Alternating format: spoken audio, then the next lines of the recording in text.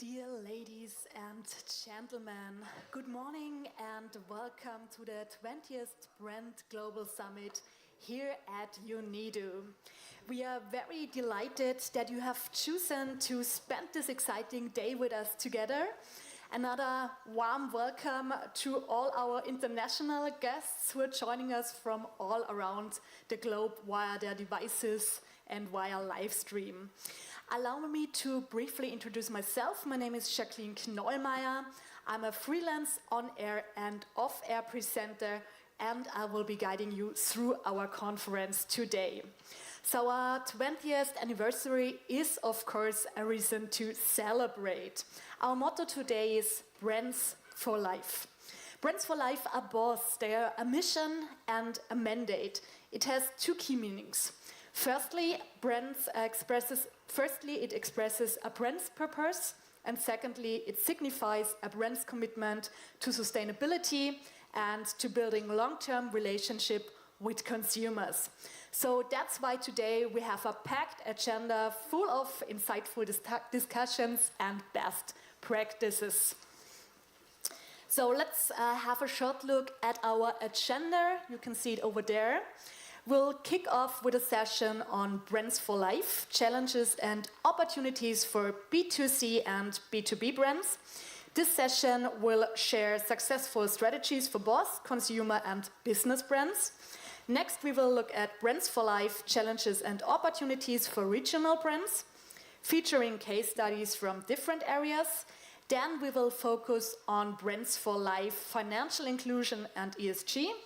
This discussion will show how brands work with the European Brand Institute to support financial inclusion. After a short lunch break, we will highlight the role of women in leadership in Brands for Life and sustainability, exploring how they help brands to become more sustainable. And finally, we will wrap it up with AI and technology driving Brands for Life and sustainability, discussing how technology can improve brand sustainability. So I'm happy that you will join us for a day full of inspiration and practical ideas to build brands that truly matter. So before we will start with the first panel, I have the official welcome from UNIDO and the European Brand Institute. First, I would like to request the video message of the Deputy Director General and Managing Director of UNIDO, Si-Young Su.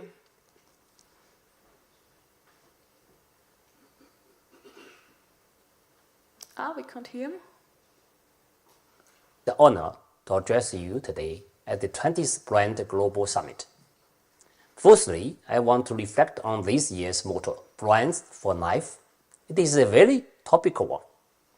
Associating Brands for Life as lifelong connection and a commitment to enduring value underlines key principles of sustainable development. We want to create long-lasting, sustainable growth and wealth, build better lives, and ensure that social, environmental, and economic aspects are lifelong.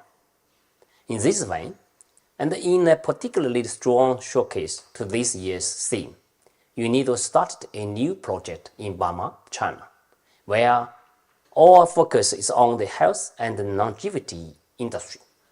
We want to increase local providers' competitiveness, resilience, and appeal to international tourist markets. Longer life is therefore a strong message that features heavily in the brand identity of the Burma region. Central aspects of the project, such as competitiveness, resilience, and improved performance, is an element that branding introduced to a variety of contexts.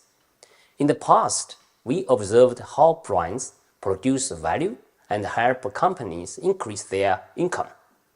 Our projects that feature branding elements, some of which features at the summit, show long-term success. Secondly, we want to change the perception of the usefulness of brands by providing examples others can follow. To this day, the economic potential of brands remains untapped. Events like the Brand Global Summit and our technical cooperation success stories show that the benefits of brands.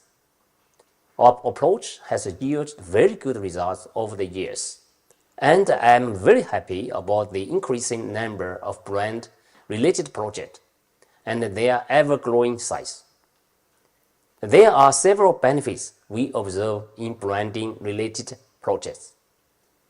SMEs benefit, since the combination of branding and the quality increase through improved process and product management will help SMEs provide higher quality products and services, which could further increase their appeal to local, regional, and international markets.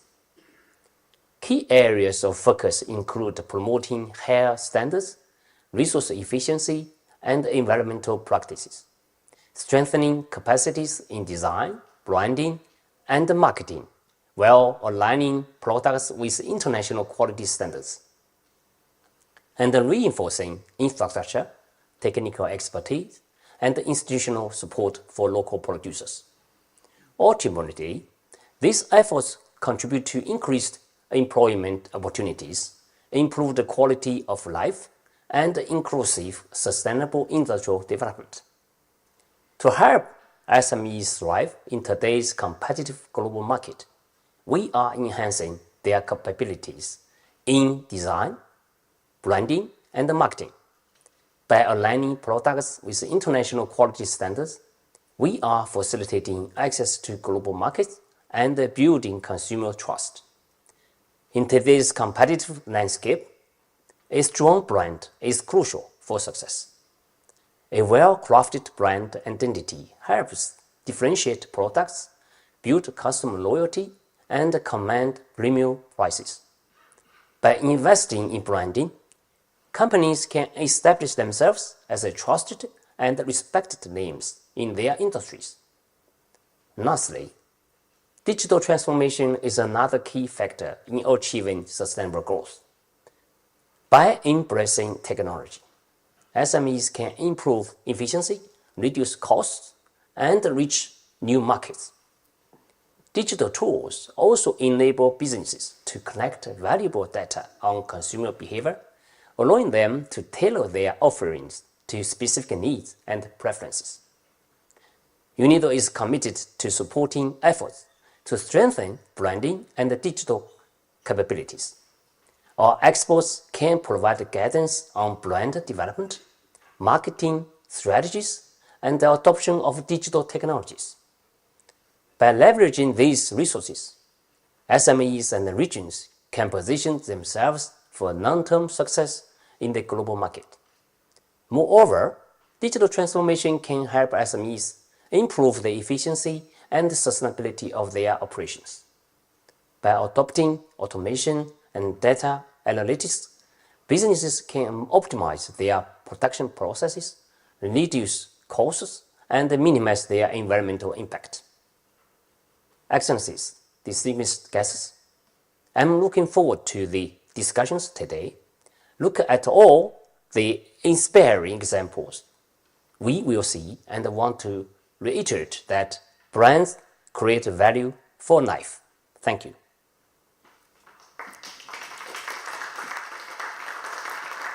Thank you very much. I would now like to invite the president of the European Brand Institute to join me on stage. Please give us a round of applause for Mr. Brand Gerhard Revicek.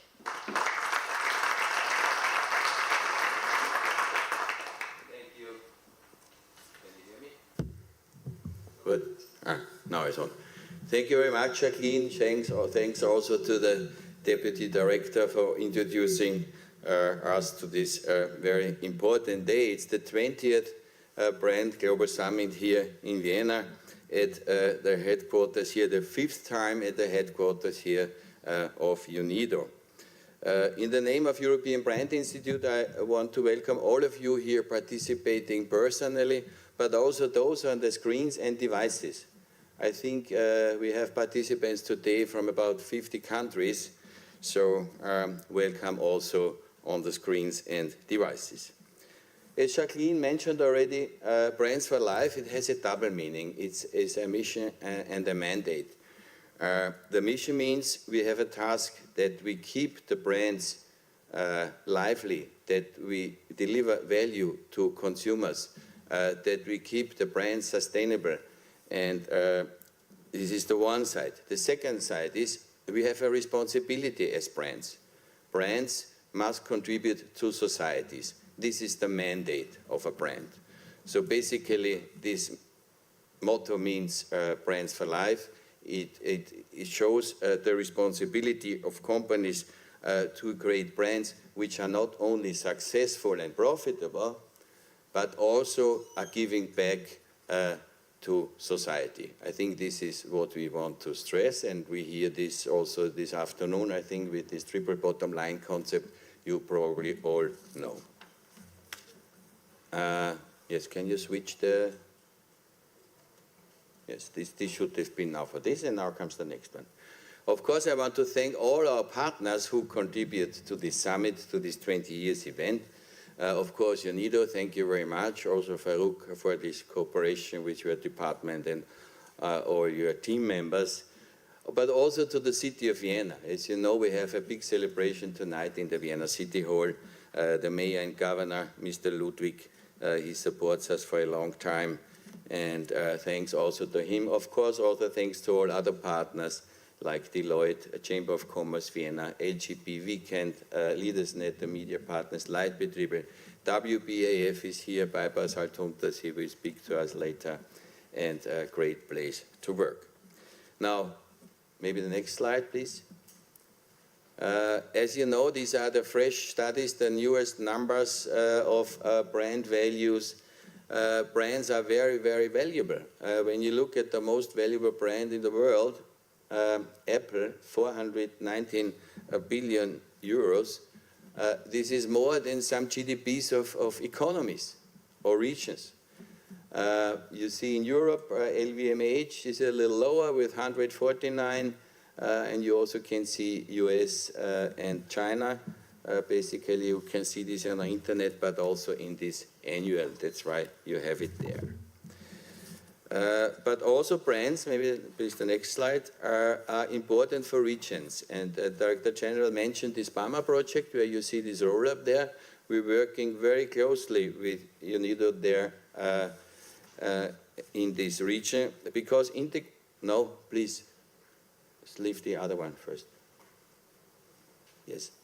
Integrated brand management shows several benefits. Yeah? It increases the competitiveness. Yeah, who is switching this? AI. Huh? AI. It's not me. Maybe you have something I can switch. Maybe it's better. Where? Ah, here. Okay. So now I'm... Do you stop? Okay. Ah. It seems to work. Super. Good. So, integrated brand management for regions, what was mentioned. This is what we're doing. It increases the competitiveness of regions. No, this was not me. Okay, we try it again. It supports innovation. Yeah, I don't know. Do you like this chart? Yeah? Okay. Then I explain you this chart first, and then we go back to the other one. This shows why we do these projects. Because you see here the correlation between GDP per capita and basically the number, the value of brands in the region. Because on the one side here we put top 10 brands divided by GDP, and on the other side here of this diagram we put GDP per capita, which is a wealth, a prosperity indicator. And there is a 92% correlation. Basically, more valuable brands in a country bring more GDP, more prosperity. That's why we are doing this project jointly with UNIDO. And as you don't like this one, I jump to the next one. That's why we have this program, this branding for, yeah, you don't like this one either, I don't know. It's too quick, yeah, it's too quick. That's why we have this program. You can read it, you have this document here in front of you. Now, yes, finally, what does you and OECD say? EU says that 35% of the jobs in Europe are supported by intangibles and brands, 39% of the EU GDP, and now what is very important, 90% of exports. This is again too fast. I don't know, this is a catastrophe. 90% of exports. And OECD says, yeah, I don't know, what do you do there? Yeah. Maybe I'm too slow. I think it's automatic. It's in a loop. It's in a loop. It's in a loop. It's not good.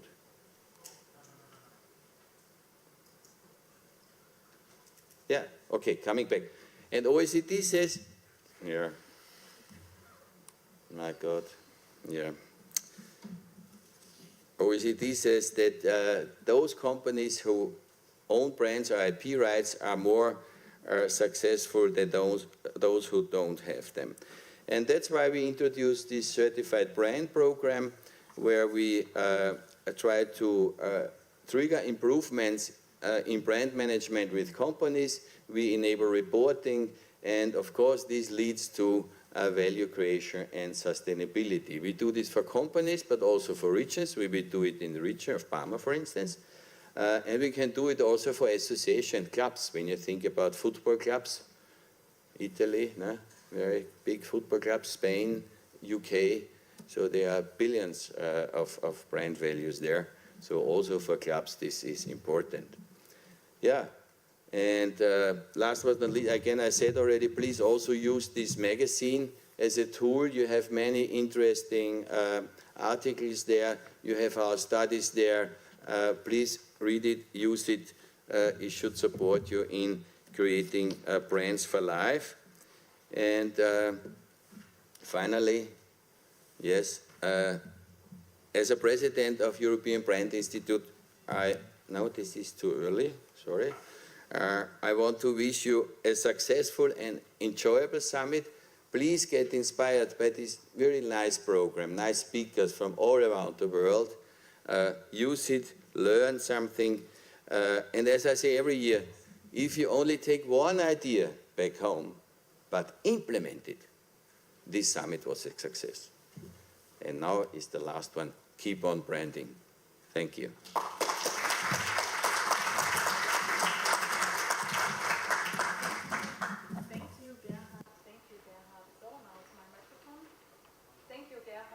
Hear me? Yeah, no. Thank you, Gerhard, for this great introduction. Even if the slides were a little bit tricky, maybe it's because of Halloween and we have a small slide ghost here. You think so? I was too slow, probably. I think it's a slide ghost. These are the meanest. Haven't you heard about them? No, let's come back. Please stay here, yes, for the first panel, Brands for Life, Challenges and Opportunities for B2B and B2C brands. In this panel, we will hear from best practice examples of B2B and B2C brands on how they sustain and what they are doing to become or remain a brand for life. So now I would like to ask our panelists to join us on stage. First of all, Stefan Krenn, he's Executive Board Member of Novomatic AG. Stefan will tell us why Novomatic focuses on innovation and sustainability. Please give him a warm welcome.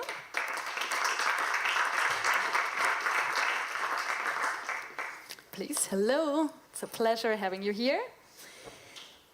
Then Jörg Spreitzer, he's CEO of Great Place to Work. He unfortunately became ill yesterday, but he will be able to join us via live stream. That's great. And Astrid Rompold, she's Head of Public Relations and Communications of Wiener Wasser. Please also give her a warm welcome.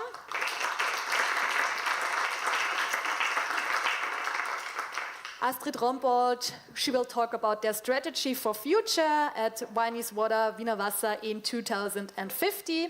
And Jörg Spreitzer, he will share some insights on how the workplace contributes to Brands for Life via video live stream. But now, the panel is yours, Gerhard. Yeah, thank you.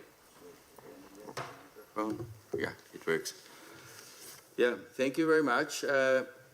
Unfortunately, we have a few people who turned sick.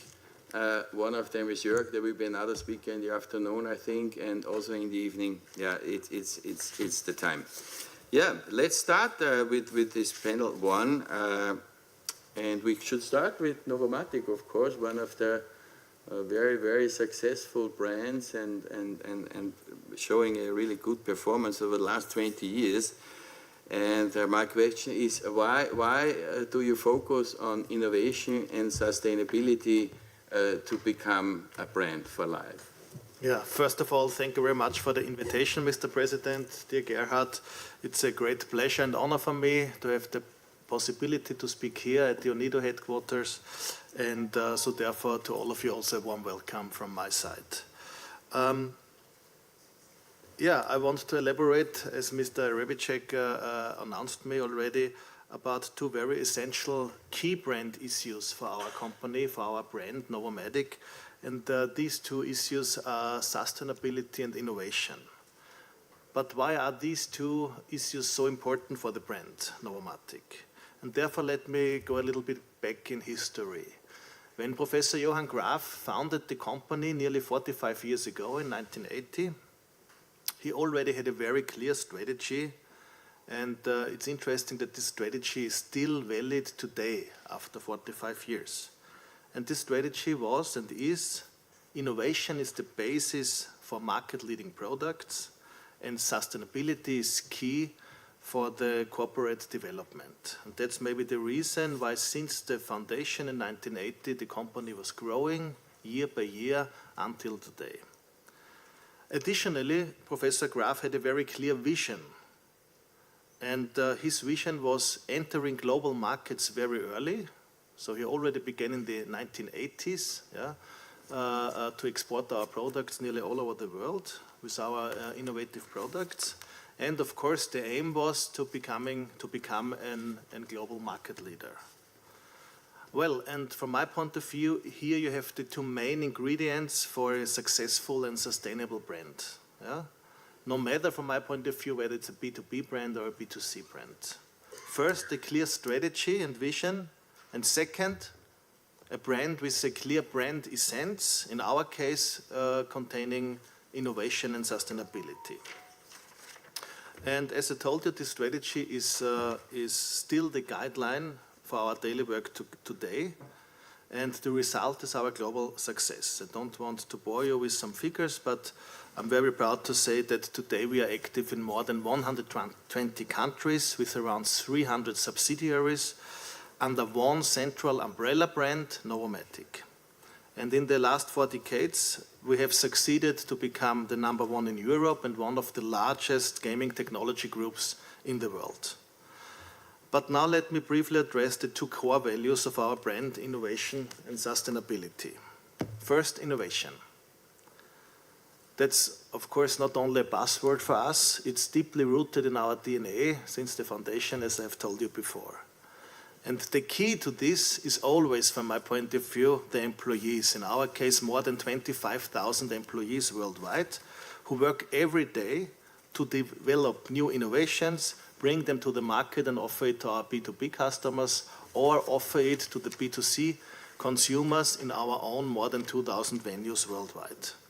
And by the way, it's always the employees who charge the brand with the brand values and to show that values in the brand experience to the customers.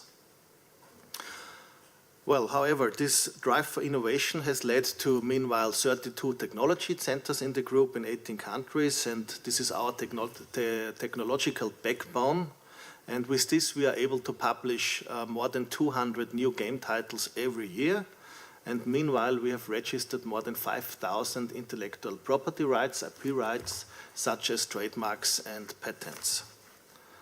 But for us, innovation means more than just the technological side. It's closely linked to responsibility and sustainability, and this brings me to the next point, to the second core value of our brand, sustainability. because also from the very beginning, responsibility, and nowadays it's more common to say sustainability, is a central aspect of the corporate strategy and therefore also became a core brand value. We therefore began integrating our business model into an ESG strategy, environment, social governance, you're all familiar to that, yeah? At the very early stage. And for example, we were certainly one of the first companies within our industry who published a sustainability report based on the Global Reporting Initiative Standards, GRI, yeah? Audited by external auditors. Why do we do that? On the one hand, we want to show, but it's not about greenwashing, it's about trust. And trust is also one very essential part of a brand. Yeah? Without trust, the brand has no worth. Yeah? However, an important milestone was the integration of our ESG initiatives into our brand strategy. And this is also reflected by certification, namely by the certification according to the G4 standard. That's the worldwide highest standard for player protection. Of course, you would say player protection is one of the main issues, but we're also a production company and research and development company, and therefore ESG goes far beyond player protection for us. Yeah? It also includes the environment, the environmentally friendly production, and also, for example, the expansion of our photovoltaic plants, photovoltaic systems. We already have introduced photovoltaic systems in several of our international locations, for example, in Germany, Italy, Spain, Romania, South Africa, but also Australia. And I'm very proud to announce that this week, it's very actual, we are going to open our biggest photovoltaic plant here in Austria, in Lower Austria, at the headquarters, on 2,000 square meters, more than 2,000 square meters, that's approximately 3 football fields. Yeah. We will open this week a photovoltaic system, and with that we can gain a significant portion of the energy demand we have for production plants, and this will also lead to less or even zero emissions. Well, ladies and gentlemen, with this very brief introduction, I hope I have been able to give you a brief insight into the company, but also in our brand strategy. And yeah, to conclude, to put it in a nutshell, I strongly believe that the brand only becomes a sustainable brand when it has a clear brand essence, as I have elaborated before. Yeah? And the second very essential part is that a brand has to be brought to life. And who will bring a brand to life? It's always the employees. And this has a lot to do with responsibility, the responsibility for us as an employer, the responsibility of a company, how it appears to its surrounding, but also to the very personal responsibility. And I therefore would like to invite you to watch a short movie with me. We're very proud of this movie because it's our own employees we bring before the curtain in this movie, and they will report you or inform you about their personal responsibility within their business surrounding at work, but also at their personal responsibility in their private lives. Thank you for your attention, and yeah, enjoy the movie with me.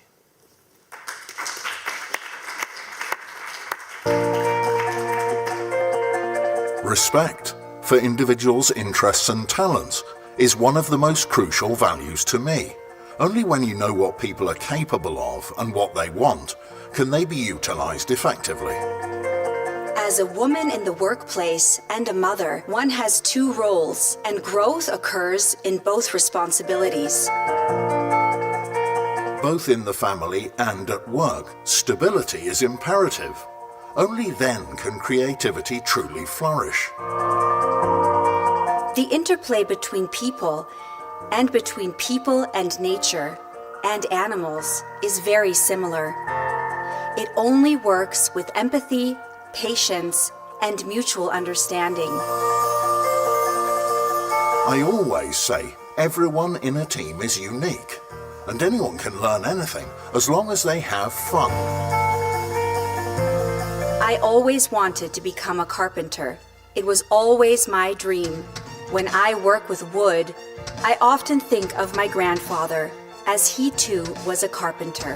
When the opportunity arose, I grabbed it immediately. Cycling is a means of getting from A to B for me, but in a fun way. It's both exercise and a hobby. Riding my bike to the office gives me the energy for the whole day.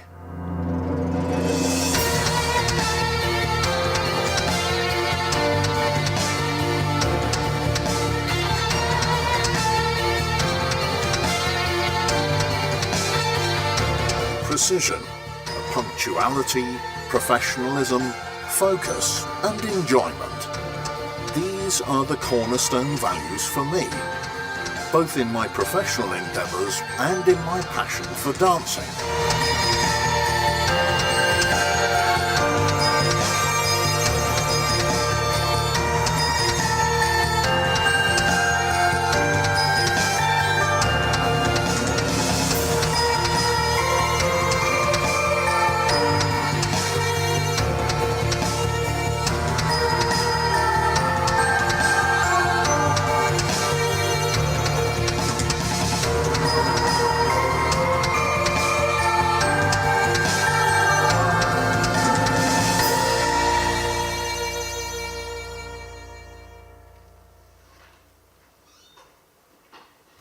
Wow, thank you. I think we would all like to work there, huh? After this video. No, super. Novomatic in the last 20 years, they increased their brand value by 540%. They moved in the Austrian study from rank 17 to rank 2. So, and this is all definitely based on this brand strategy, on your really passion for brands. Thank you very much for this contribution. As we heard already, that people and employees are very important. And unfortunately, Mr. Spreitzer from Great Place to Work fell sick yesterday. So, but we can share his video statement now, please.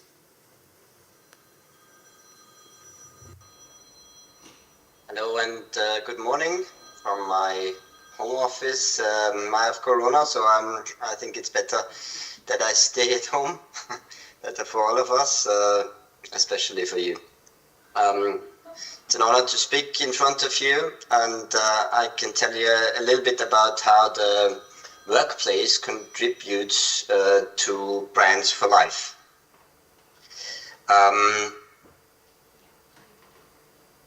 So why I can talk about this, I'm the managing director in Austria from Great Place to Work. And in this position, I have really lots of data.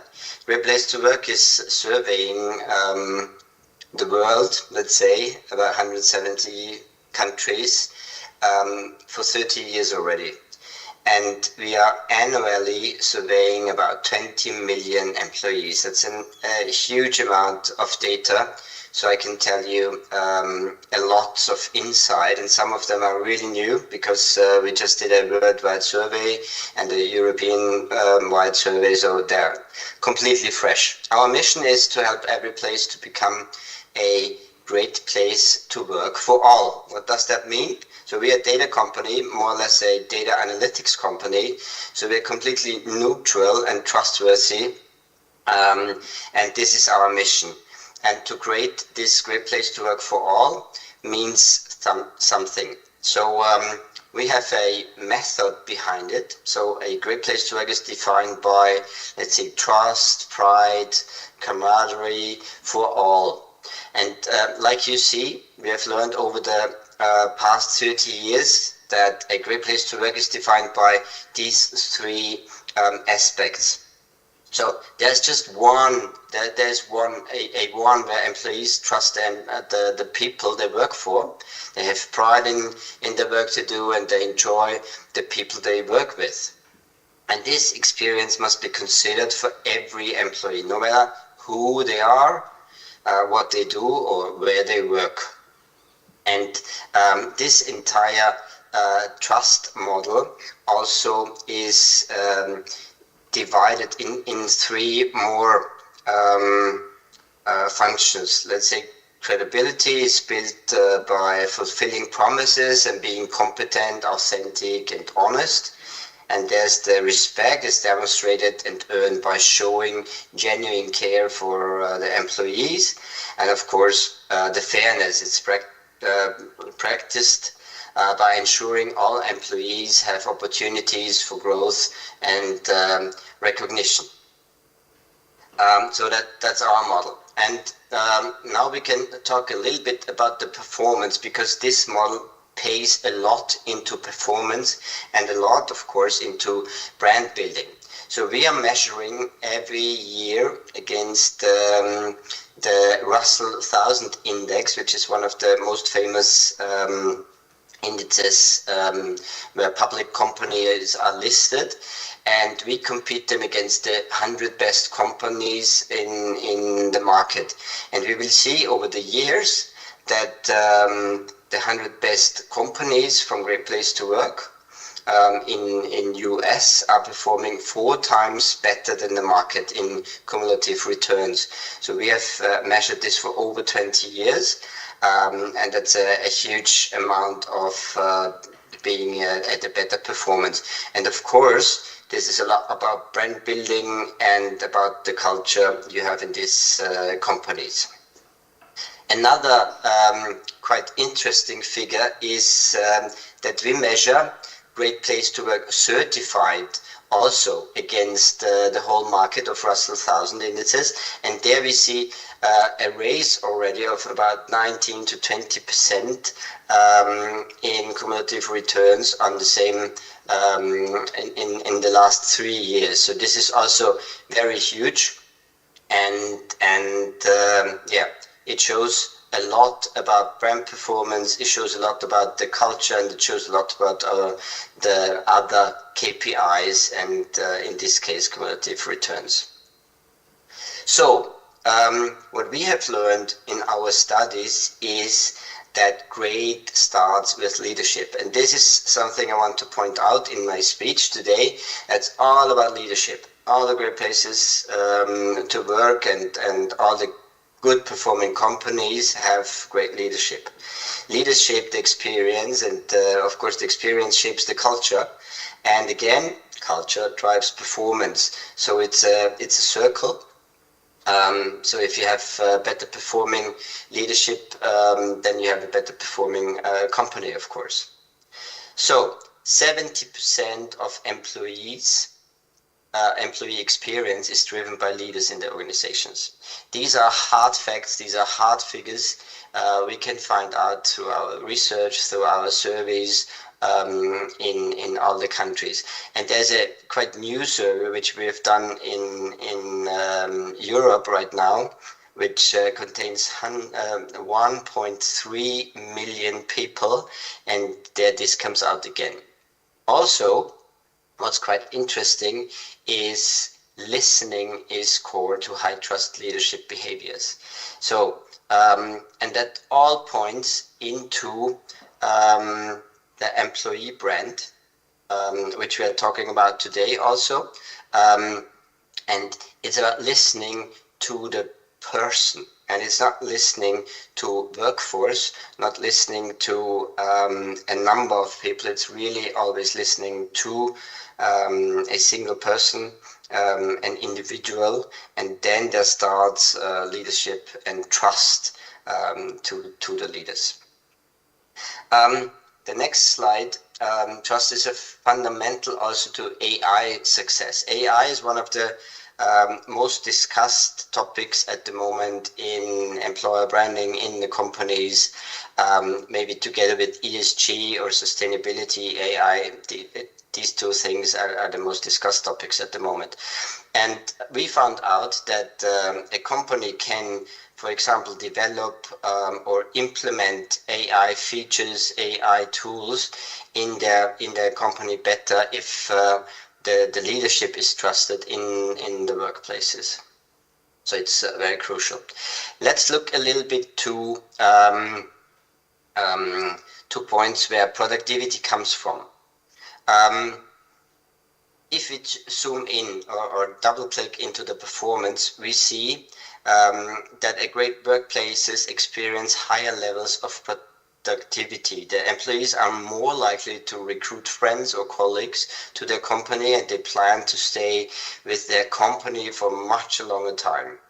These employees are also proud of the product and the service they provide, and are more willing to be flexible and agile, which we all know is critical to weathering the uncertainty that businesses continue to face, especially in Europe at the moment. So let's dive a little bit into these figures. Productivity.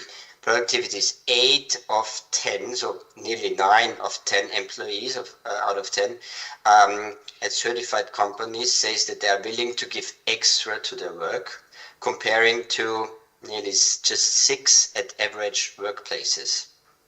Recruitment, or let's say, which is also very, very crucial for the brand value, recommendation. Nearly also 9 out of 10 against 6 say that they would recommend their company to family and friends, increasing the change of internal referral for hiring. So this is a huge factor, so nearly 3 more. And of course, retention is also quite crucial. 8 of 9 against 6 of 8 of 10 against 6 of 10 say that the employees plan to work there for a much longer time. And now we come to customer service, which is definitely a brand factor. Employees provide excellent customer service in these certified companies, and of course this changes a lot within the KPIs too.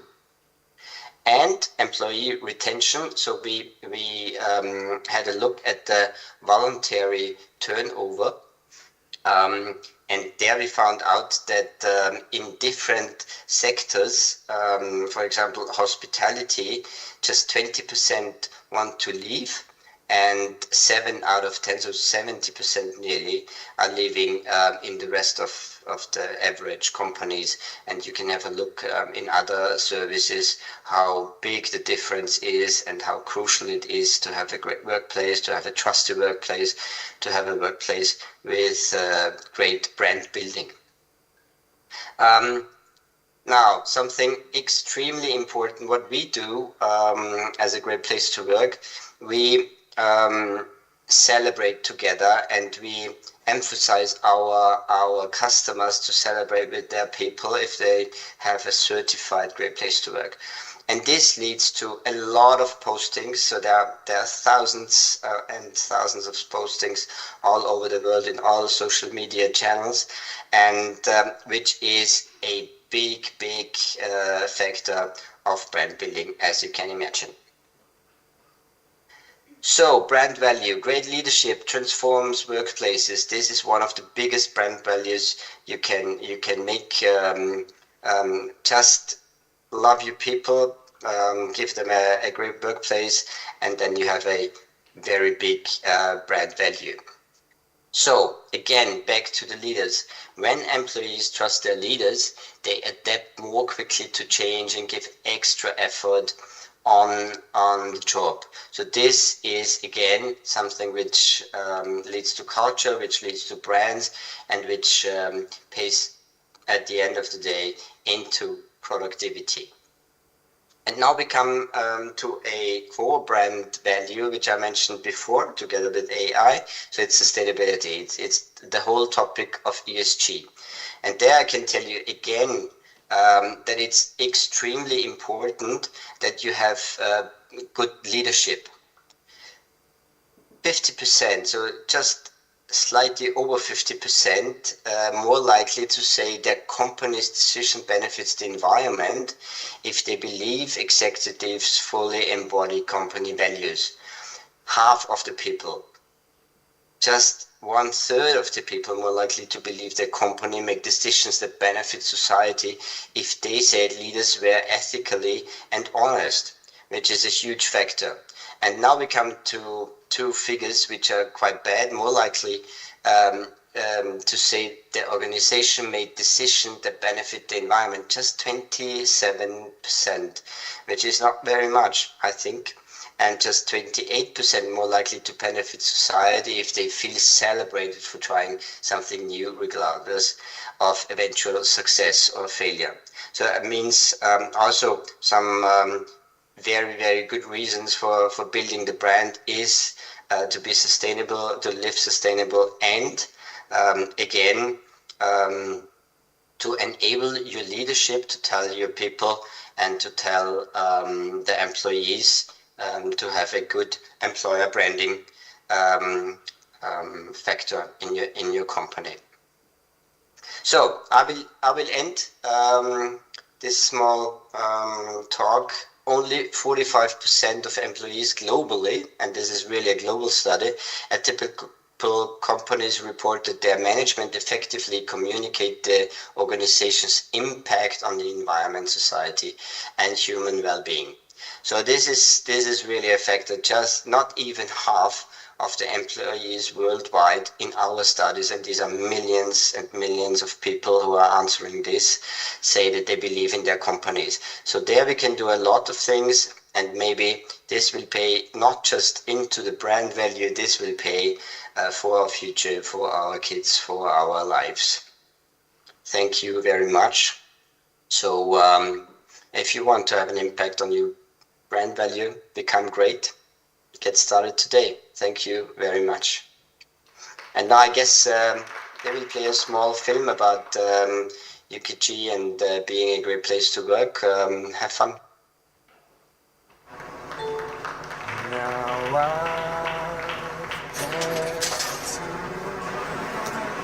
No, I never felt like this before. Yes, I swear it's the truth, and I owe it all to you. I've been waiting for so long. Now I finally found someone to stand by me. Saw the writing on the wall as we felt this magical fantasy.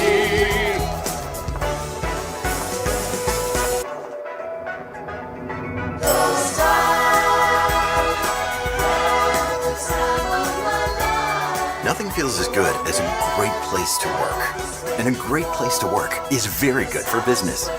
UKG provides the technology and insights to make it all happen.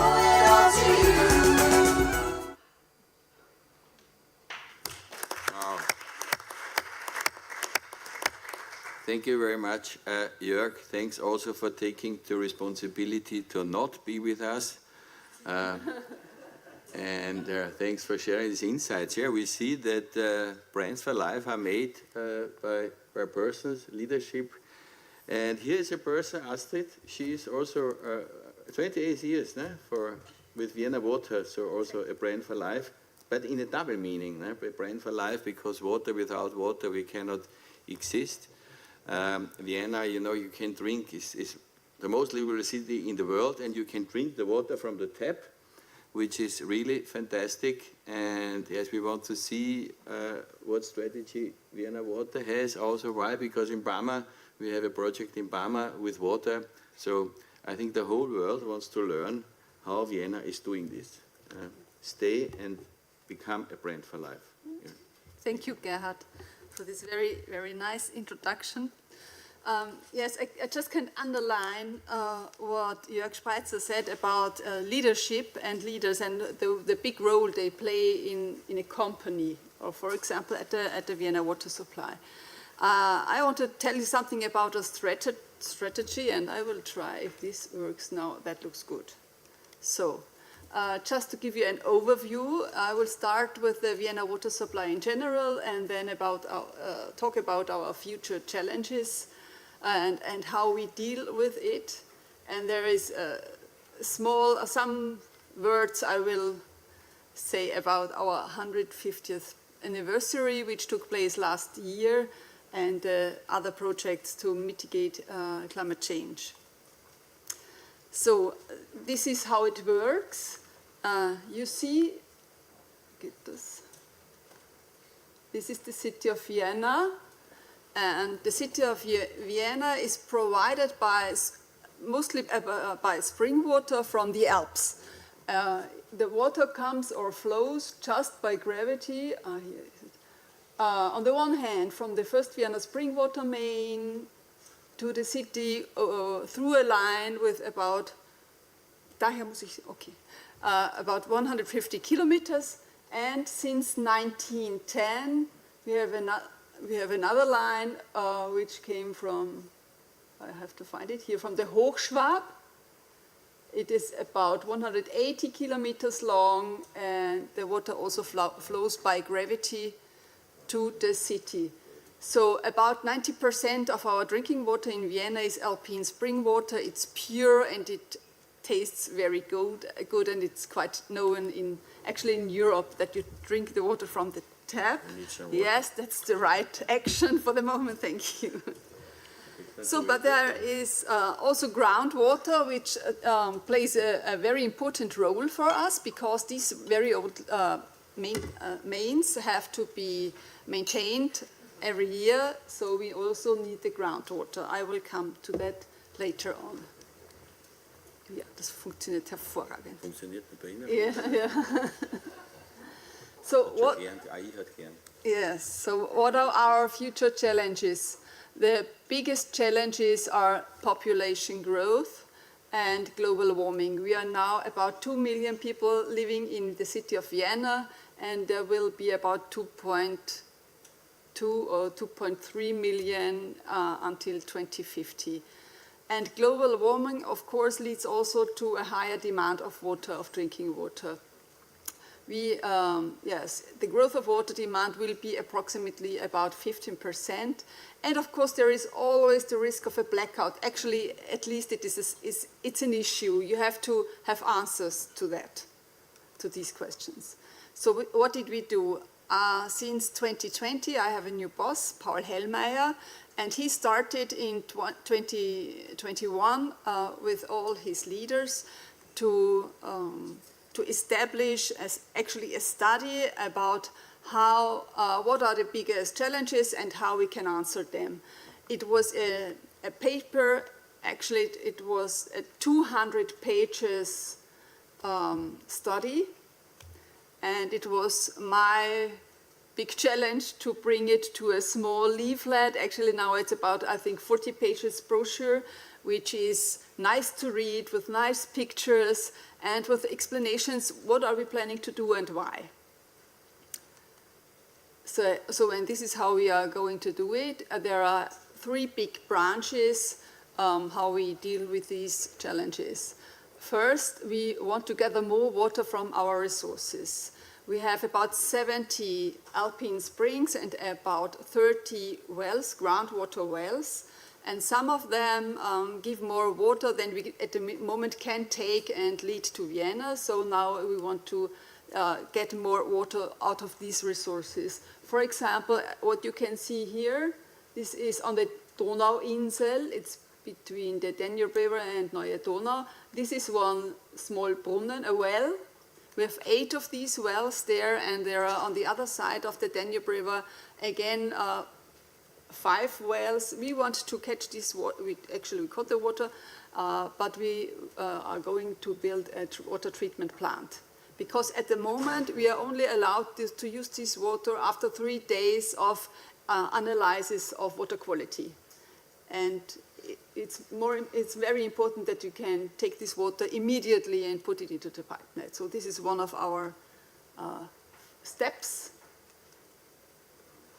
Oh, this was too far. This is the second step. We want to expand. We want to enlarge the capacity of the water reservoirs. And this is one of our first projects. It's the water reservoir Schafberg. It had a capacity of 23,000 cubic meters, and we enlarged it to 60,000 cubic meters, so 60 million liters of water, which we have only in this one water reservoir since, I think, since April. So we finished this project, but we are still planning other water reservoirs to enlarge. And this is the third part of our answering to the challenges. We expand the pipe network. As you know, the city of Vienna is growing. There are more and more inhabitants, so of course they need more water. And where do we need water? We need it in the urban development areas. So this is, you see, these are only the very big pipelines all in all, we have pipelines with a length of about 3,000 kilometers in Vienna. So these are also, of course, also for the population, not so easy because of traffic. Every time you have to dig holes for the water pipelines, you stop the traffic, actually. So this is actually one of our most important tasks, to inform before it starts how long it will take and how many tracks we have to cancel for the traffic, but usually it works quite good. For 7 years in a row, we had construction sites on the Gürtel, which is one of the biggest roads in the city. And every year it started with interviews from Wien Heute, from the regional broadcast news, and they interviewed the car drivers, and they said, oh, it's horrible, I'm waiting now for 15 minutes and nothing goes on. And the second one says it's the same, and then the third and the fourth says, yes, but it's because of the water and it's really important. And I love these interviews. And every year it's the same. It was the same. So there are a lot of challenges, and there are quite crazy, actually, future outlooks. So we have to find very good answers. And I think 3 of our answers I presented to you, but there is more, because it's about credibility.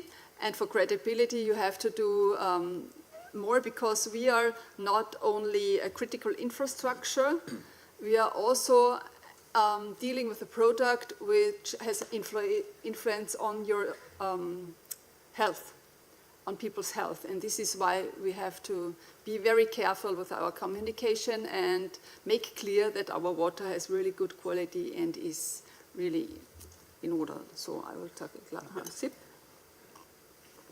I just wanted to show you this fountain, which is quite new, because last year it was our 105th anniversary of the Vienna water supply.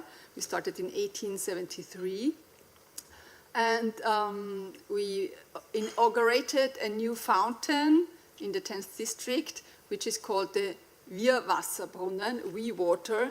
And it's a group of figures, of man-like figures sitting one next to each other and building actually the becken, like a actually like a bowl, a basin. Thank you, the basin where the water is in, and they look really a bit weird, actually. But that was the goal of the creative people who invented this fountain. They said, the city of Vienna, there is such a variety of people, and they represent actually the variety of people.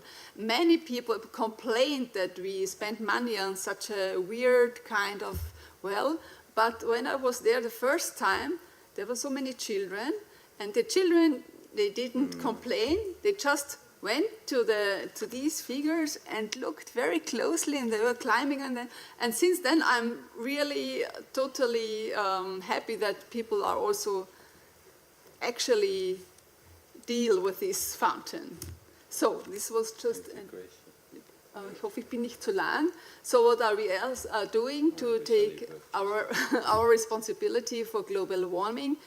Actually, since the 1910 years, I think since 1914, we have water power plants along our main lines from the Alps to the city.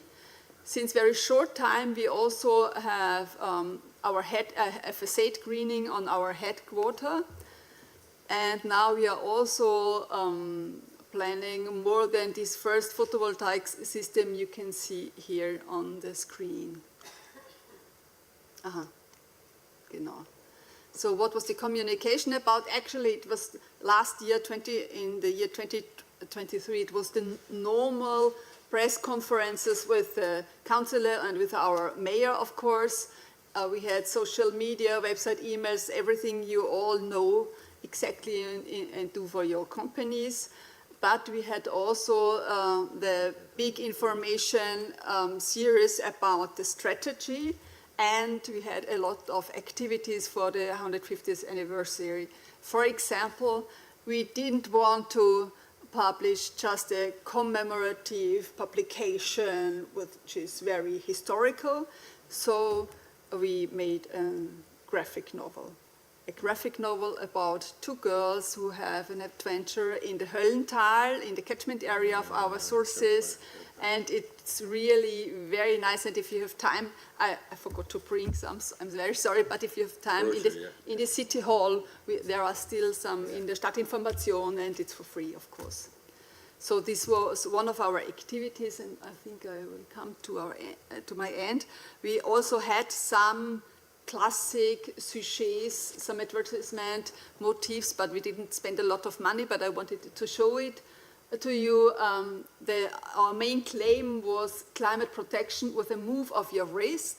Why a move of your wrist? Because when you turn on the tap water, you can save money because it's the cheapest drink in Vienna. You can do something for your health because it's very healthy, and you avoid plastic.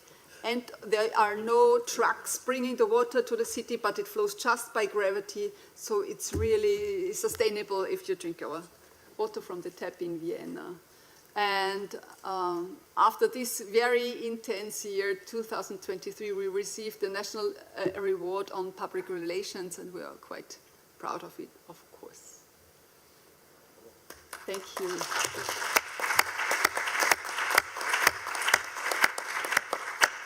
Astrid, thank you very much. So, real brand experience, huh? I hope we can work a little bit and learn for China. Thank you very much. Mr. Jürgen Czernohowski will join us tonight at the Vienna Brand Gala. Thank you very much for this cooperation also with the city of Vienna and for joining us. I think this is world class. Vienna water is really world class. How many liters do we need a year? We are counting in cubic How many meters. Million cubic meters? I think 432,000 Million, yeah. I was expecting About 4 that. to 6. Yeah. Huge. Yeah. Thank you very much. I think there is no more room for questions because we are already a little late and I have to give back to Jacqueline. Thank you very much, the panelists. Thanks for your contribution. Thanks, Jörg, for staying at home. Thank you.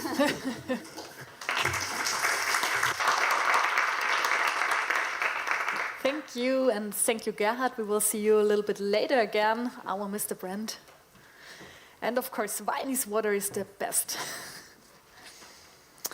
Yeah, now it's time for our second panel. Regional brands, brands of regions and destinations are becoming increasingly important in today's very competitive world.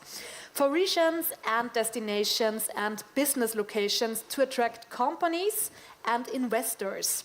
So in this panel, we will hear some case studies of successfully implemented regional brands and their opportunities in a very global perspective. May I now ask the panel to join me on stage. First of all, from Vienna, Alexander Birch. He is General Director of S4S, the social insurance for self-employed. Unfortunately, he's unable to attend today, but we can hear him via video message. And of course, he will tell us something about health and conscious strategies in Vienna. Then from Saudi Arabia, His Excellency Sulaiman bin Abdallah Al Humaidan. He is commercial attaché at the Embassy of the Kingdom of Saudi Arabia in Berlin. Please give him a warm welcome.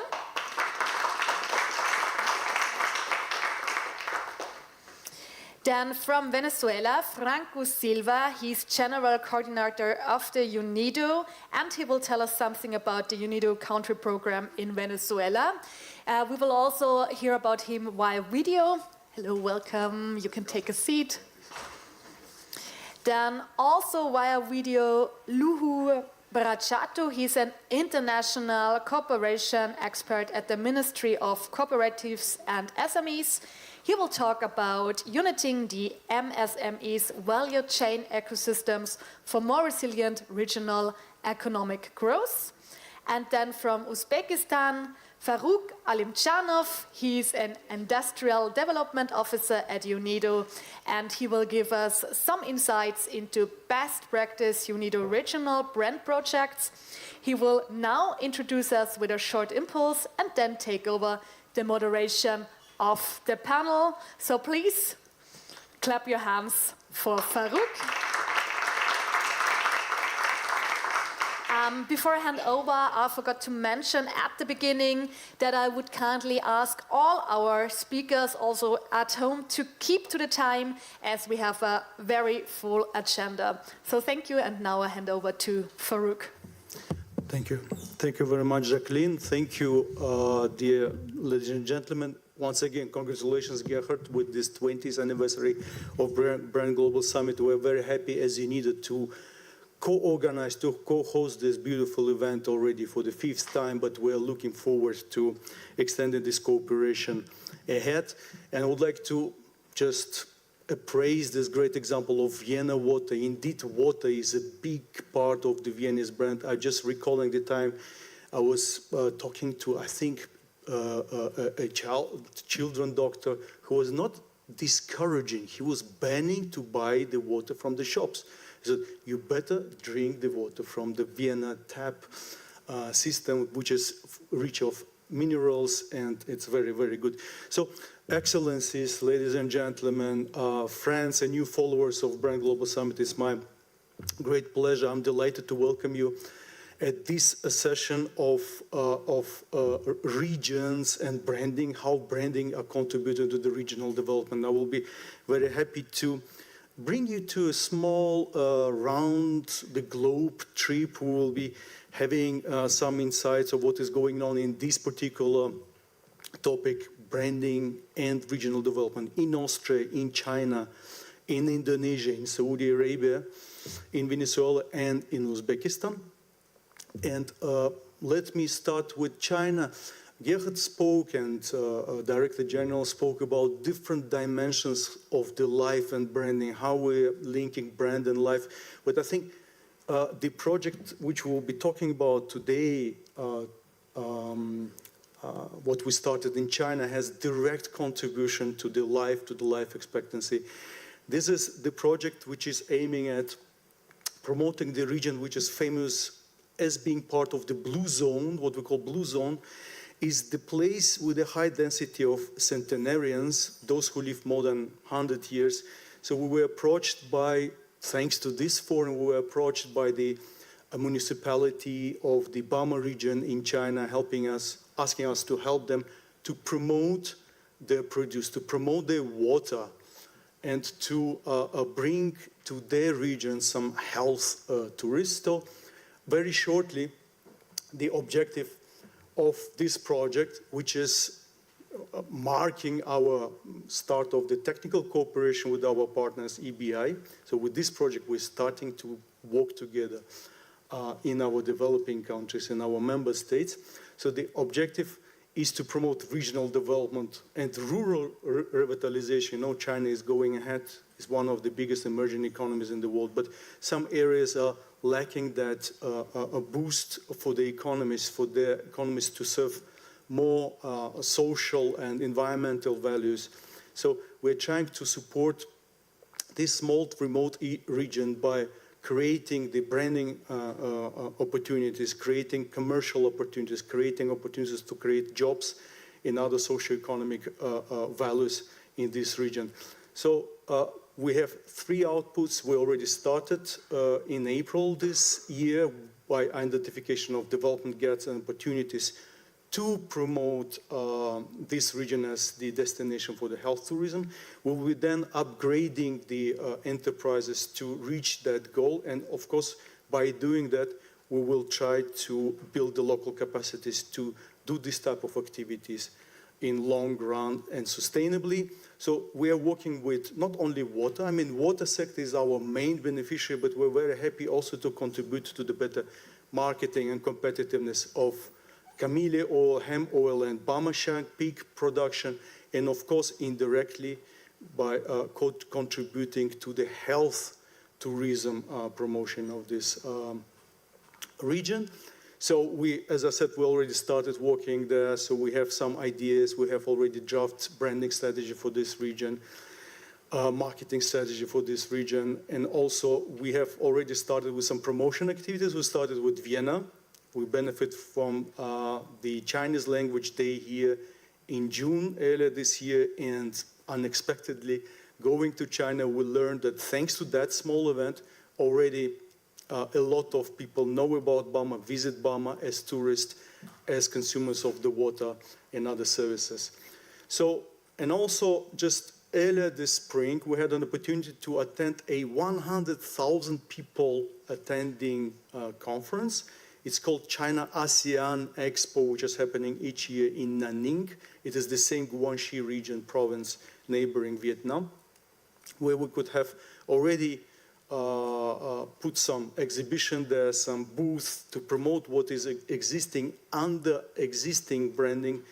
But we already, together with the brand, European Brand Institute, we have developed already the new strategy. We are ready to guide and coach the region to follow this strategy. We already had a joint opening event and the Burma Health and Drinking Water Industry Development Exchange Conference also earlier this year. We are very happy that there was a big interest raised around this topic, not only in the region, but also in China in general.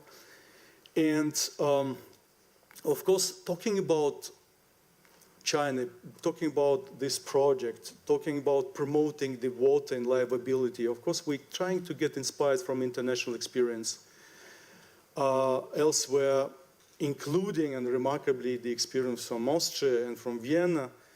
And I'm very happy that today we had already very good benchmark for us to get inspired from. And by this, I would like to give the floor to our next speaker. With great pleasure, I would like to give the floor to Mr. Alexander Bier, General Director, SVC, who will share with us the Vienna city's experience in implementing health-conscious strategies that helps the city to be most livable city in the world. Mr. Bier, the floor is yours. Ladies and gentlemen, it is truly my great honor and pleasure to be able to make a contribution today at the 20th Brand Global Summit on the challenges and opportunities for regional brands. First of all, I would like to begin by congratulating my dear friend Gerhard Rebicek and his team on this anniversary. And I would particularly like to emphasize their achievements in positioning Vienna excellently, internationally, with this event alone, which has already created a brand mark on its own. I have been asked to present the Vienna Healthcare Metropolis brand to you today. In cooperation with the Vienna Chamber of Commerce, the city of Vienna has set itself the goal of developing those fields in which Vienna performs quite well, even better with an economic and innovation strategy, and so achieving full strength in the terms of value creation and jobs in the year 2030. One of these areas of strengths is the healthcare sector. Vienna is internationally renowned as a long history, standing and impressing health metropolis. In the course of the preparatory work for this Vienna 2030 strategy, it was determined that strengthening the Vienna Health Metropolis brand could offer the Austrian capital enormous economic development potential. I was commissioned by the Vienna City Councillor Peter Hanke and the Vienna Chamber of Commerce President Walter Ruck to identify projects and support their development. The projects in question are those that enable Vienna to achieve a special international position. We took a very strategic approach and started by analyzing the brand value of the top themes of Vienna as a healthcare metropolis. In fact, this positioning of Vienna can generate an additional brand value of 8.5 billion for the Vienna region. This has an enormous impact on regional value creation, and so on the Viennese labor market and also the tax revenues for the city of Vienna. In fact, the brand value of the Vienna metropolis area is among the highest of all topics in the economic and innovation strategy. Specialization enhances the region's brand internationally.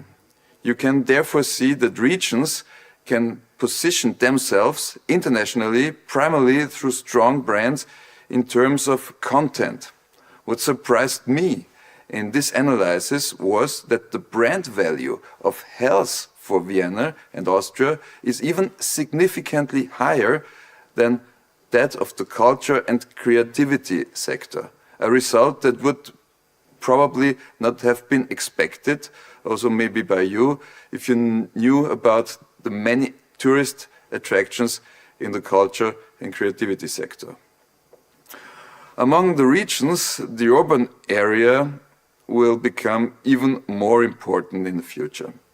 As you can see, the move to cities is an international trend. 70% will live in cities, and also in Austria, about 60% already live in cities, a proportion that is constantly growing.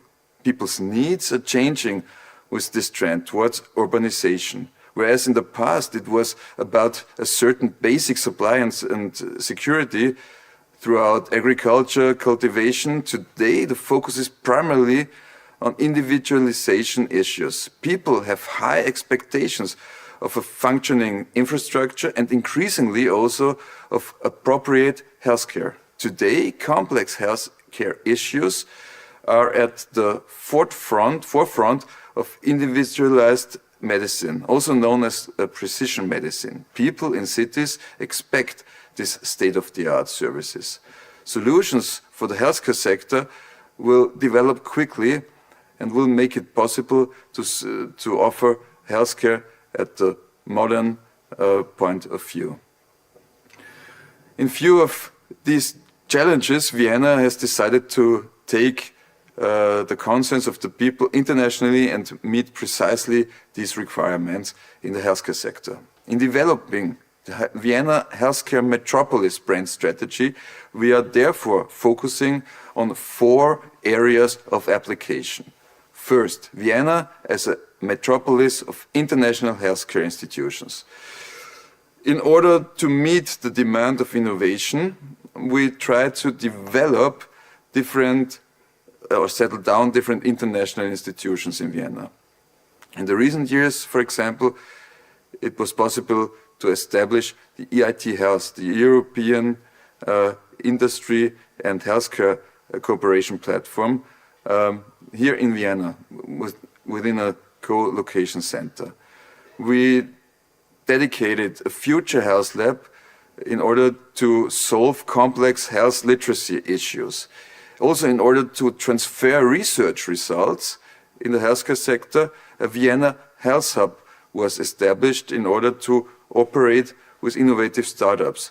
And what we are really proud of is in the last months, it was possible to establish an EU-wide approval authority for medical devices, also known as a notified body for medical devices here in Vienna. Second, the digitalization healthcare sector. The Health Metropolis brand requires digital solutions. With the help of digital health services, treatment and therapies can take place around the clock. For example, Vienna offers a digital health app for children and young people for the treatment of mental disorders.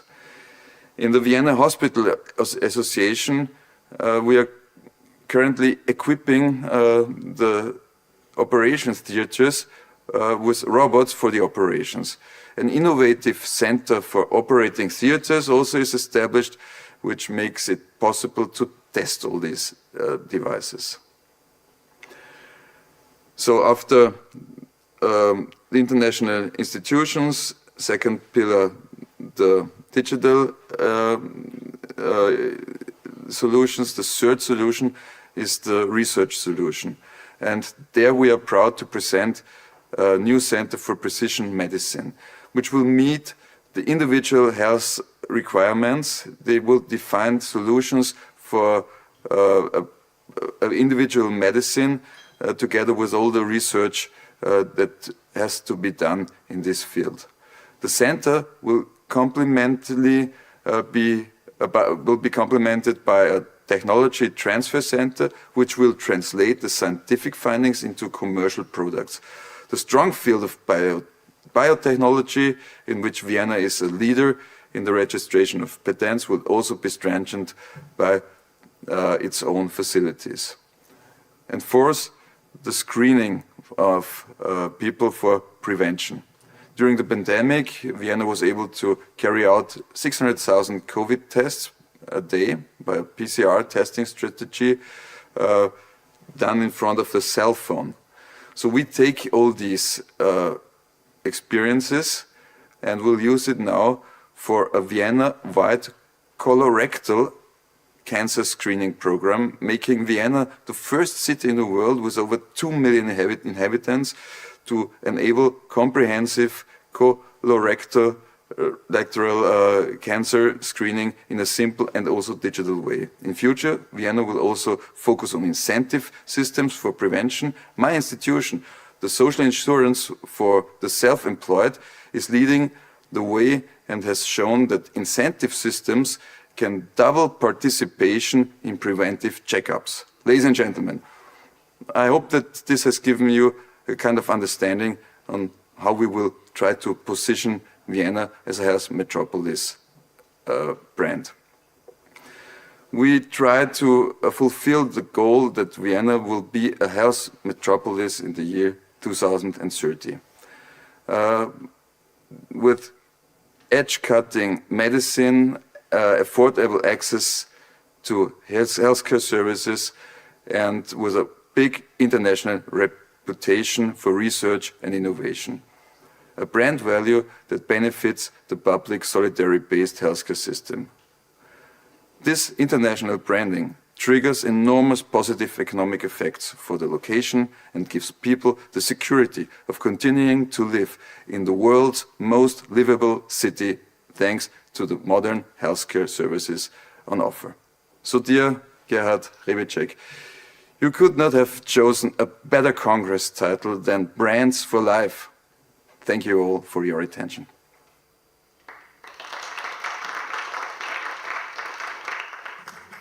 Thank you, Mr. Bier.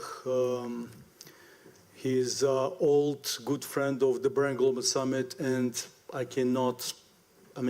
each time he's surprising how many new elements we're learning, new elements contributing to the brand of Vienna being the most livable city in the world. And of course, today we learned about also this combination in ecosystem of having medical services, digitalization, research and development, but all that contributing to the economic and social activities. This is what UNIDO is about, is to try to link all this to create the jobs, sustainable jobs, and income-generating activities everywhere. Thank you so much. And now it's my honor and pleasure to invite His Excellency Mr. Suleiman bin Abdullah Al Hamadain, the trade attaché of the Embassy of the Kingdom of Saudi Arabia in Berlin. Thank you so much for being with us today, being able to travel from Berlin.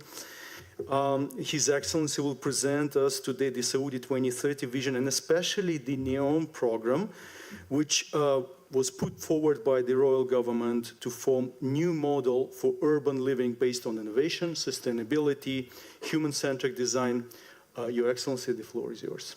Thank you, Farouk. Good morning, good afternoon, everyone. It's a privilege to be here today to discuss one of the most ambitious and forward-thinking projects in the world has ever seen. NEOM, the more than $500 billion investment, is not just a place or a city. It's a vision, a brand itself, representing innovation, sustainability, and the future of humanity. Today, I would like to explore how NEOM is being developed as a brand and what makes it so unique in the global landscape. To understand NEOM as a brand, we must first look at its origin. The very name NEOM comes from two components. New meaning new, and M stand for mustaqbal, which is in English future, the Arabic word for future. From the beginning, NEOM was designed to be a symbol what's next and an embodiment of tomorrow's possibility. At its core, NEOM is a brand built on the idea of reshaping how we live, work, and interact with our environment. It's not just another development project. It's a global brand that seeks to redefine entire industries and human experiences. When people hear the word NEOM, the aim is for them to think about sustainability, cutting-edge technology, and visionary way of life, values that have been carefully integrated into its branding strategy. Every strong brand has a unique selling proposition, and NEOM's USP is crystal clear. It's a place for dreamers. NEOM isn't bound by conventional limitation. It's an entirely new territory in northwest of Saudi Arabia that is expected to be 33 times the size of New York City. Built with an emphasis on futuristic living, artificial intelligence, renewable energy, and sustainable urbanism, NEOM is positioning itself as a brand where bold ideas come to life.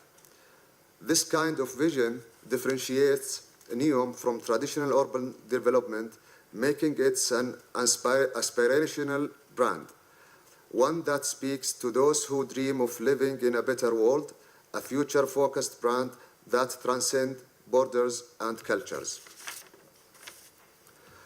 One of NEOM's strongest pillars as a brand is its commitment to sustainability as the world faces growing concerns over climate change, resource scarcity, and environmental degradation.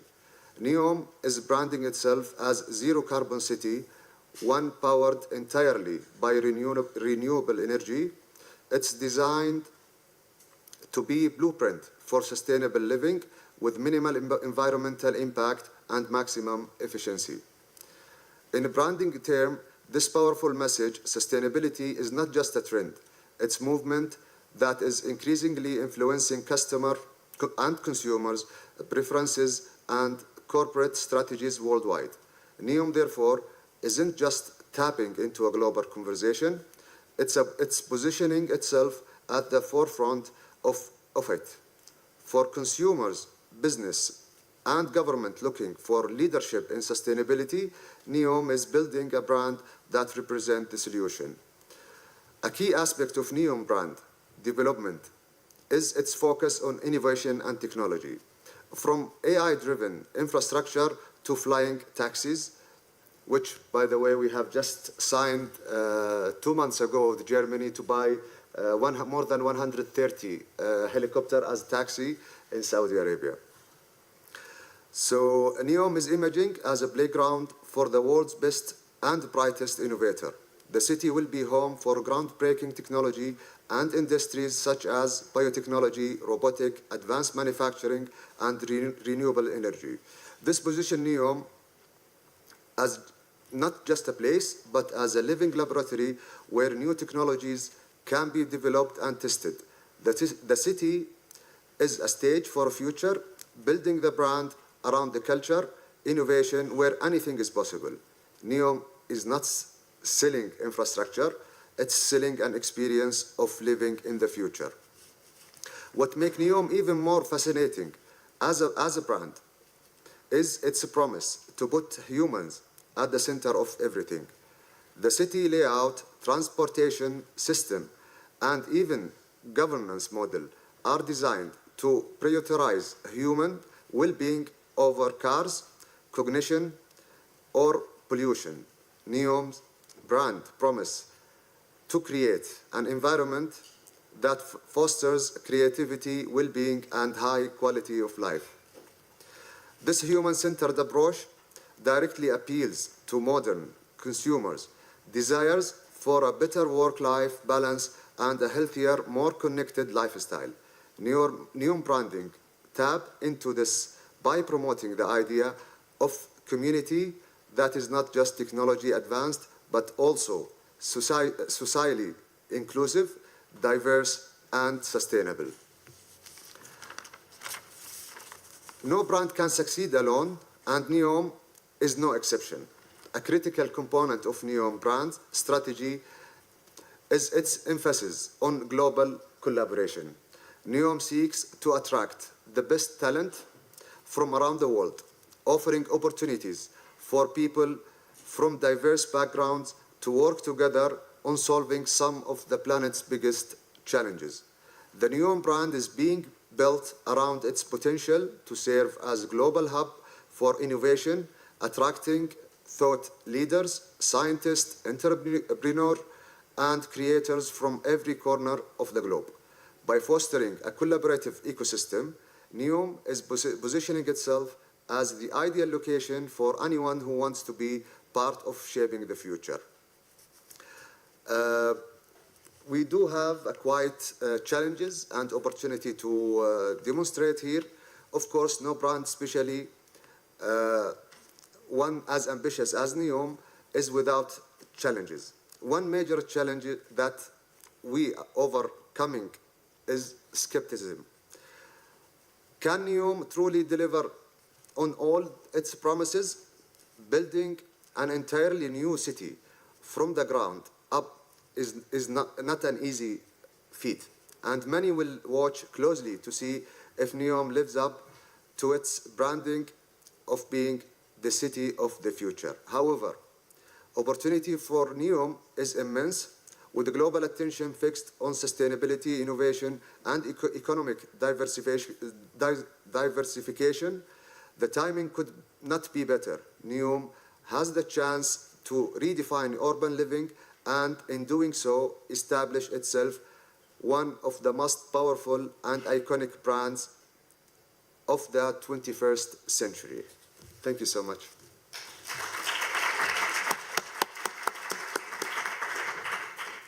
Your Excellency, thank you so much for your invaluable contribution to this discussion, on the role of the brands for the regional development, especially for sharing also challenges and opportunities, and specifically on your nation's commitment to create sustainable forward-thinking, not only Saudi Arabia, but the entire world. Thank you so much, sir. Actually, in fact, we have seen, since we are talking about this, we've seen a lot of good decisions that came that actually confirm the ongoing progress of NEOM as a project. Now we've seen that everybody is hearing about the Asian Olympic Winter Game that will be taking place in 2029 in Trojena City, which is one of NEOM big project to have people in the Middle East come and ski. So now we are seeing this happening in 2029. Congratulations. Thank you so much. Thank you so much. Now let us move to Venezuela.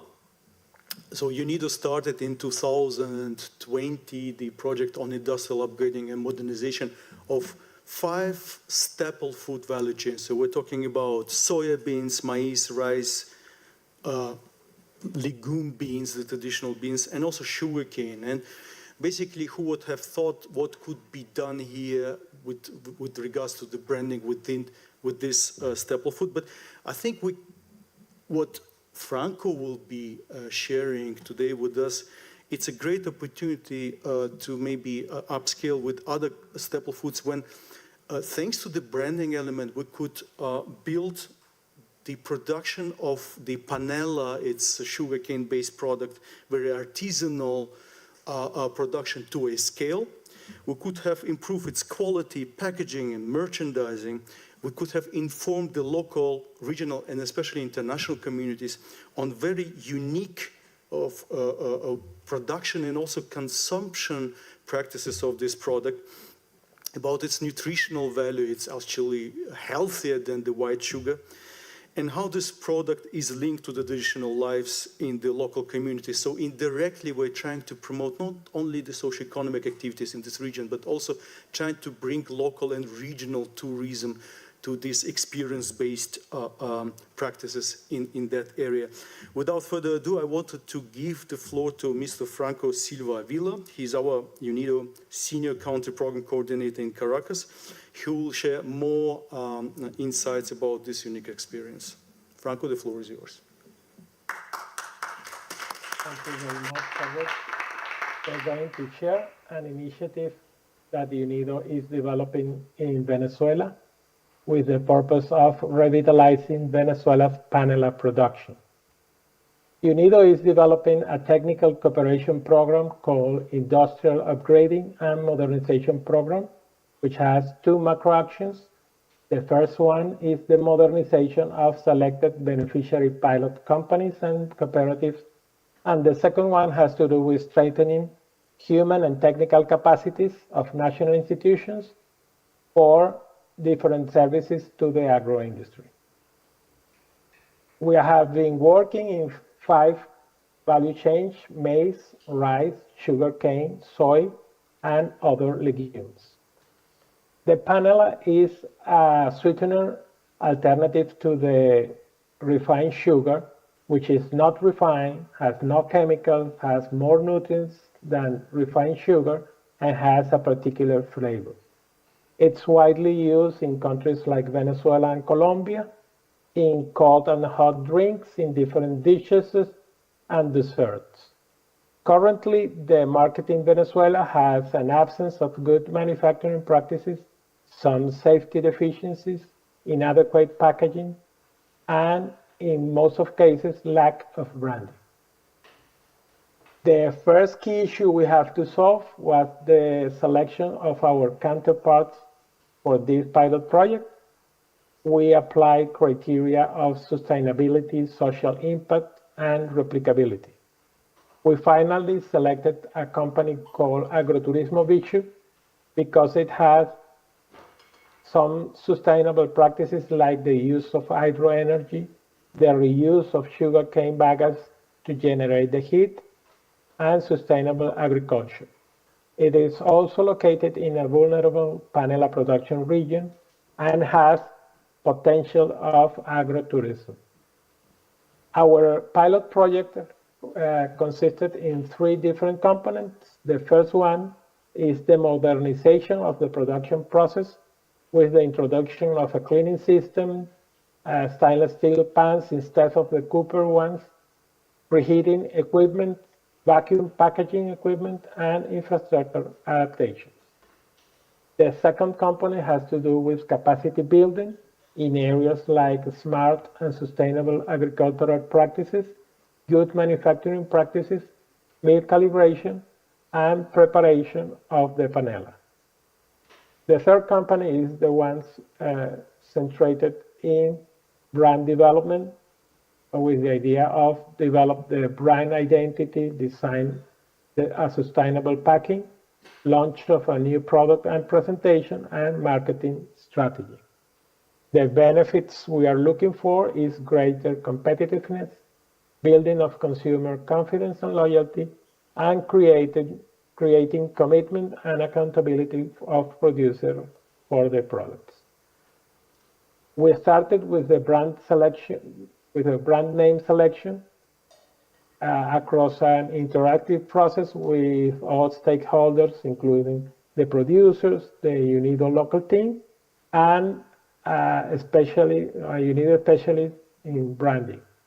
We discussed about 14 different names, and we finally selected the name Oro Dulce Panela Andina.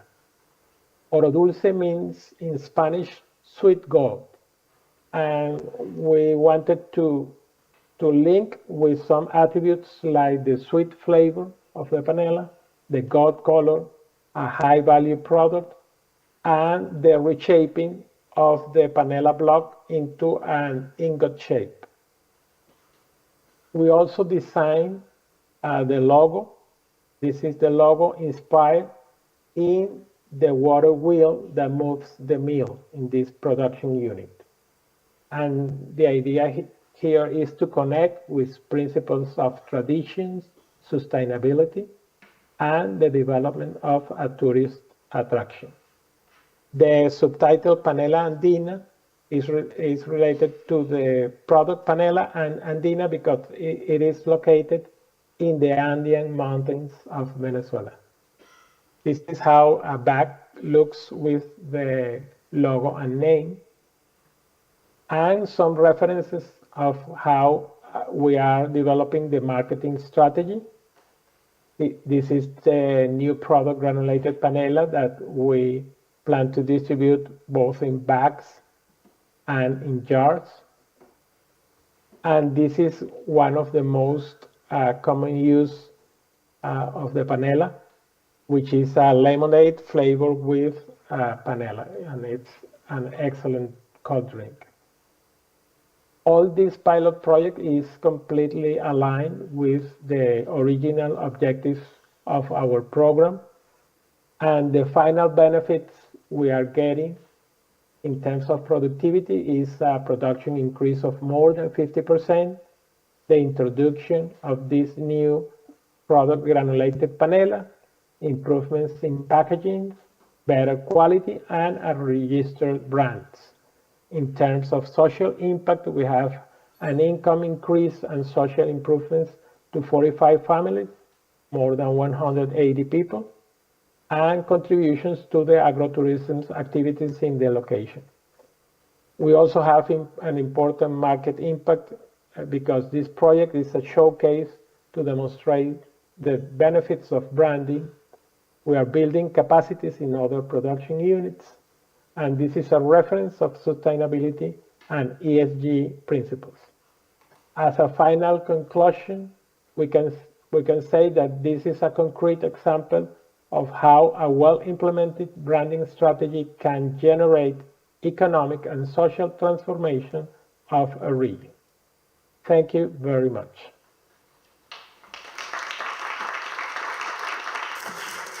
Muchas gracias, Franco. Thank you so much for sharing this experience, and thank you to your team for all these efforts on the ground to make this project success. Now, for the sake of time, let us quickly spin the globe and go to the Far East Asia. Actually, we're going to Lombok Island, is Indonesian island. You might have heard in the previous edition of the Brand Global Summit how we have developed a regional brand for this remote area, Lombok Island, Mainyale. We were just introducing its birth in a way, but now we were very happy to share with you socio-economic impact, how this project could have created with the brand a hub with entire ecosystem of micro small enterprises for production, quality control, and shared resources, promoting economic growth, sustainability, and community development in this remote area of Indonesia. Please welcome Mr. Pak Luhur. He is representing the Minister of SMEs and Cooperative Indonesia, who will share this insight himself. His Excellency Mr. Gerard, President European Brand Institute. His Excellency Mr. Yong Jo, Deputy Director General and Managing Director of UNIDO. Ladies and gentlemen, I would like to extend my gratitude to the Brand Global Institute and UNIDO headquarters for giving Indonesia the opportunity to present and share our insight on collective branding. Today, I'm excited to discuss Mainyale Lombok collective brand aimed at uniting MSMEs to create a resilient economic growth ecosystem. Currently, UNIDO is actively involved in Lombok, focusing on enterprises upgrading and modernization. A key objective of this project aligns with the SDGs to enhance MSMEs' capacities, enabling them to compete effectively through collective branding, marketing, and improve access to finance. Our project prioritizes 4 sectors: textile, agri-food, jewelry, and aquaculture, with 12 MSMEs participating as pilot project. To achieve our goals, we conduct market intelligence, enterprise diagnosis, and strategic development. In these sectors, a significant challenge is sales and marketing. Here, collective branding becomes essential. Most MSME products are similar in nature, but they often struggle with limited production quantities and individual branding. To compete in large market, a unified brand is crucial. To support this, the government of Indonesia enacted Law Number 20 of 2016, which provides a framework for collective branding and geographical indicator. Collective brands are unique identifiers for goods and services sharing common characteristics, setting them apart from competitors. Ladies and gentlemen, the objective of our collective brands are: the first, quality assurance; the second, increased product competitiveness; the third, shared resources; for supportive ecosystem and addresses production and marketing challenges collectively. To establish a successful collective brand, we focus on essential aspects such as brand identity, value proposition, product quality, communication strategies, and innovative marketing. With guidance from UNIDO experts, other stakeholders, and collaboration among MSMEs, leaders are proudly created the collective brand My Nyali. My Nyali symbolizes unity among Lombok MSMEs, inspired by the legendary Princess Mandalika, who epitomizes sacrifices for the common good. This brand integrated diverse MSMEs into a cohesive value chain. Through a cooperative, 12 MSMEs leaders recognize the need for unified quality control hub to ensure high standards for all products. My Nyali aims to uplift the entire MSMEs ecosystem, promoting economic growth, sustainability, and community well-being in line with the SDGs. Ladies and gentlemen, strategic goal of My Nyali includes the first, economic empowerment of local businesses; the second is preservation of Lombok cultural heritage; the third, environmental stewardship through sustainable practices. The brand development stages include the first, research and development, and of course, and the second is establishing of a cooperative and registering the brand. The third, strengthening the enterprise ecosystem; the fourth, quality assurance and marketing tools; and fourth, brand launch and promotional activities. My Nyali was first announced at the Brand Global Summit in Vienna in 2022, with subsequent events in Jakarta. And to this summit, the official launch will take place on August 30, 2024 in Lombok.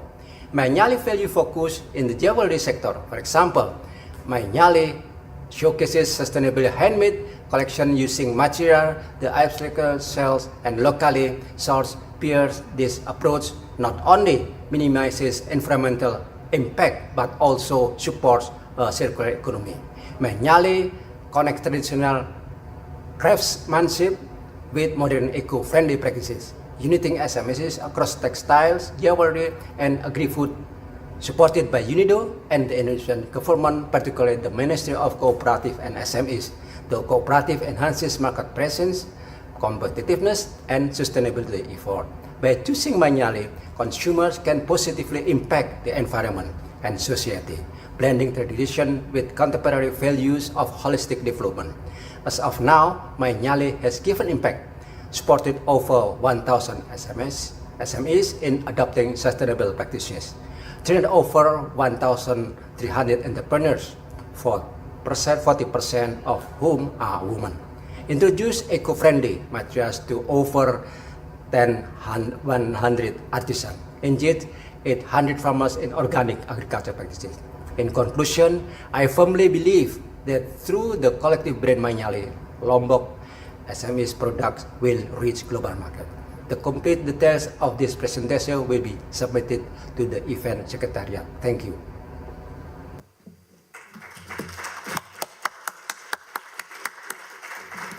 Terima kasih, Pak Luhur. And I would like to conclude this session by sharing an example of Uzbekistan.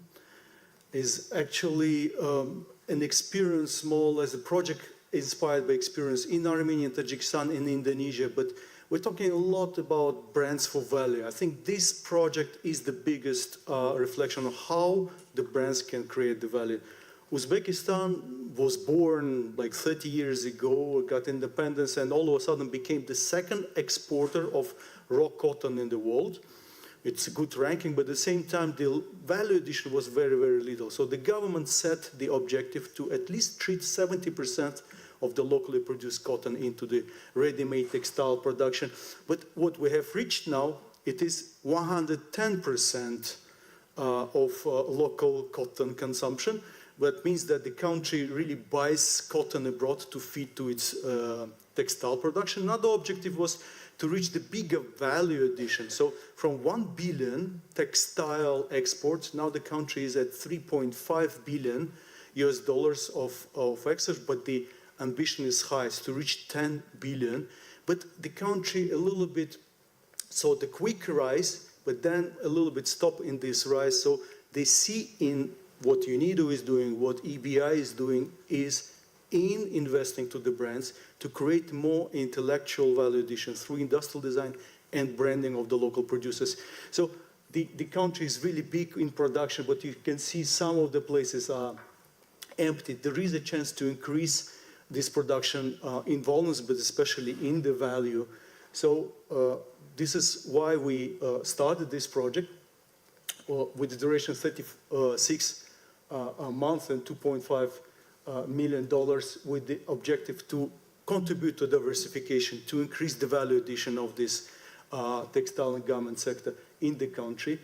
And we have also three components of basically making the market research, what we have to implement, what we have to upgrade, what we have to up-brand to build the capacities on the ground of national expertise to do that projects on their own, and also to help directly support the enterprises to become more competitive in the regional international markets. And in May this year, we launched officially this project together with our partners from the Association of Textile Producers in Uzbekistan. And we have already started some activities there. So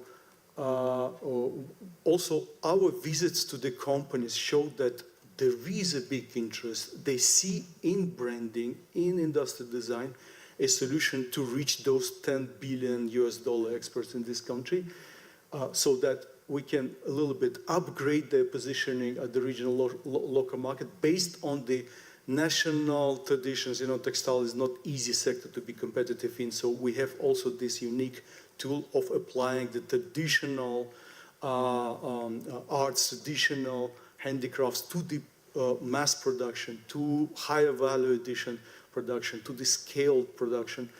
And so that our objective is to fulfill these empty places in the work floor with the new jobs, especially among women, also taking into account all the beauty of the national traditions, also going a little bit to other sectors related to the textile and garment sector.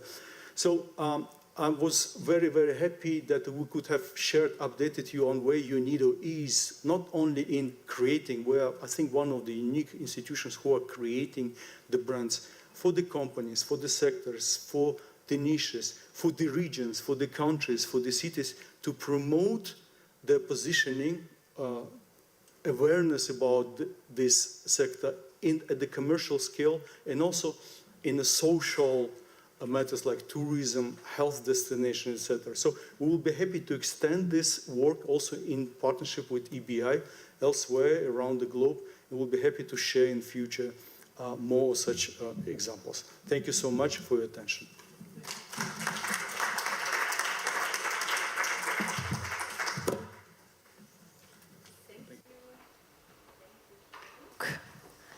Thank you. It was a pleasure. So, financial inclusion and ESG are the next topics. We will hear how sustainability and ESG is needed already for startups and SMEs, for financial inclusion, as well as how ESG can contribute to brand value of companies in general, how they can contribute new financing options for companies, but also for the valuation of banks and the success of certain banking services. I would now like to invite our panelists to join me on stage. First of all, Baibars Altuntes. He's chairman of the World Business Angel Investment Forum. Are you here? Please welcome him. He's here, but maybe not yet, so we will see. So I welcome you. Gerhard will do the moderation again. Hello, Gerhard. Then Stefan Unger, he's professor of the Department of Economics and Business at St. Anselm College, Boston. He's already here. Welcome. From him, we will hear how ESG can contribute to brand value. Then Herbert Kober, I've seen him already, yeah, he just took a seat. Please join us on stage. He's managing partner tax and legal at Deloitte Austria. And he will tell us why brands are cash-generating units for sustainability. Welcome, please. It's a pleasure for us. Then Ayşegül Baykal, she's Deputy Director at Scholler Bank. Welcome, it's also a pleasure having you here.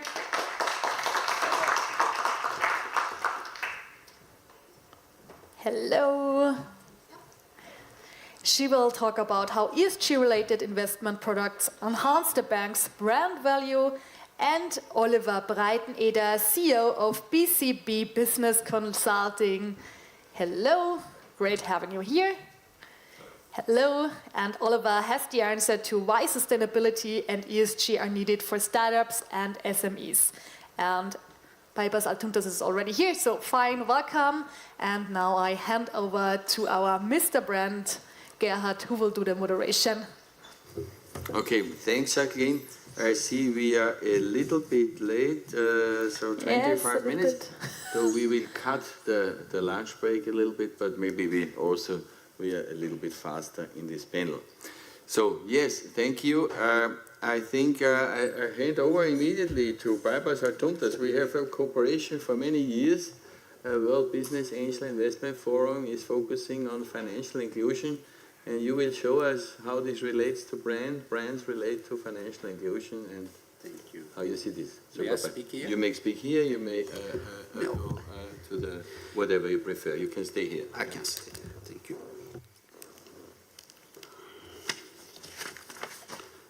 Dear distinguished guests, it is a privilege to address you all at this remarkable gathering, the 20th Brand Global Summit. As we come together under the theme Brands for Life, we are reminded of the dual mission we carry as leaders of influential brands: to create value in the lives of our consumers while making a positive, sustainable impact on society. Today, I want to explore a key area where brands can make an indelible mark: financial inclusion. In particular, I will highlight how brands in cooperation with institutions like the European Brand Institute can become champions of financial inclusion, driving not only business success, but also economic empowerment. Brands have always been more than mere products or services. They are symbols of trust, continuity, and shared values. But in the context of financial inclusion, brands have the power to be true catalysts for change. Financial inclusion is about ensuring that every individual, regardless of their background or income, has access to affordable and reliable financial services. Yet, over 1 billion people worldwide remain excluded from this basic financial ecosystem. These are individuals who may not have access to a bank account, credit, insurance, or even basic financial literacy. Without inclusion, they are deprived of opportunities to improve their livelihoods, build businesses, or manage risks. Whether through innovative fintech solutions, accessible microfinance, or even through digital banking partnerships, brands hold the key to democratizing access to finance. When brands embrace financial inclusion, they are not just enhancing their reputation, they are creating new markets, fostering loyal customer bases, and contributing to economic stability. By collaborating with institutions like the European Brand Institute, brands can deepen their commitment to financial inclusion through strategic insights, regulatory alignment, and a broader reach. The European Brand Institute plays a pivotal role in enhancing financial inclusion, improving financial regulations, and supporting responsible finance. Through their guidance and research, EBI provides an invaluable foundation for brands seeking to integrate financial inclusion into their business models. Brands that invest in financial inclusion are addressing key social challenges such as inequality and gender equity. These efforts align perfectly with the United Nations Sustainable Development Goals, particularly Goal 1, no poverty, Goal 5, gender equality, and Goal 8, economic growth. For instance, providing financial access to women entrepreneurs can empower entire communities, while ensuring access to microloans in underserved areas promotes economic independence and development. By embedding financial inclusion into their ESG strategies, brands not only enhance their social impact, but also increase their value proposition to consumers who are increasingly driven by purpose. The brand of the future is one that drives profit while also lifting society. As we reflect on this year's motto, Brands for Life, we must remember that our task is to create brands that are not only enduring but also life-changing. Financial inclusion provides a pathway for brands to achieve both. By embracing financial inclusion, your brand is not only offering a product, it is offering hope. It is providing a mother with the means to support her family, a small business owner with the capital to grow, and a young person with the tools to shape their financial future. Together with institutions like the European Brand Institute, we can build ecosystems where no one is left behind. Let's seize this opportunity to make financial inclusion not just a corporate initiative, but a defining characteristic of our brands. Let's ensure that our brands truly become brands for life, brands that stand the test of time by standing for something far greater than themselves. Thank you.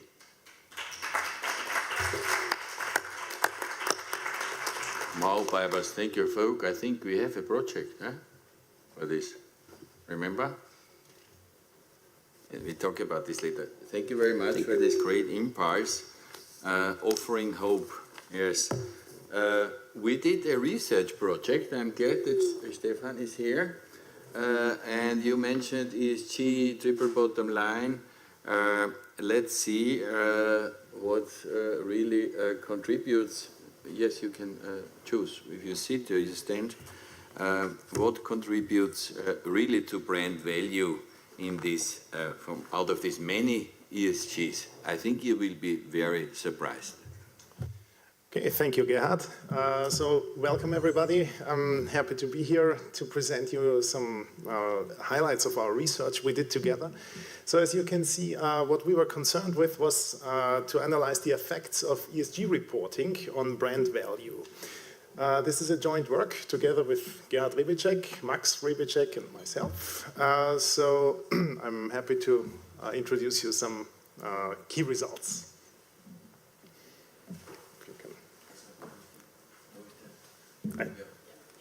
That helps.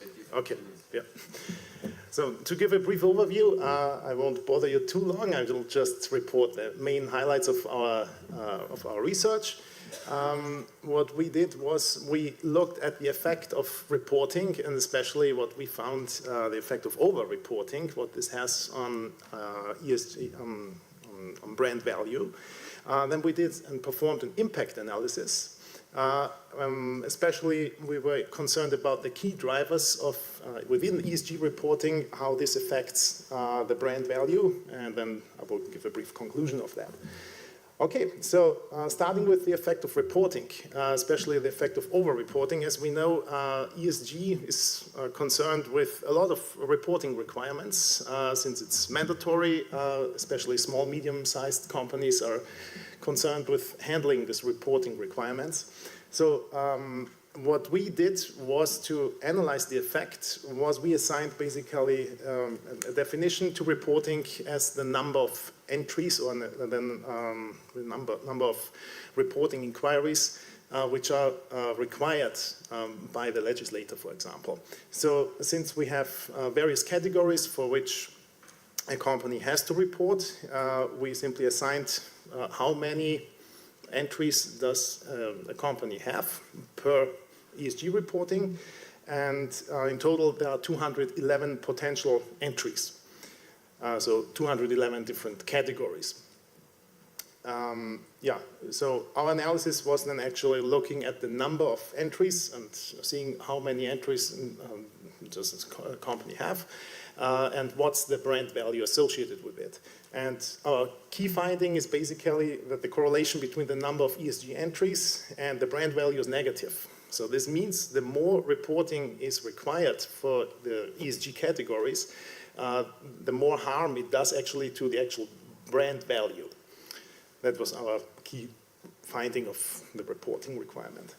Okay, then we looked into the impact analysis, and we were concerned about figuring out, okay, if over-reporting is actually harming the brand value, on which key components should the legislator, respectively the company, focus on so that it reflects the actual value and increases the brand value. And our key findings were, we were splitting it up, and we were categorizing the ESG, so for environmental, social, and governance, for each key sector, the subcategories of the ESG score, and we find interesting results. Some are self-explanatory, some are interesting. So for E, for the environment subsection, we found that renewable energy and emission reductions reportings have actually a positive effect on the brand value. So if a company reports in these sectors, for example, that it does emission reduction or usage of renewable energy, that has a positive impact on the brand value of the company. In the social subsection, we found that IP controversies have a positive impact. That's interesting, simply because it seems like that company which are challenged, they are obviously facing or having a higher brand value. So it's like taking Apple, for example. They are challenged by IP controversies, so by other companies wanting to copy their intellectual property. So there we find a positive value on the brand. The same as anti-competition. Yeah?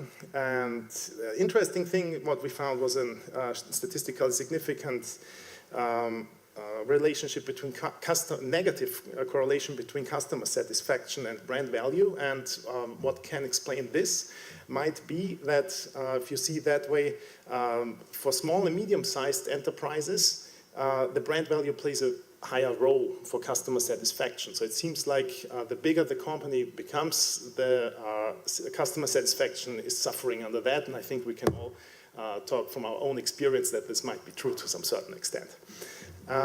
Yeah, then further, ethnic minorities employees. So if ethnic minorities are employed at companies, that has a positive value on the brand value. And also with what we see is that trade union representation actually harms the brand value.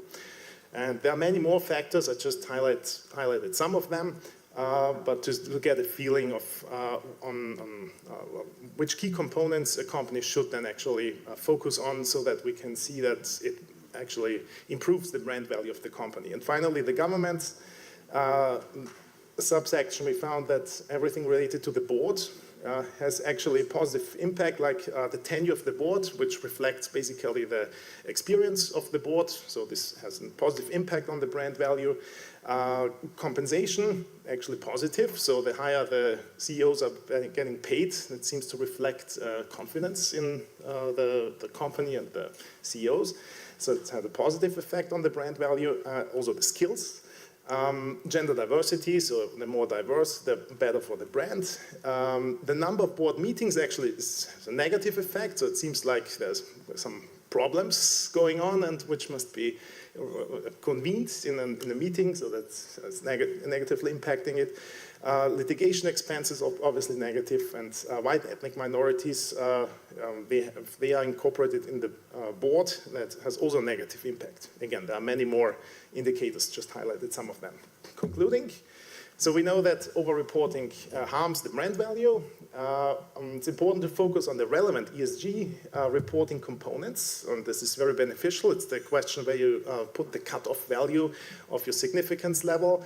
The weaker you set it, the more components you get, obviously. Yeah, communication to consumers through sustainability report is important. This can be established through the identification of the relevant indicators. Yeah, so this is very relevant to especially small, medium-sized firms and startups. And what also needs to be taken into consideration is ESG plus, the diversification of the brand value through customers and supply chain inclusion. Thank you very much.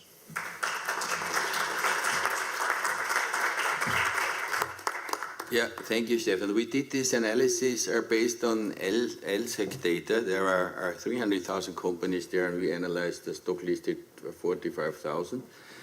And what is interesting, you said it's harming brand value. We could also see it differently. Those companies who have not such a good brand value have to report more.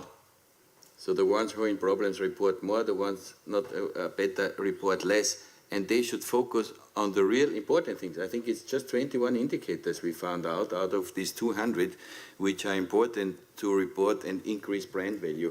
So it is a real a double, triple impact analysis. No? You do impact analysis also in reducing this. And I think this is one thing. And with these minorities, you must know that the big brands, what I showed you, and you can see here, yeah, is Apple, Google, Microsoft, etc. They are all IT companies. And of course they have Indians, Chinese are working with them as programmers. So we must also pay attention how to interpret this, yeah, because one result was you have more Indian workforce, you have a higher brand value. I mean, for SMEs in Austria, this wouldn't be true, probably. But if you are a big IT company, so this is why we work a little bit on the interpretation yes, these results. So it's basically what you say is correct. You have to be aware of the potentially self-fulfilling prophecy. So because of companies who hire and have already, for example, outsourced their capacities to India, for example, they automatically have a higher minorities workforce compared to Europe, and therefore you can see the results, yes. Yes, but on the other side, I think, yeah, Herbert, you do this impact analysis, but also you said that brands are cash-generating units for sustainability, and you always talk about how brands can be utilized as collateral for financing. So maybe you give us some input from your side. Yeah. Thank you so much, Gerhard. First of all, I want to thank you. It's always a great pleasure taking place here at this event. And very interesting that analysis, and you said over-reporting is not the best thing for brands. I would say the following, and this is something which is also our consulting business. We do the reporting part, and on the other side, we help companies to change their business model, to change the way to react on global changes and also ESG criteria. And what you see, if you only report your status quo, then it means you communicate your weaknesses. And the important part is, do not only report, do change your business model, yeah? Do change your value chain. And that means consulting, and that means change. And if I look back 20 years ago, we care together about brands, you from your perspective, I from the financial perspective. I would never have thought that 20 years later, business models, value change, would change in such a rapid way. And that's exactly the challenge. And ESG, maybe many say, okay, ESG reporting, why do we do that? It's maybe greenwashing and so on. But in the end, it's giving the perspective how your business case should be in the next 5, 10, 15 years. Yeah? And if you do the reporting, but if you also change your business model, then you will be good positioned in the next 5, 10, and 20 years. And that comes back to a substantial dimension in brands, because it's all about trust in brands. And if it's all about trust, that does not mean only that the customers are trusting in your brand, means in your business model, and the suppliers trust in your business model. It's also on the financial side that those who invest by equity or bank financing, hybrid financing, the capital markets, they have to trust in your brand. And what does it mean if they trust in your brand? They trust in your business model, and then you will get better conditions. And then you're better off, because then you will have lower interest rates, you will have more access to capital, and that also will facilitate your expansion. So what we learned is now, in a, I would say, increasing speed, you have to watch what are the developments, how global business is changing, how ESG criteria are changing, technology, innovation, all that. And every year you have to work on that. Every year you have to change your business model, you have to do your ESG reporting, but you have also to change substantially and not only greenwashing, and then you will be better off. So it's interesting because brand is a central point to see how is the status of your business. And that's fascinating. Thank you so much. Thank you, Herbert, also for your passion. Herbert is one of the best. He received many awards. He's partner in Deloitte for tax, and he received many awards. He's the best, so you see why he's the best. Oliver Breiteneder, he's CEO of a consulting company, but he used to be vice president of Bank Austria for small and medium-sized businesses. So the question is, we talk about ESG, we analyzed stock-listed companies, but coming also to the direction of bypass, is it also important for SMEs? And maybe you can give us one of your personal experiences with this relevance of ESG in terms of receiving subsidies and funds. Thank you. Thank you, Gerhard. So, a quick answer, it's a bright yes. It depends how your ESG and how your brand is perceived by banking business.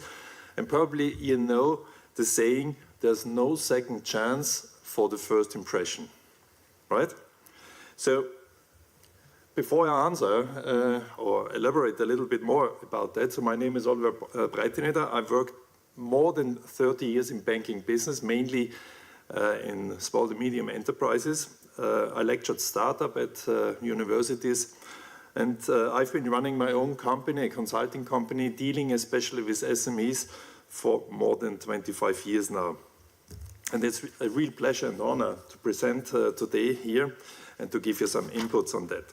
So before we talk about the impacts of ESG and the perception of ESG to your company, we have to understand ESG factors. So easily said, it's 3 letters, but what does it mean? So the E for the SME is actually the impact on nature.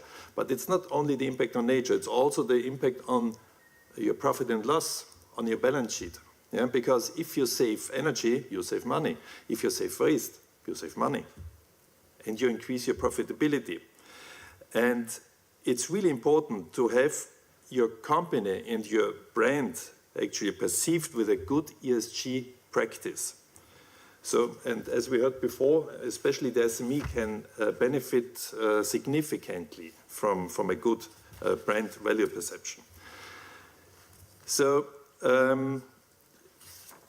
on the social side, it was quite interesting when Jörg Spreitzer meant that the well-being of your staff is very important to your company.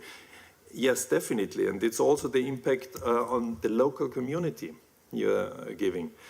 And all the ethical practices you're doing inside your company. And the last letter, the G, is standing for the governance. And so the governance refers to the internal rules, practices, policies that governs your decision-making, the transparency, and also ensuring the ethical business conduct. So, and as we had before from Herbert Kober, so all the reporting is very important. But it's not only the reporting, you should do it, actually. Why should you do it? On the one side, it's cost saving, but there's another thing. What about your consumer, your customers? So there are several studies saying that 70% of customers prefer a sustainable brand. So there's a need for sustainable brand. On the other side, on the legal perspective, regulatory side, there's a pressure. So there are new laws requiring business to meet environmental and social aspects. And now it gets to the money. Also, there's an investor expectation. Yeah? So investors are paying attention. So companies with a strong ESG practice often attract more favorable financing and investment terms. So the shift towards the sustainability isn't just optional, it's becoming a necessity, actually. So the ESG definitely brings value to the SMEs. So first of all, it's the risk reduction, which attracts the money. Yeah? So less risk, more attractiveness. It saves cost in your balance sheet or in profit and loss. It attracts talents. So now we are all in the battle of getting new talents. And the younger generation is increasingly checking if the company align with their values. And furthermore, companies with high ESG scores tend to get better credit loans. And let me give you finally an example. So just imagine a SME asking for a 150K credit. You will get that probably with an interest rate of 4%. And to give you some numbers, 150,000 euros for 5 years is about 30,000 euros in interest rate. So the funding cost for the bank will be roughly 11,000, operations roughly 4,000, and there's something like calculatory risk. And the bank calculates the calculatory risk of this special credit loan. And this is calculated in that case with a good ESG practice, roughly 6,000 euro. If you have a poor ESG practice, first of all, you pay higher interest rates, at least, let's say, 4.5, I guess even more, 5%. So that's increasing your interest rate to 35,000 euros, so paying 5,000 euro more. And the bank sees in the calculation a much higher probability of default. So that's some basic terms in how to calculate the credit risk. And this credit risk gets from 6,000 euro before with good practice to more than 20,000 euros, which brings this calculation to a negative, to a loss, which brings actually the bank to deny the credit. You won't get the credit, actually. So, to summarize, integrating ESG into your business isn't just a trend. It's a pathway to long-term success. And that's why I want to encourage you to start small, think big, and take the first step toward sustainability into your business. Thank you.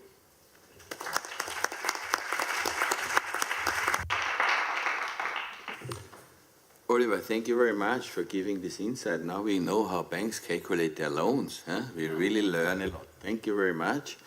Now we look to the other side of the bank. Now here is wealth management, also in the Bank Austria, Schroeder Bank Austria Group. Schroeder Bank, Aishikul, glad to have you here. Is there also ESG-related banking products? Does it make sense? If we integrate it, does it enhance the brand value of the bank? Does it differentiate you? Is it already used? So please give us some insights from your perspective. Of course, thank you. And it's also a big pleasure and honor for me to have a word today on the special anniversary of the Brand Global Summit. So thank you. And when it comes to your question, I would like to actually start by asking another question. What is a fundamental element for a bank to have a strong brand value?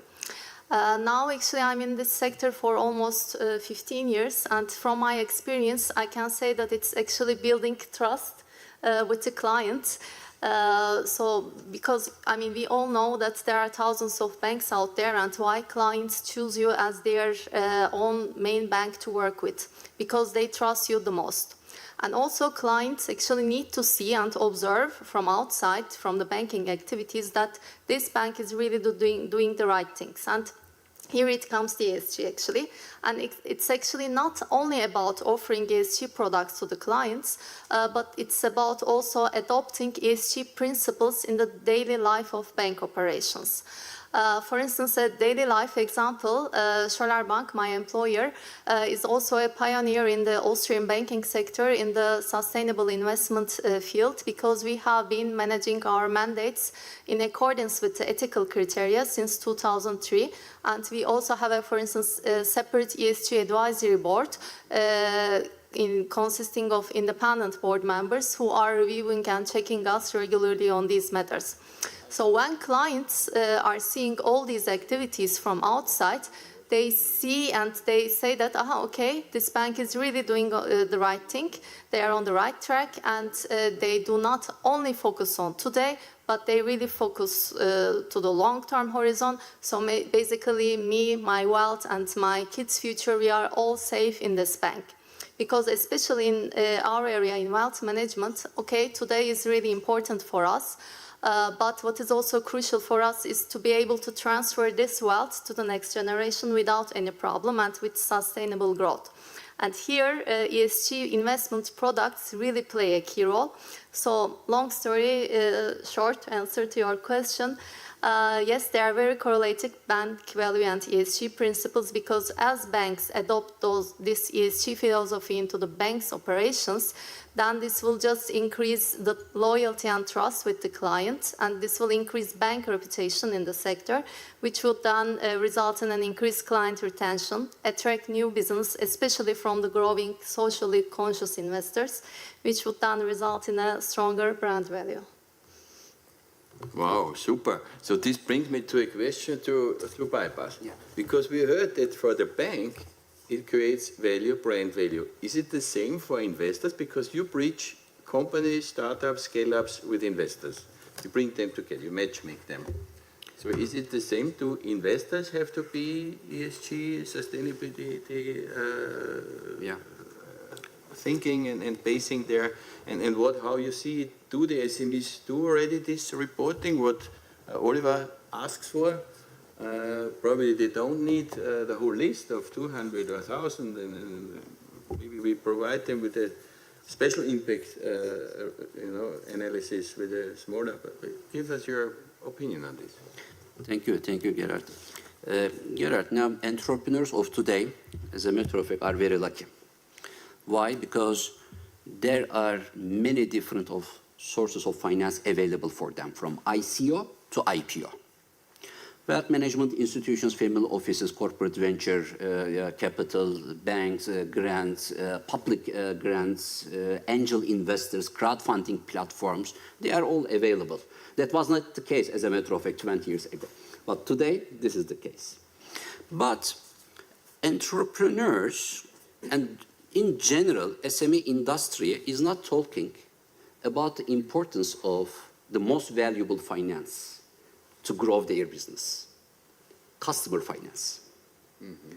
This is the most valuable finance for entrepreneurs. Why? Because when you visit Oliver, then he will ask the last 3 years Excel sheet of your company to deliver money to your business. When you visit angel investors, they will say, okay, I will put money, but I want the shares.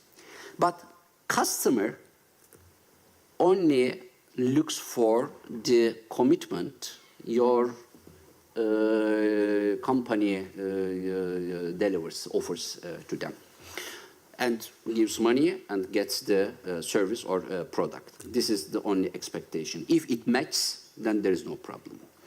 So, sustainability of customer finance is very important for economic empowerment, because it is not easy to access to finance from ICO to IPO for all entrepreneurs, for all funders.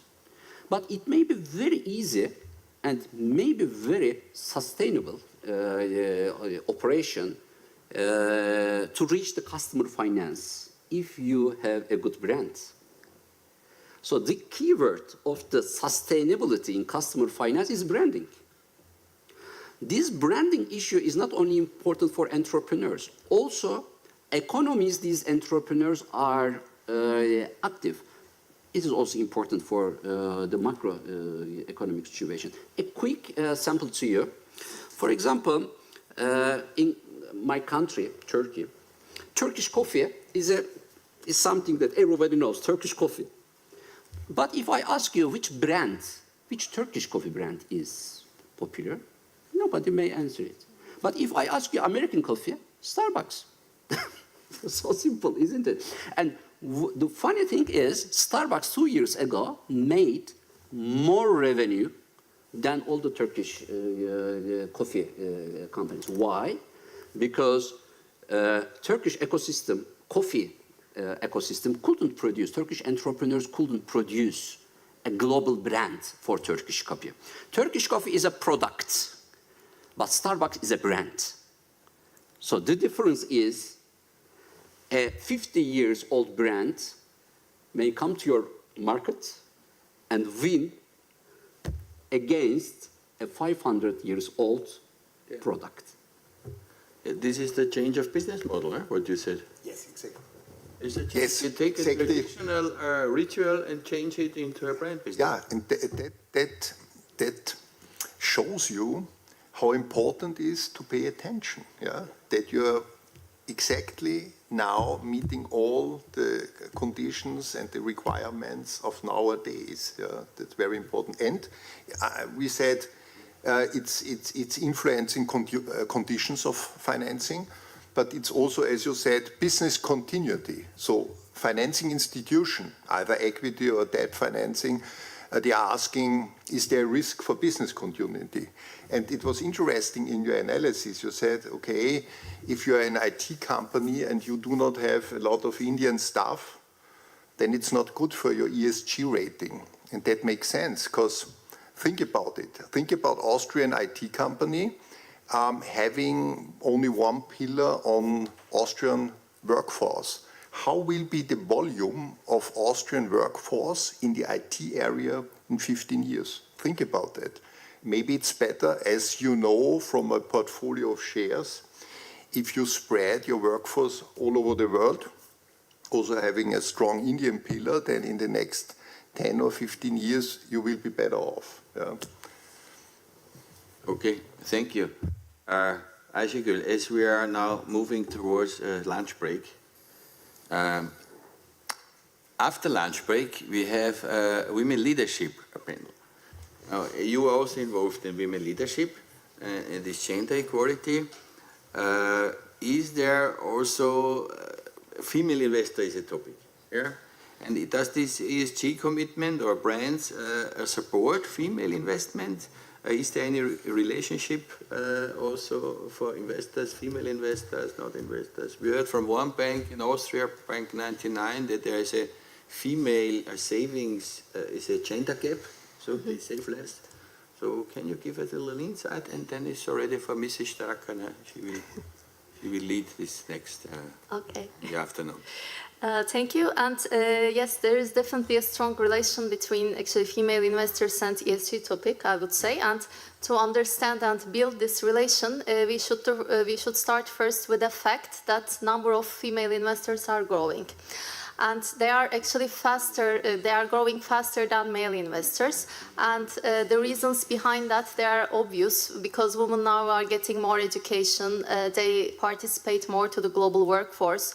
or we see more female entrepreneurs or women executives in C-level positions. And they also, in general, live longer than men, so they tend to also inherit more. So this is one part that we need to keep in mind. And the second part is that man and woman, they differentiate when it comes to investing. Because in general, men focus on today and profit and returns, but women have a bit of a longer perspective when it comes to investing, because they really want to be sure that the wealth is okay and that can be transferred to the next generation, to the kids, without any problem. So they're a bit less risk-averse compared to men. And there was actually also a recent survey exactly showing this behavior made by our group, UniCredit Bank Austria. And I will not make you lost with ratios and numbers, but the clear outcome was that when it comes to investment products, men prefer really securities and trading, while women, on the other hand, prefer more home saving plans or life insurance products, which really shows this long-term horizon. And women also want to invest actually in accordance with their social and ethical values. So if I look at this whole big picture, I can really see that actually women's investment philosophy describes ESG investment products, which are a bit less volatile and more appealing to risk-averse investors. And this is actually also another, because we all know that ESG products, actually they are less volatile because they do not invest in companies or sectors in the volatile sectors, but they do invest in companies with strong cash flow, strong corporate governance, risk management, and companies committed to sustainability. And all these really help during crisis times. And this is also not a theory, but a fact that we observed during the COVID downturn. For instance, MSCI ESG index clearly outperformed their conventional counterparts during pandemic. And this is also what we actually observed in our ESG funds in Scholar Bank. So I can really say that ESG investment products, they really are well suited for women. And there is a clear interest from the women's side for sustainable investing. And this is also shown by a also recent survey, this time conducted in USA by RBC Wealth Management. And I think 62% of the female investors surveyed showed a sustainable investment, interest in sustainable investment area, while this ratio was only 47% for men. And another area, before I conclude, a very interesting area where I think that ESG products will spark, actually supported by the growing number of female investors, is the pension funds. Because as we all know, participation to the pension funds, private pension plans, and any pension products, it's quite still low from the women's side. But this is also improving as more women participate to the global workforce. And we all know that the philosophy behind pension funds and ESG, it's very same. They are basically in the same boat. So I think it's also quite interesting growth area for banks to catch going forward. So to conclude, actually first we know that there is a new upcoming group of investors, female investors, and banks need to attract these female investors as their clients in their banks.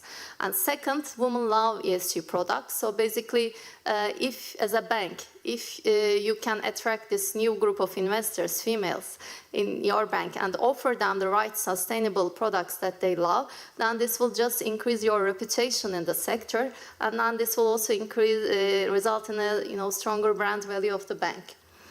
And the last sentence, I think it's really a win-win situation.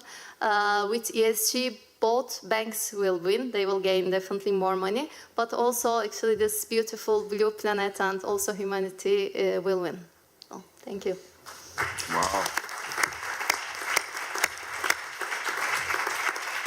So with ESG and sustainability, everybody will win. This is actually very nice. But Babas, I think you want to take one of the last words here.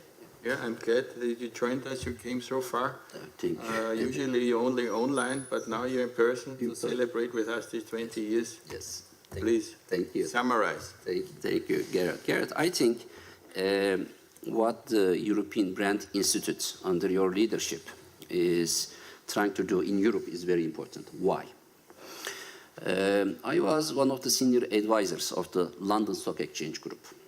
So I know the mindset of executives, their approach to companies who want to be listed, who want to go to IPO.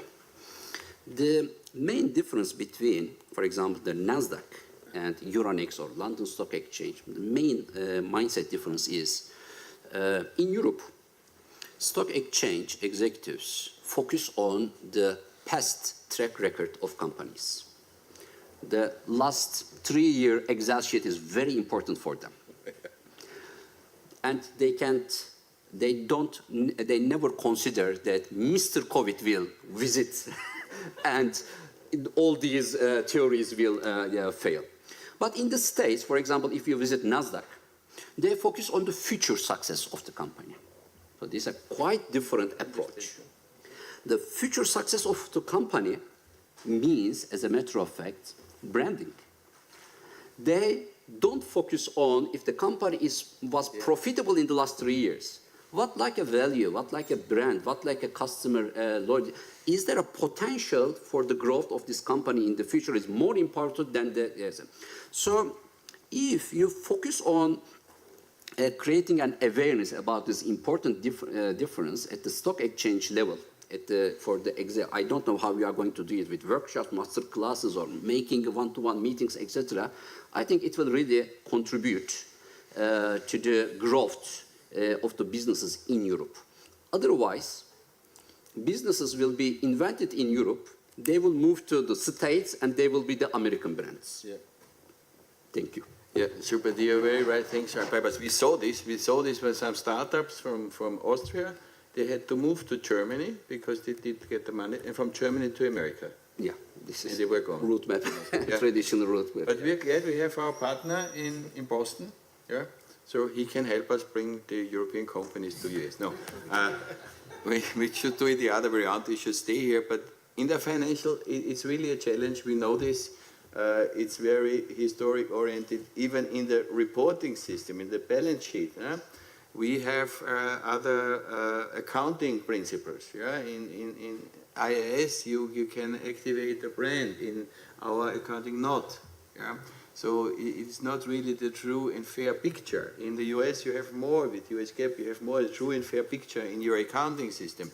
In Europe, not. It's very, Gläubiger is creditor-oriented. Yeah? So there are always hidden reserves, yeah, in real estate and this and that. So I think this is the challenge, and we have to gain. We know in Austria, we just had elections, but also in Europe, I think we have to improve our business sector. We have to improve our Standort, our business location.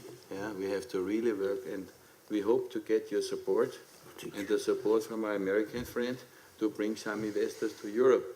Yeah. Good. Thank you very much. You said women and men. We made a study that mixed teams are the best. Yes. Yeah? And I think now we mix in lunch break. We come back at 2 o'clock. Okay? Thank you very much. Yep.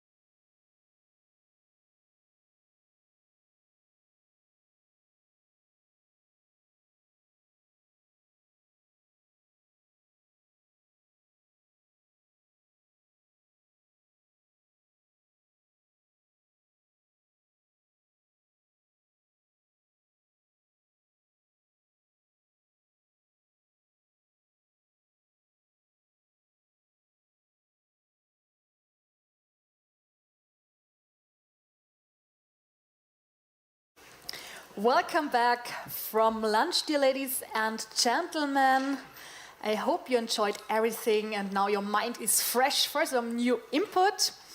According to a study by the European Brand Institute, female leadership has the potential to increase brand value by up to 30%. So in this panel discussion, we will hear different views from marketing, HR, technology, sustainability, and gender experts on how female leadership can drive brands for life. So please join me in welcoming our panelists right now. First of all, Carmen Schuber. She works as a gender expert at UNIDO. Welcome, Carmen.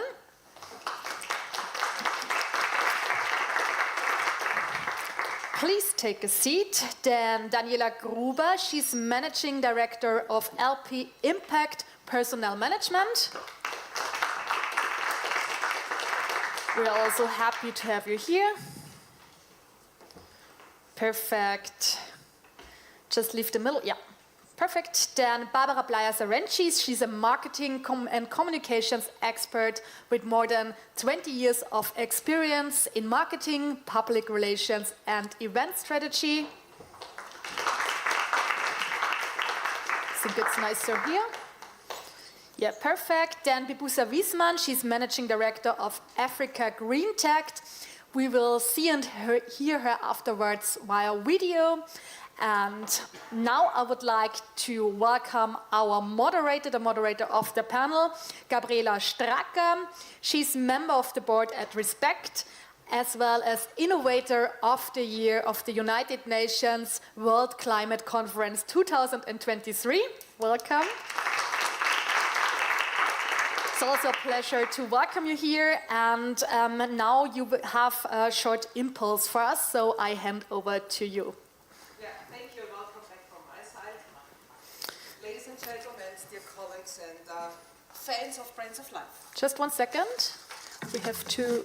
Ah, yeah, it's on. It's on. Yeah, I perfect. can hear myself. Very beautiful. Yeah, as an expert in sustainability and marketing communication, I can now look back on a professional career spanning almost 40 years. Yes, it's been as long as that. And looking back, I can say that my most important functions and professional challenges were in technology. Companies such as Philips, Siemens, and in consumer goods industries such as tobacco, and most recently in the national and international beer industry. As a member of the management board, I have not only enjoyed insight into the important interrelations between technical processes, market insights, financial strategies, and business strategies, I have also been able to participate directly in important decision-making processes.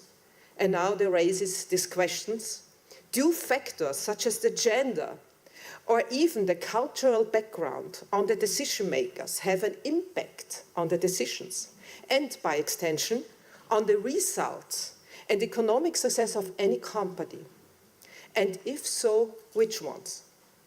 We can find the answers to these questions by analyzing huge amounts of data, be they from technology, economics, or finance, or empirical social research. We can also adjust the legal framework and keywords looking like equal rights and equal treatment and the social context in order to specify differences or influences factors. All these approaches are good and provide some clarity. But do they also give us a genuine and valuable answer to the question, what's the difference? What's the real difference? You all know this, I'm sure. This is an iPhone or a smartphone. It is a must-have in our modern world of communication. We can't do without anyone. We use it every day, some of us use it all the time, and we consider it completely normal and ordinary to be able to communicate with anyone. With anyone, anywhere, and anytime. We take it for granted that we have immediate access to incredible large database and other sources of information. But this wasn't always the case. Steve Jobs had the vision of creating a computer interface that was easy to use. And so Apple developed a touch display. This was not easy task, and it actually took 10 years for this technology to work reliable and became user-friendly. And when the display was finally ready to use, Jobs held it in his hand and reflected on his wireless possibilities. Then the thought crossed his mind, this could be a phone, couldn't be? In an interview, Jobs said he had never worked on developing a telephone. But when the new computer was built, he had just an idea, a brilliant idea. And all of you in this auditorium know how this story continued. Today, Apple is one of the most valuable brands in the world and one of the greatest success stories. Apple did not just kick off a technical revolution, it also led to an evolutionary leap for human society in terms of our communication possibilities. Can such an achievement ever be repeated? Is it possible? I say yes, and every day a new one. We just need to change the way we look at things. We need to try out and use completely new aspects and options to arrive at new results.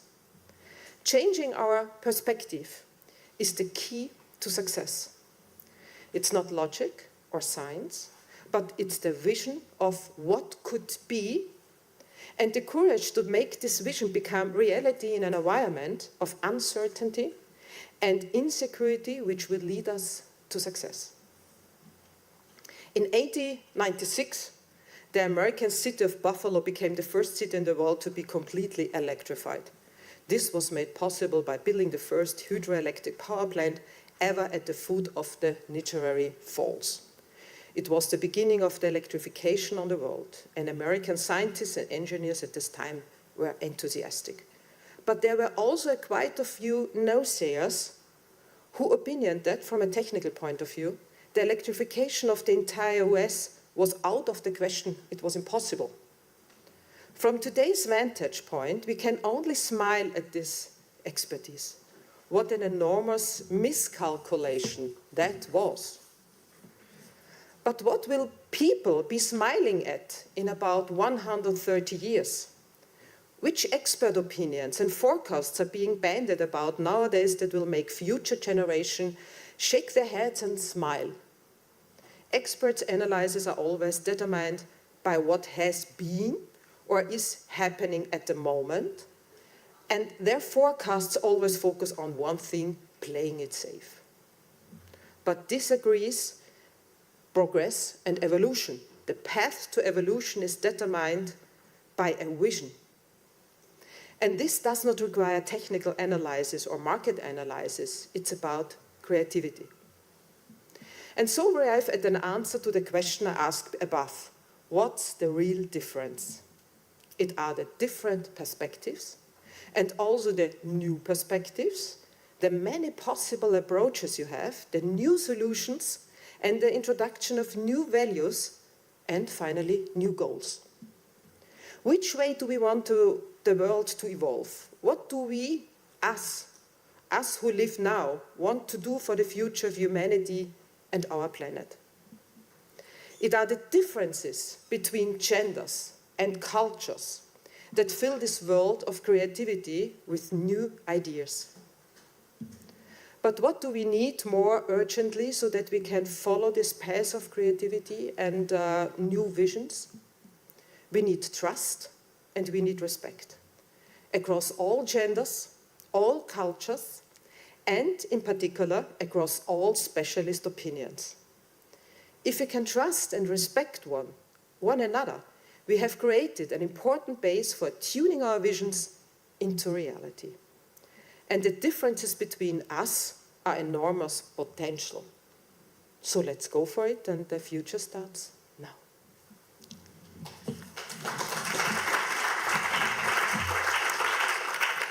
So let's make a difference, and I will join the panel now. Two great ladies. Hello. Start with you, Carmen, sitting next to me. Mm-hmm. Could you please give us a statement? Why are you sitting here? What's your message?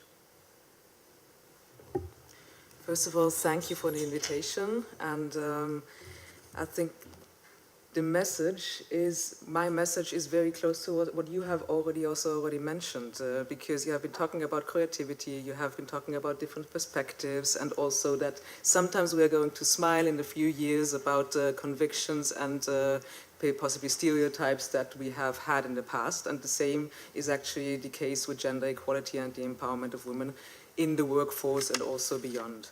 Because gender equality is a human right, but it's also an economic imperative. There is a clear business case for companies and the private sector to take on gender equality measures, because in terms of decision-making process, which you also have mentioned, there is a plethora of studies that showcase the correlation between a higher level of diversity in decision-making bodies and the quality of their decisions in terms of results such as increased profitability of firms, increased levels of innovation, increased creativity. So this is why to ensure a more equitable and sustainable future for all, we also need to invest in advancing gender equality and women's empowerment, because women are crucial agents of change, not only women, but definitely also women. We are 50% of the population, so we are also crucial agents of change for transforming economies and also to generate inclusive and sustainable growth.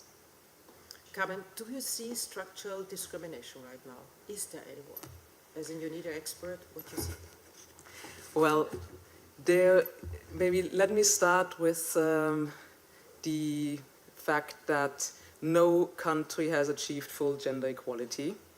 And yes, there is structural discrimination based on gender, both against men and against women. Just if we look at indicators such as power and such as economic decision-making and wage, we definitely need to make sure that we are supporting or further supporting women, because this is where they are lagging behind.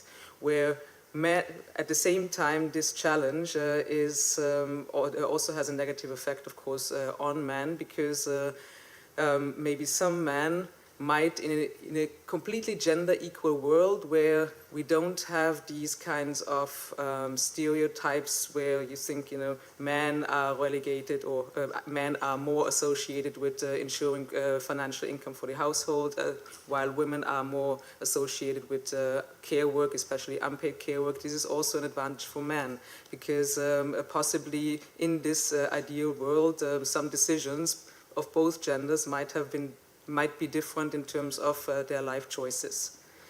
But if we are looking at economic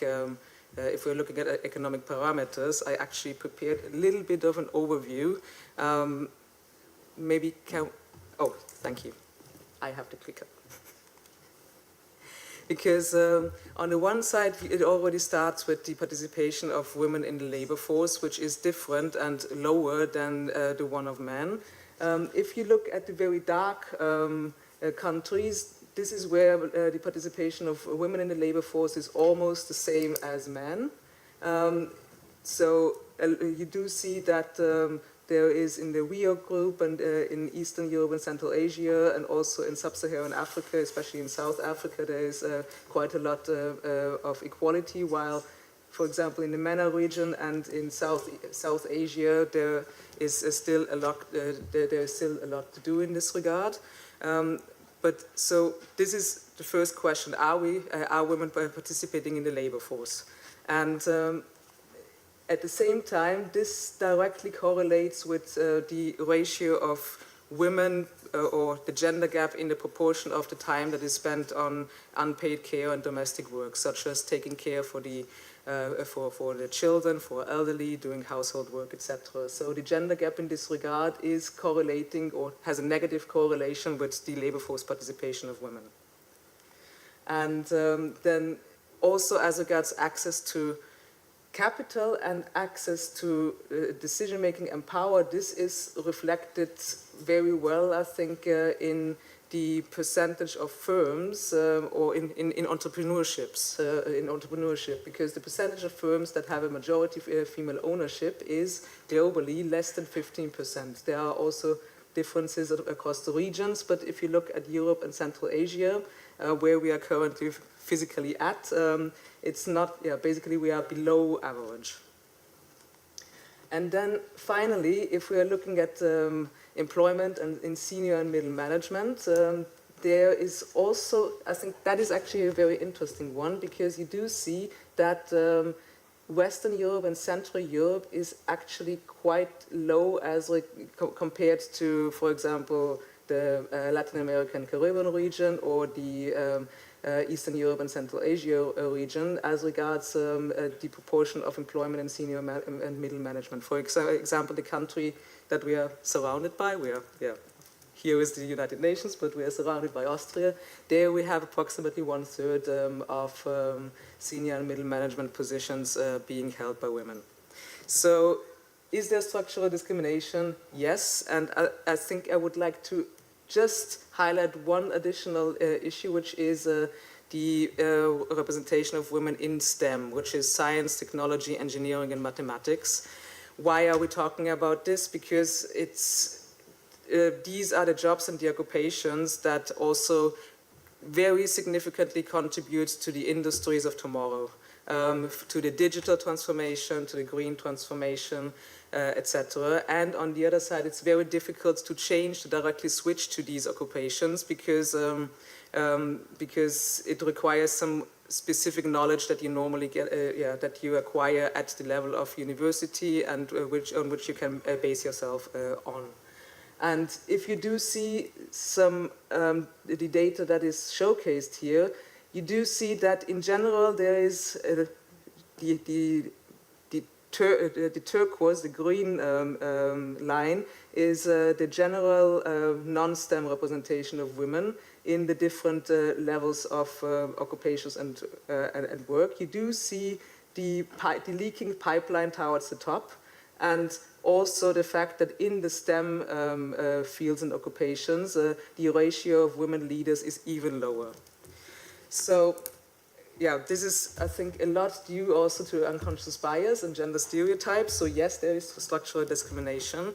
I think maybe just a few words about what can the private sector do about that, because I think there are very specific entry points for the public sector and also for the private sector. There is also a lot already that has been achieved, but I think we still need to, at the same time, some of the sectors and some of the companies, there might still be room for improvement.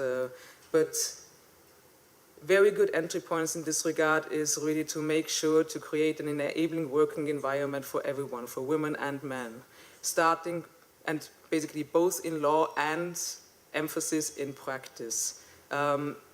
Starting with the question, is there parental leave for men and women? How is that enforced? Basically, how is it encouraged for men, for example, to take parental leave? Is this a kind of, is parental leave also encouraged at the C-suite or rather at the lower, or rather at the technical and administrative level? And there are a lot of entry points that can contribute to increasing the retention, recruitment, and promotion of women. But I think I will stop here now because I have already talked a lot. No, it was my second question. Thank you. And I see a little bit discrimination in the structure also here because there's no male on this panel. Okay. And I'm looking now to Daniela because she's an expert in HR management, men and women. Yes. Yeah, hope so. Yes, definitely. And you are a role model for HR, for sustainable management, and also for culture building. And this leads me to the questions. First, you give us your core statement on that. And then I really would like to know, why do we have to talk about leadership and women leadership must be in 2024? Why? Okay, thank you, Gabi. So my main statement, in my business, it's about recruiting and retaining talent. And nowadays, it's really, really important that the values of the candidates, of the employees, reflect the culture of their employers. So, and values like sustainability, gender, or gender diversity, and doing something useful in life is becoming more and more important to candidates. And that's why we have to talk about it. And yes, thank you, Gabi. It's 2024, and we still have to talk about female leadership.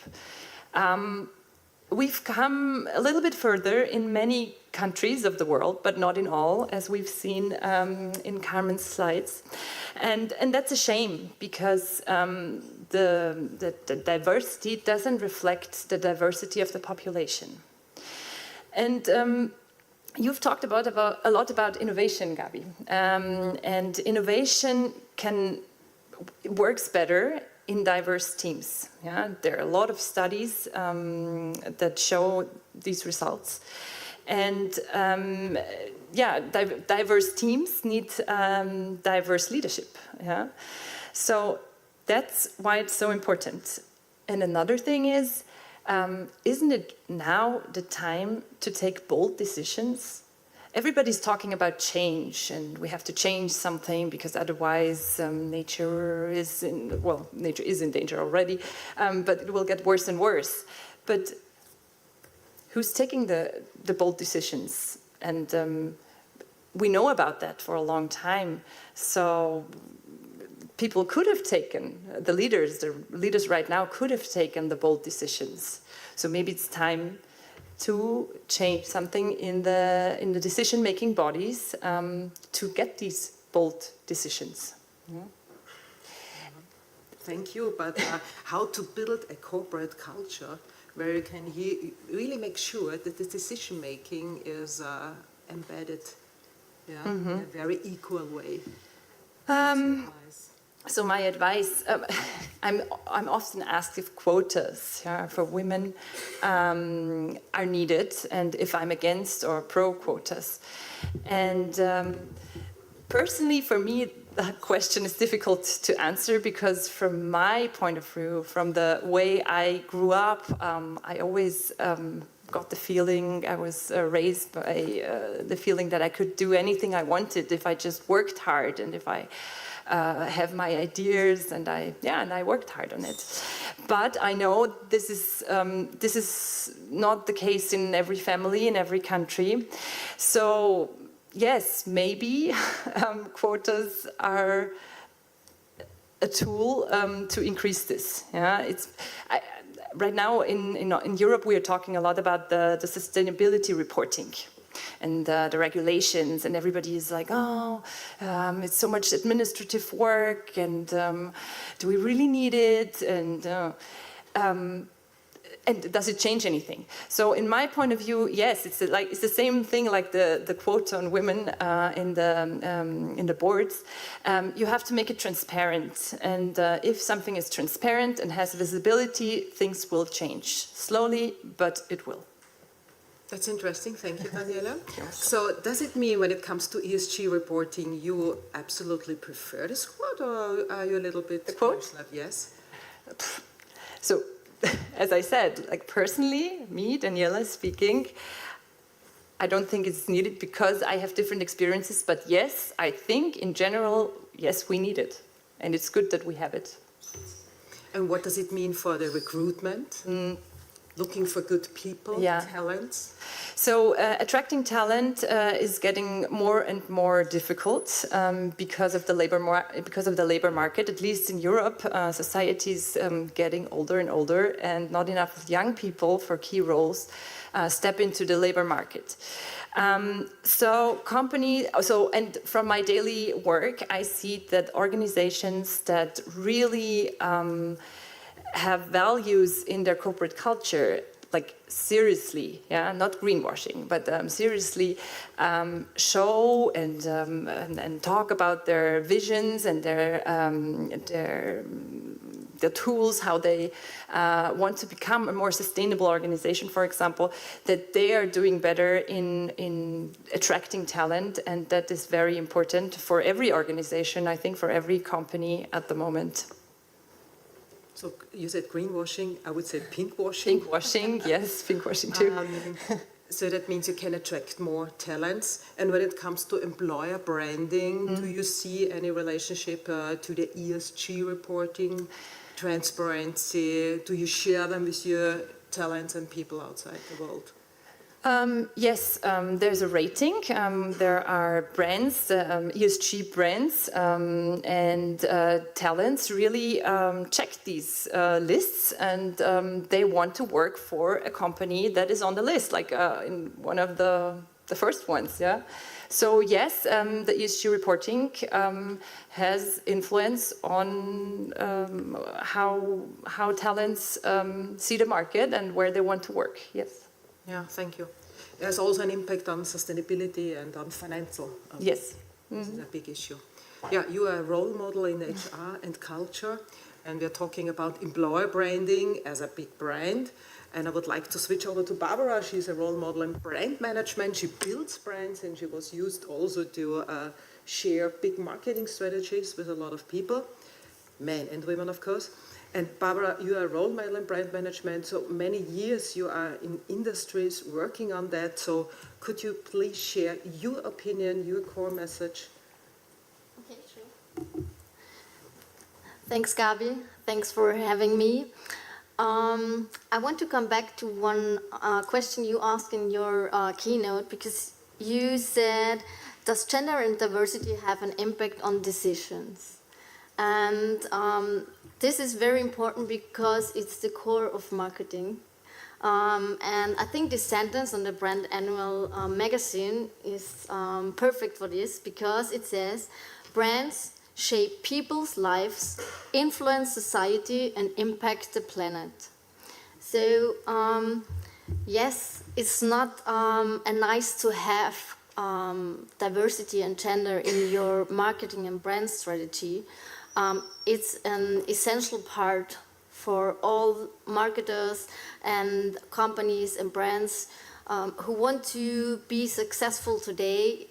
You have to go with diversity, with gender. You have to be on track and aware of what your target groups in the society needs and wants, because you are influencing these people. Everybody is watching TV, and there are thousands of ads on your iPhone or a smartphone.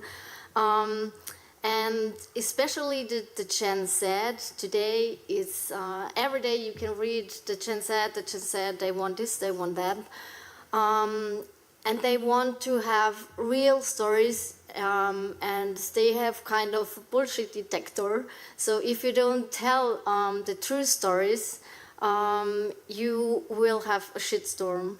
So it's very important today, if you are aware and if you're using in your strategy and in your campaigns diversity, gender, then you have to live it as a company. It's the same like sustainability.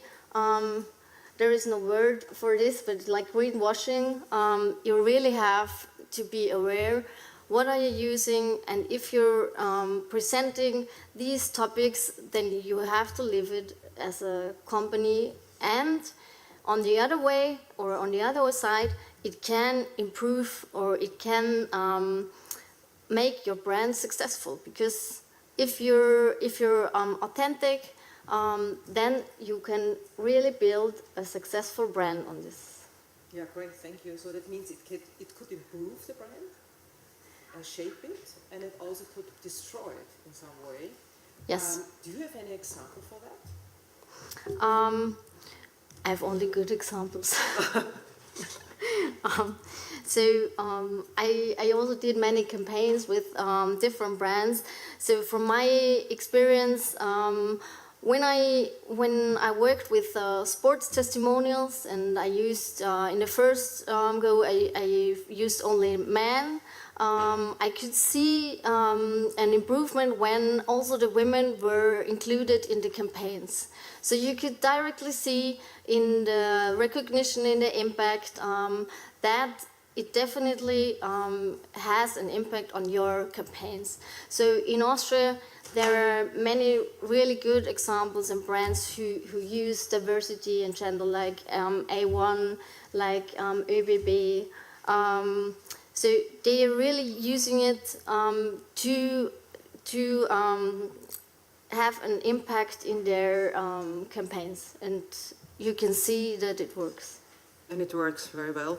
I think you have been also involved with a big sponsoring campaign. Yes. Are there also examples if you go outside with a female person in big sponsoring? Do you see any impact on the brand? It depends, because you always have to have a brand fit. When you do sponsoring, the sponsoring has to fit, or the person you're using, either if it's a man or a woman, it has to fit the brand. So you can't answer this for every brand, because it differs. And do you have any bad example as well? So when I'm looking back to many, many years ago, if you see what advertisements they had, so women were for the washing and men were for going to work. So I think that nowadays brands and companies are aware that it's not the time that you can publish anything going in this direction. So I think that for this branding and marketing, nobody would dare to go back to these. You mean the 50 years of Yes. the housewives and so on? Yeah? So The Desperate Housewives. Yeah, housewives. Yeah. So on Mother Day, they pushed ahead advertising for cleaning products and so on. Yeah, okay. Is there anything else what we like to share in the brands? Because brands and gender equality is very connected, but also very sensitive.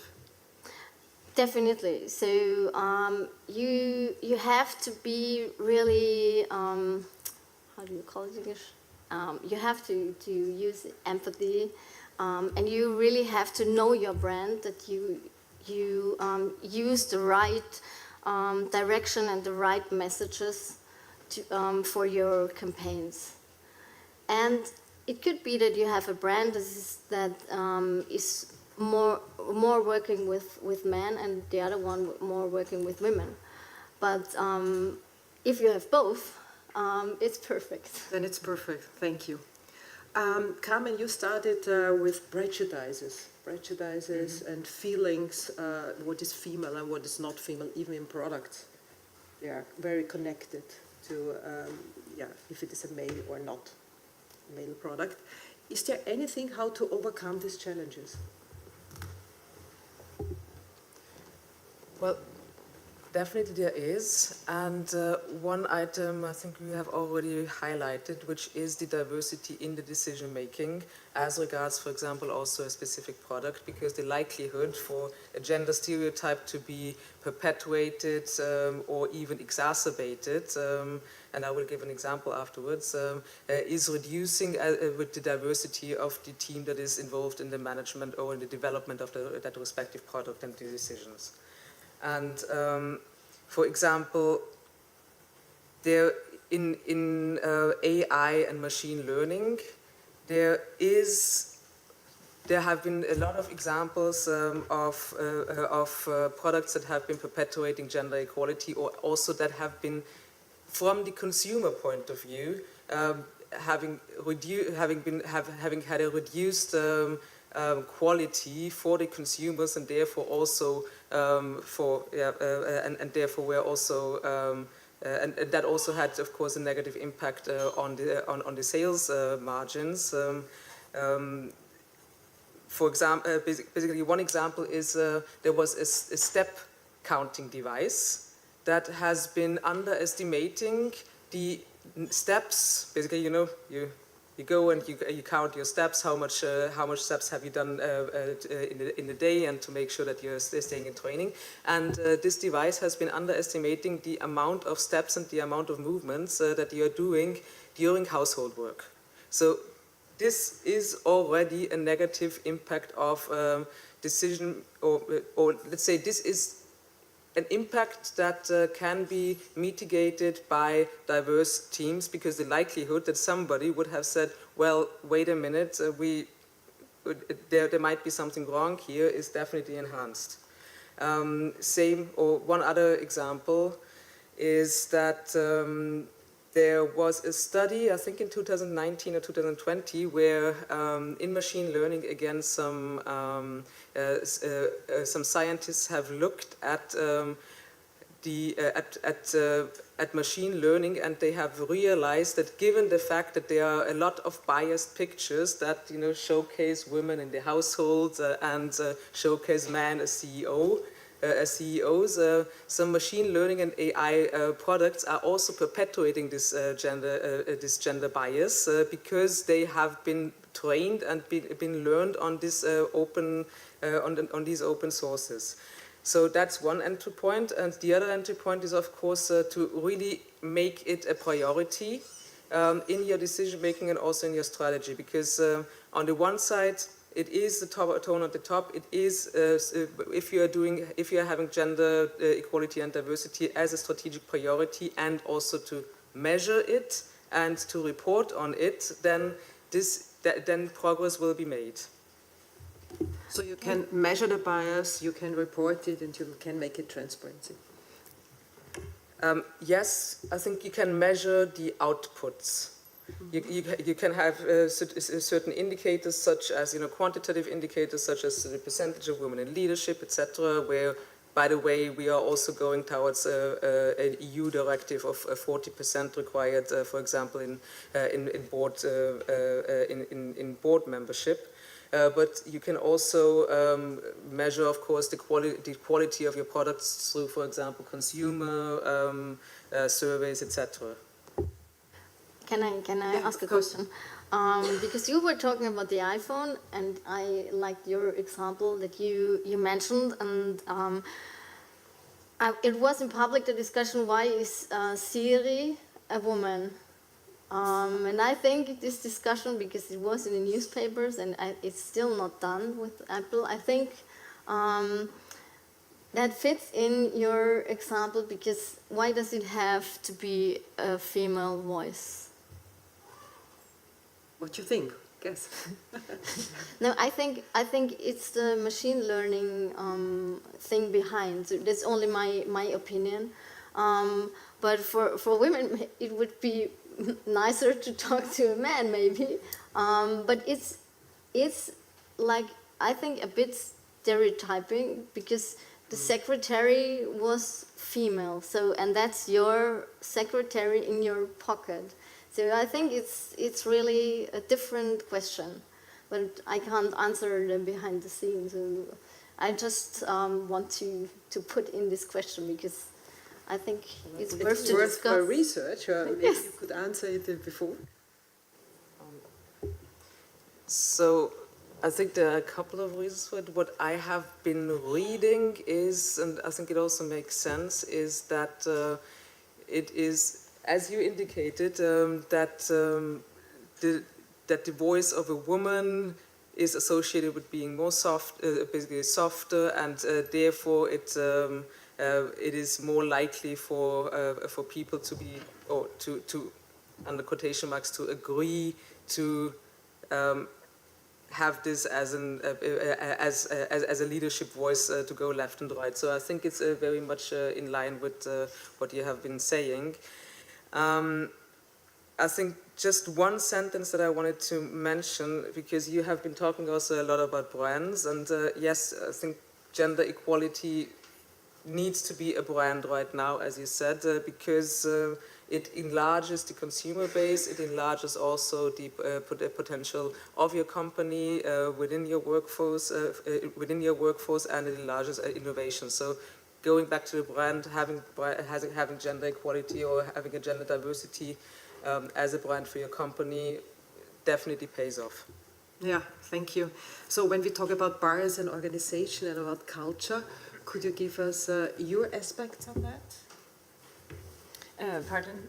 Your perspectives on that, and which aspects do we need to overcome this problem of bias when you go ahead and build up your culture and your organization? Yeah, so I think it all starts with the people that work in organizations, and that starts with recruiting and transparent recruiting processes. And that's the only way how we can overcome this bias. Yeah? So we need people that are maybe not part of the organization, but have a point of view from another side. And I think that's the best. Yeah? Not to be in the bubble all the time, to have a broader point of view and opinion. Yeah, thank you, Daniela. And now we come to the end, and then I would like to ask your personal advice to make sure that you get the right female talents or the right people on the right place.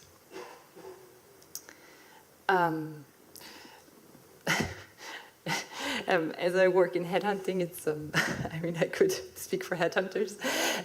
No, but I think it's important that a lot of different people sit in the decision-making body and decide for a person. It's important that it's not only one person that decides who will be part of the board.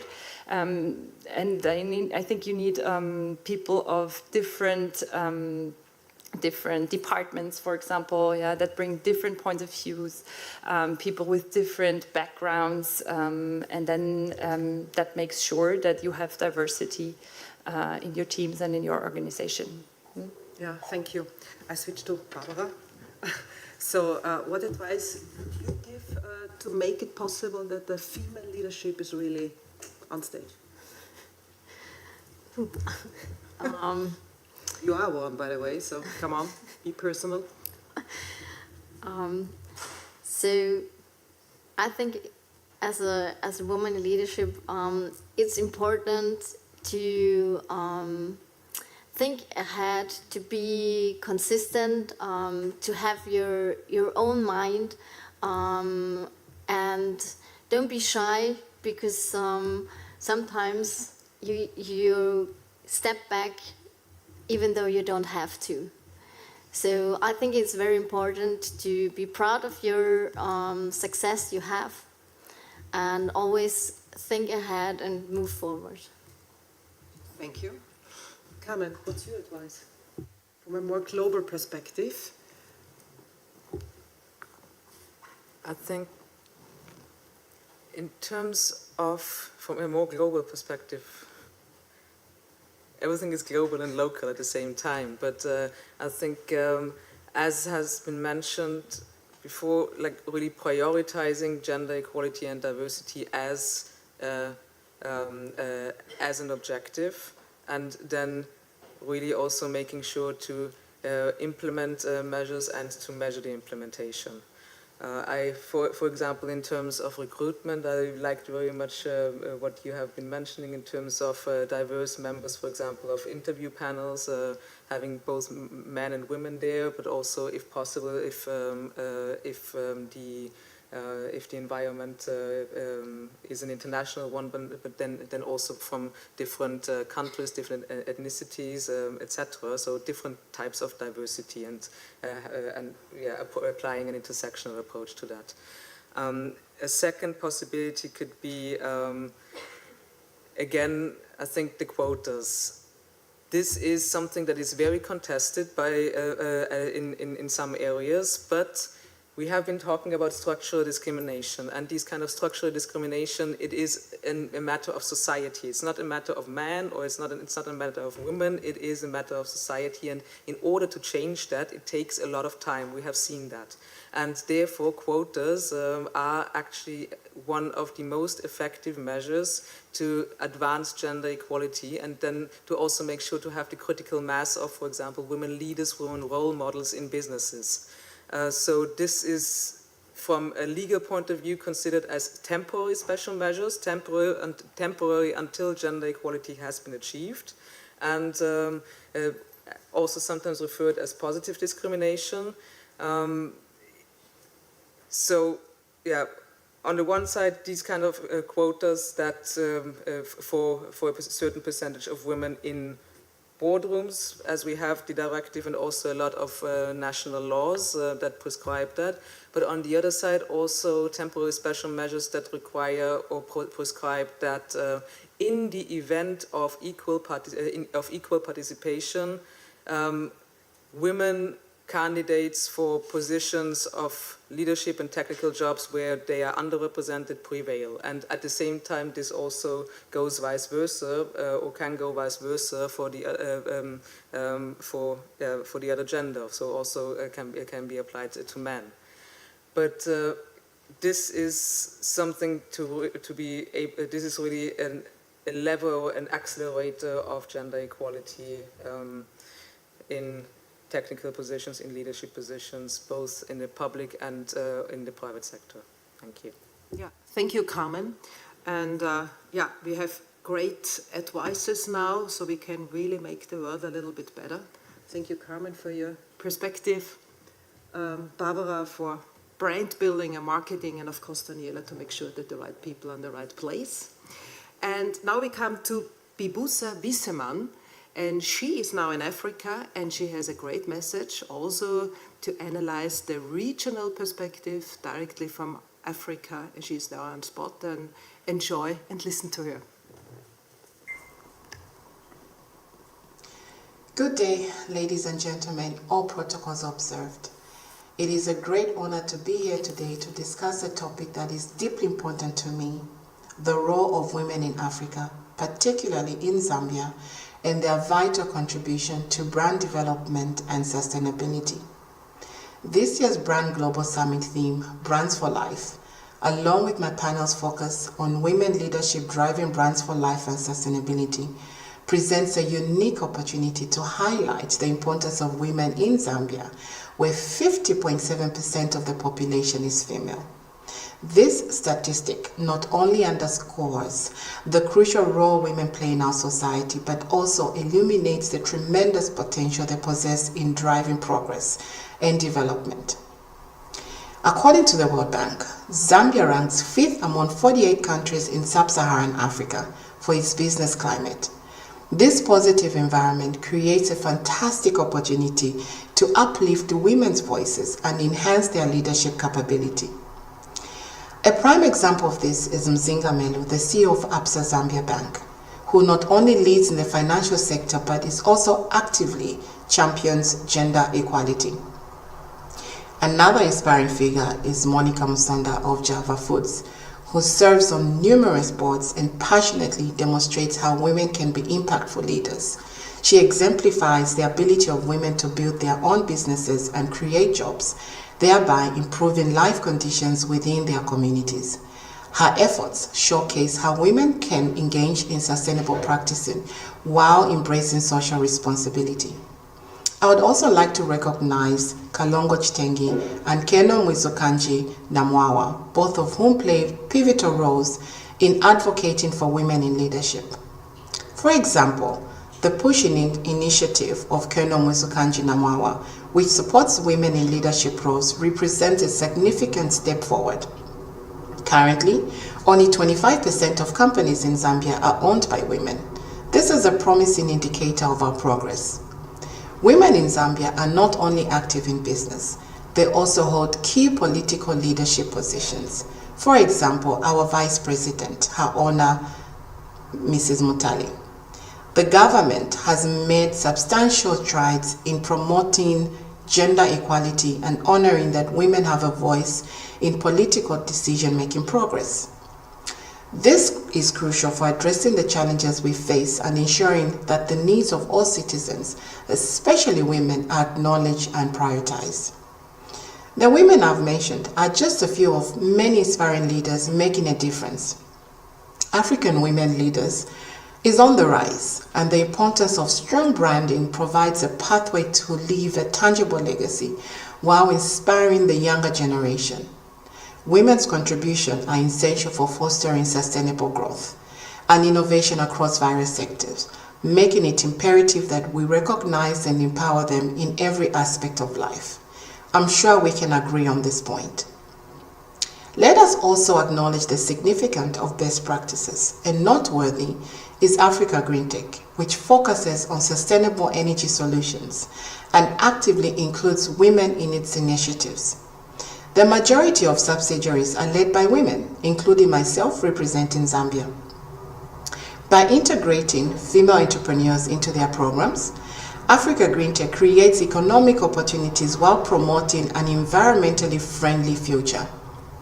In light of the ongoing challenges related to climate change and social justice, it is vital that we amplify the role of women in these areas. Supporting women not only contributes to a just society, but also fosters a sustainable economic development.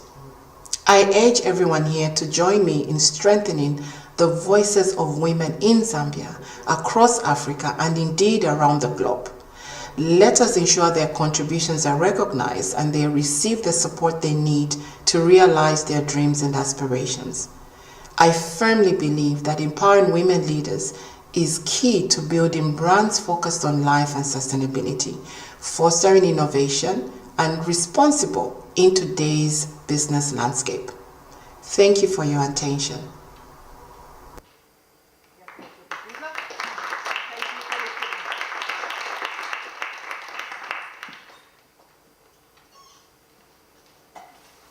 Thank you so much. Now we are approaching our last panel. Big thank you. We'll help you. Perfect.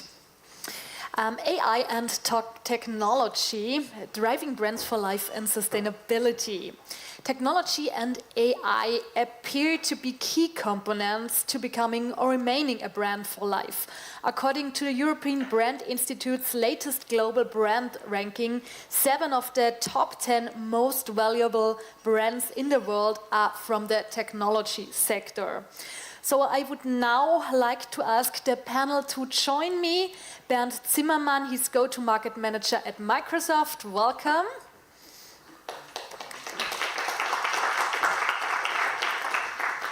Anna Büchel, she's associate at LGP Lawyers.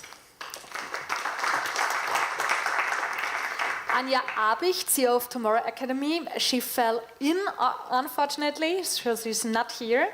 And Julia Kniha, Belarus National Project Coordinator at UNIDO, she will take part of our panel via video. Please take your seats. And now I would like to introduce you our panel moderator, André Felker. He's co-founder and CEO of Backbone.one. Welcome, and I hand over to you because we ran already late. Let's have a look. You have to, yeah. No, it's on.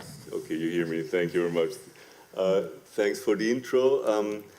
I'll try to be short because we're running out of time, probably on the whole, as a world as well. What we are doing, maybe, very warm welcome from my side. I think we can all agree that sustainability will save the world to a certain extent, and the key to sustainability will be technology. And I would start with the whole kind of topic of what is going on. Like the main prediction, for example, at the moment is that, also according to World Economic Forum and so on, is that the next S-curve of disruption after the digital revolution, which is still ongoing, is the electrical revolution, meaning kind of that everything which is sustainability and digital will kind of converge. And new possibilities will occur, which people have to adapt to in order to do something, to make a change. And I would like to also take our green tech company, Backbone.one, as an example, also to span somehow the topic, to set the stage for our discussion, because I think it's really relevant to take a deeper look at that. What we are doing as Backbone.one, maybe. Backbone.one is a green tech company, and we have the vision of establishing the first global payment provider based on renewable energy. What does that mean? That means that kind of we have a trademark called energy as a currency. So any kind of renewable energy source, kilowatt hours from renewable energy, will become a currency, and any kind of storage device, like your electric cars, battery, your decentralized home storage, and so on, becomes a bank account. So what we want to achieve is as many transactions as possible based on renewable energy. Let me give you some examples. Imagine you go to the supermarket and you buy your milk and your bread not with your local currency, with euros or US dollars. You buy it with kilowatt hours green energy, either ones you produced yourself or you access decentrally. Or imagine you pass by a fast food restaurant with your electric car and buy a burger, and the value of the burger is deducted from your car battery. Or one more example out of the financial sector, imagine that you buy a house with a solar PV rooftop, borrow money from the bank, and you pay back the money you borrowed with the energy you're producing. So these transactional models are the ones we are building, and this increases in a higher purchase power for each and every individual globally, basically. And this enables new business models based on renewable energy. So we want to have as many transactions as possible based on renewable energy, means that we want to provide as many people as possible with direct access to dedicated renewable energy sources. So what we are doing and how we are rolling this out at the moment also in North America and so on, and in other European countries, we transform companies which have never ever been into the energy business into real energy providers for their customers and employees. So we're doing that with a huge European bank, with the global #2 furniture retailer, with a big supermarket chain and so on. And these companies are cooperating with us, and now kind of we're coming towards the topic of our panel discussion. These companies are cooperating with us because they generate revenues, of course, it's a business model. But they also establish whole new sustainable relationships with their employees and with their customers. And that's the crucial point, they generate KPIs for ESG, for sustainability reports, and so on. And of course, they generate additional brand value.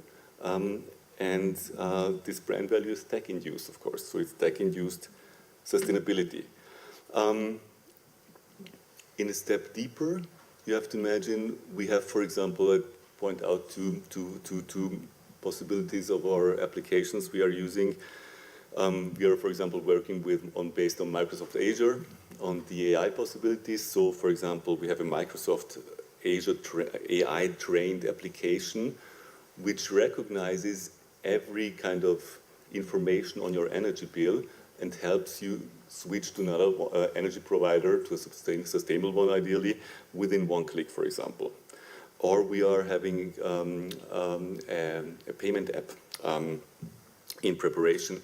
So this payment app monitors your energy consumption, AI supportedly tells you where you can reduce your consumption, it tells you where you can replace hardware.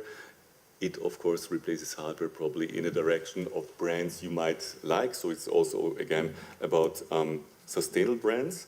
And this is the interesting thing that if you look at this journey, so we're coming from sustainability enabled by technology, enabled by or resulting in sustainable brands. We span this whole process towards the customer, and that's actually the crucial point. And then I want to hand over to the panel. Basically, we are always talking about so many aspects of changing the world, of sustainability, technology, and so on. But the crucial thing will be how can we access the minds of the people, the hearts of the people, because no change will happen, no energy transition will take place, no climate goals will be achieved without humankind participating. So we have to get into their hearts, mostly into their hearts, more than into their brains, and that's where technology and sustainability can help. Thank you very much.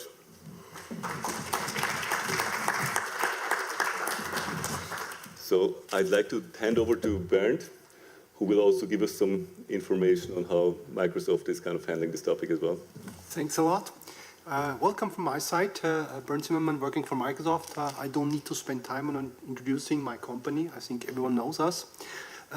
We're taking our responsibility in these days on a very high level.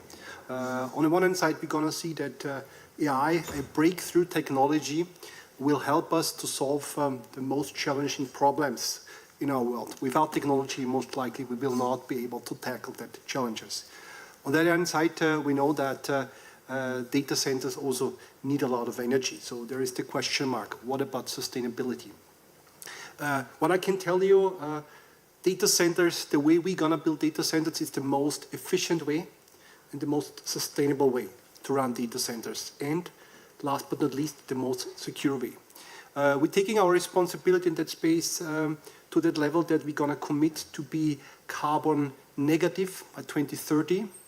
And even one step further, by 2050, we're gonna say that we're gonna remove the equivalent amount of carbon we have emitted since our founding in 1975. So you're gonna see, we're gonna try it on a both way. On the one hand side, we wanna help our customers on a worldwide basis to use the newest technology. On the other hand side, it's very important for us to be sustainable.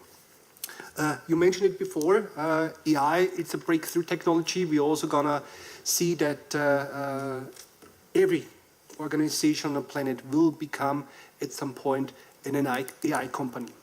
The way AI will change economy across all industries, it's tremendous. We're gonna see there is still some fear when it comes to AI, but quickly customers and organizations realize what's the opportunity. We have tremendous project, for example, think about that, for big railway organization with the help of AI. State of business right now, you can forecast the energy consumption in a time slot of impressive 50 minutes. You can tell for every 50-minute slot how many energy consumption in a railway organization like the Austrian Railway will be needed. This helps a lot to prepare, to plan for it. And yeah, last but not least, let's not forget our people, our humans. Technology like AI is changing a lot of processes at a very high pace. The statement I'd like to clearly state out today is that let's not forget about the employees. The employees, the humans, who might gonna have some fear on AI, but yeah, let me raise a bold statement. I personally believe that humans will not be replaced by AI. Humans will be replaced by people who are knowing how to use AI in their daily business. So this statement clearly points out what we all know. Skilling and upskilling will be more essential than ever before. Yeah, maybe I'm gonna hand it back to you on that point. Thanks, Bernd. So I want to hand over to Anna as well. Here's the device as well. So we'll have some thoughts also on the legal framework of AI. Anna, please. Thank you very much. My name is Anna Büchel. I'm an associate at LGP Lawyers in Vienna, and I specialize in intellectual property law. I'm very happy to be part of this panel today and share a few thoughts on the topic. I would like to discuss some of the legal issues that arise using AI. In particular, I'd like to focus on copyrights in the context of figurative brand development with AI tools. AI is increasingly used to create logos, advertisements, and brand identities. AI is also often used to create or develop figurative brands. But companies and individuals who rely on AI tools for creative tasks can also face legal uncertainties.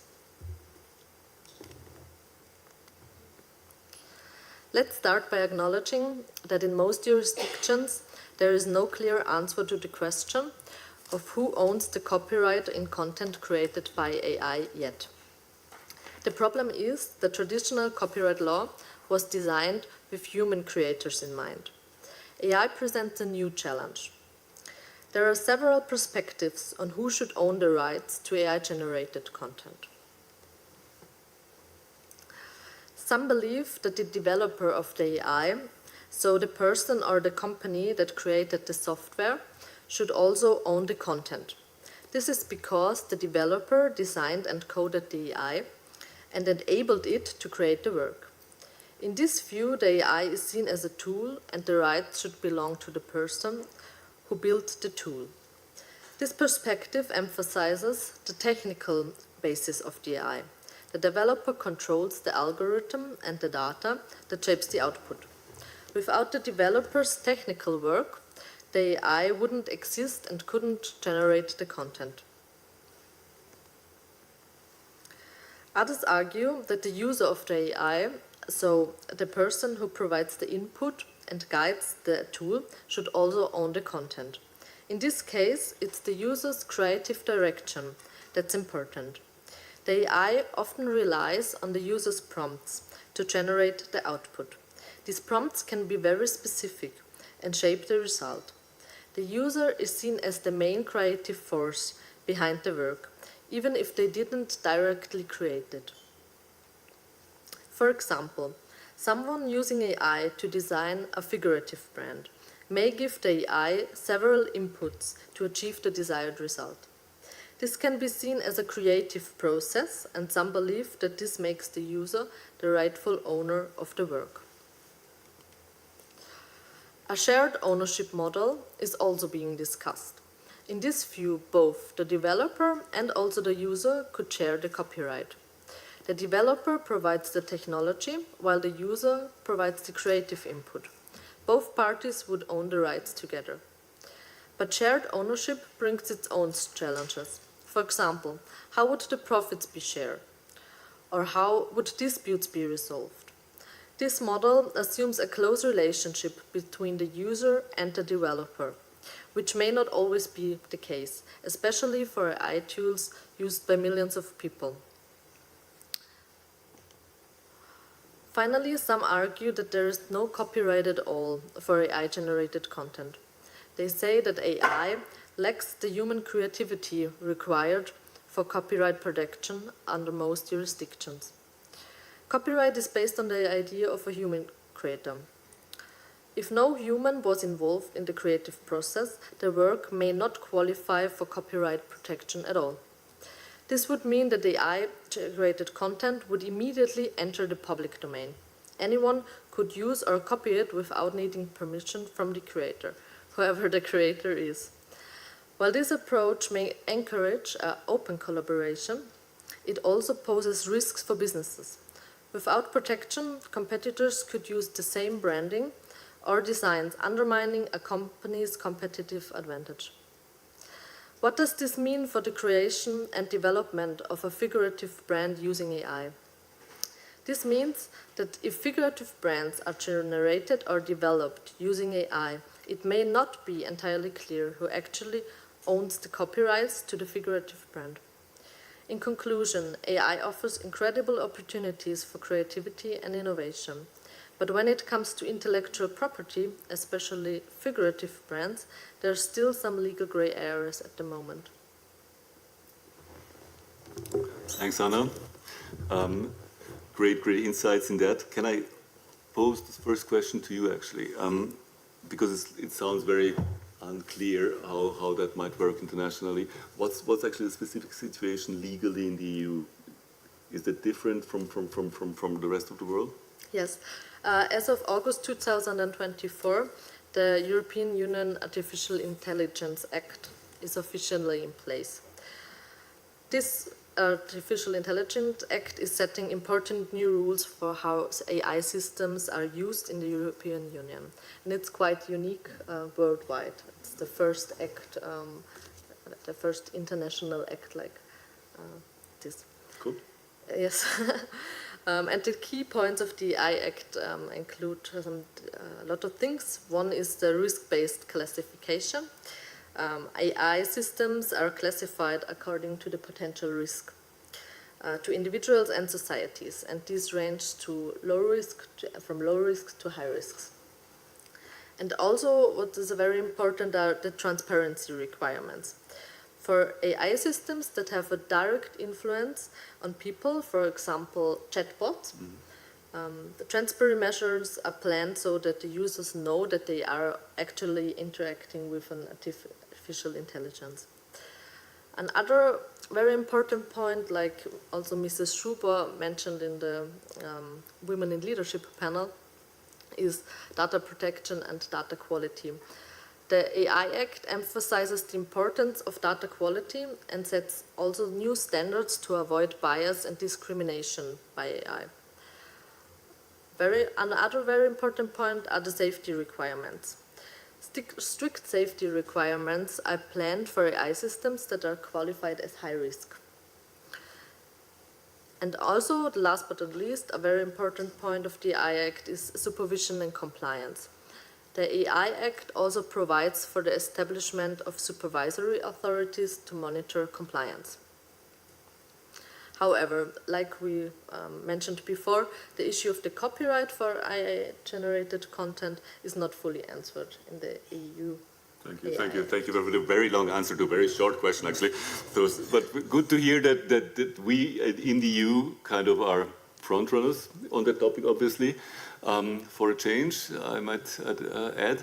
Although, no, I have to tell you, basically, also just kind of because we were talking about energy and sustainability as well, we are also front runners in terms of the regulatory framework globally, actually, how we handle energy within the EU. So while the USA is investing much more kind of money into kind of sustainability measures with the IRA, with this Inflation Reduction Act, nearly 2-3 times the amount of the Green Deal, they're actually looking at Europe, how we are handling it regulatory-wise. So that's actually, so also here we're the front runners. Bernd, question to you, and before I pose the question, all of you know how much computing how much energy computing in general requires. We always read it in the papers and so on.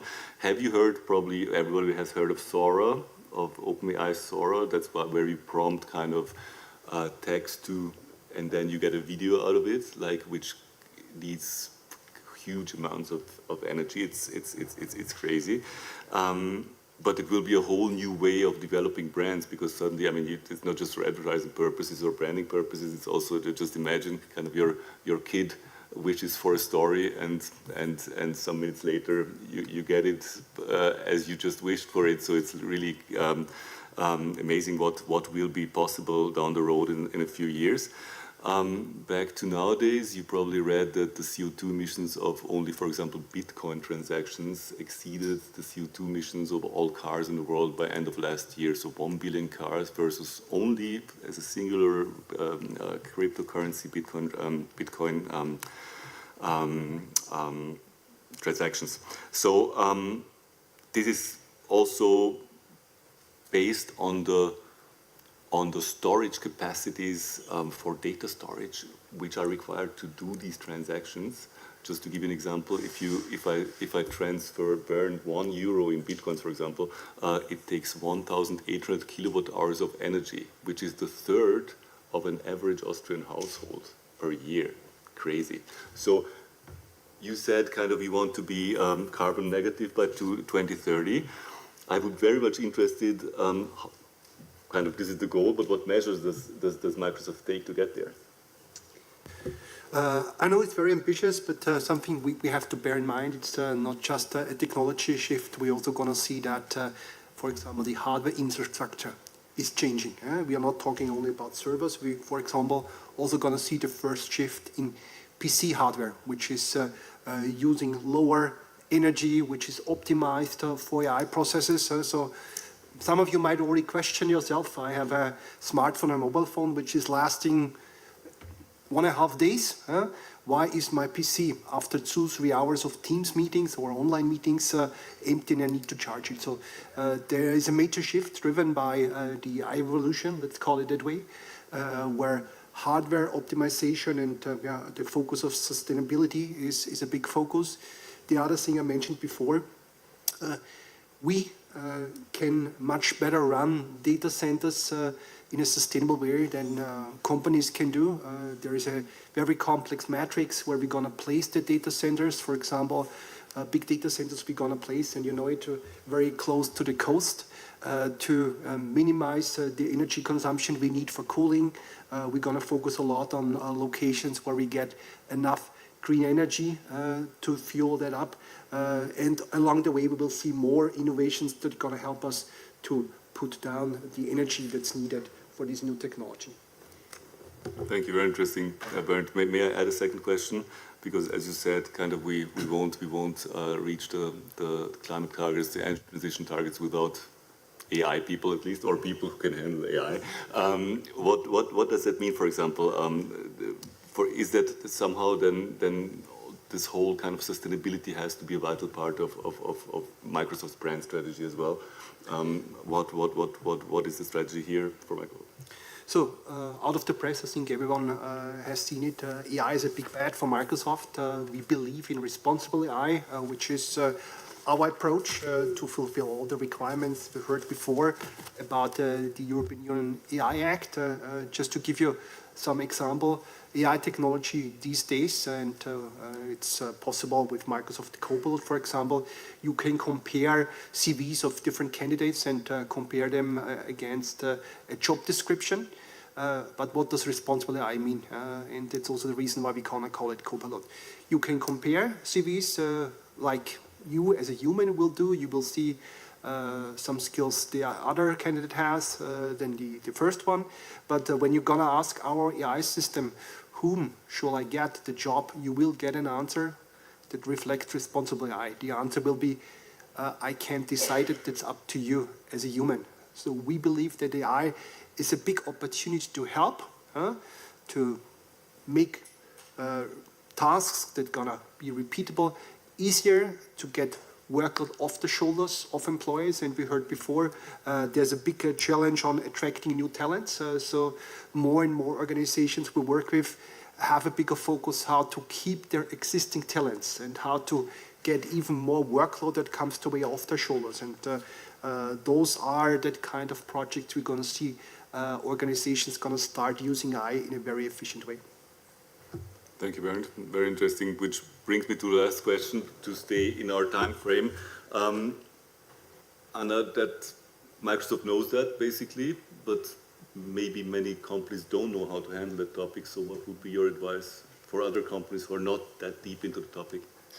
The first thing is understand the technology as possible. So if you're using an AI tool to create content, make sure you understand how the tool works, including how it generates its output and also what data it has been trained on. Another important point, what most people don't do, is read the terms of service. Be sure to check the terms of service of the AI platforms. These platforms often have specific clauses about who owns the content or created by the system. And another good point is always seek legal advice. So, given the uncertainty in the law, it's essential to consult legal professionals before finalizing any AI-generated content as part of a brand. Great, thank you. Thank you, Alan, for this insight as well. So I think we can close the panel, stay within the time frame, but we have still one video message from Julia we'd like to listen to. So if we might see that, please. Dear ladies and gentlemen, distinguished guests, I would like to share with you experience of Belarus, how we use institutional branding to promote Industry 4.0. UNIDO and Belarus started their cooperation in the field of smooth transition to Industry 4.0 in 2020. First, we undertook intervention in the Brest region, and then, based on the successful story, Russian Federation allocated additional funding for a new project in the Mogilev region. What are the main challenges we face? First of all, no access to frontier equipment and technologies of Industry 4.0. In Belarus, we have a saying, it's better to try once than hear about something for 100 times. There are many companies where top managers know about technologies of Industry 4.0, but they would like to try them in practice before investing in procurement of frontier equipment. Lack of knowledge and information about Industry 4.0 technologies available. How can we wish anything if we do not understand it? There are so many resources where we can find general information, but when we go deeper into technical details, we feel a lack of objective and reliable information. And the last but not the least, attitude to frontier technologies. As we see, there are many people who study new technologies, who admire them, but still afraid to introduce them to their professional life, to their business.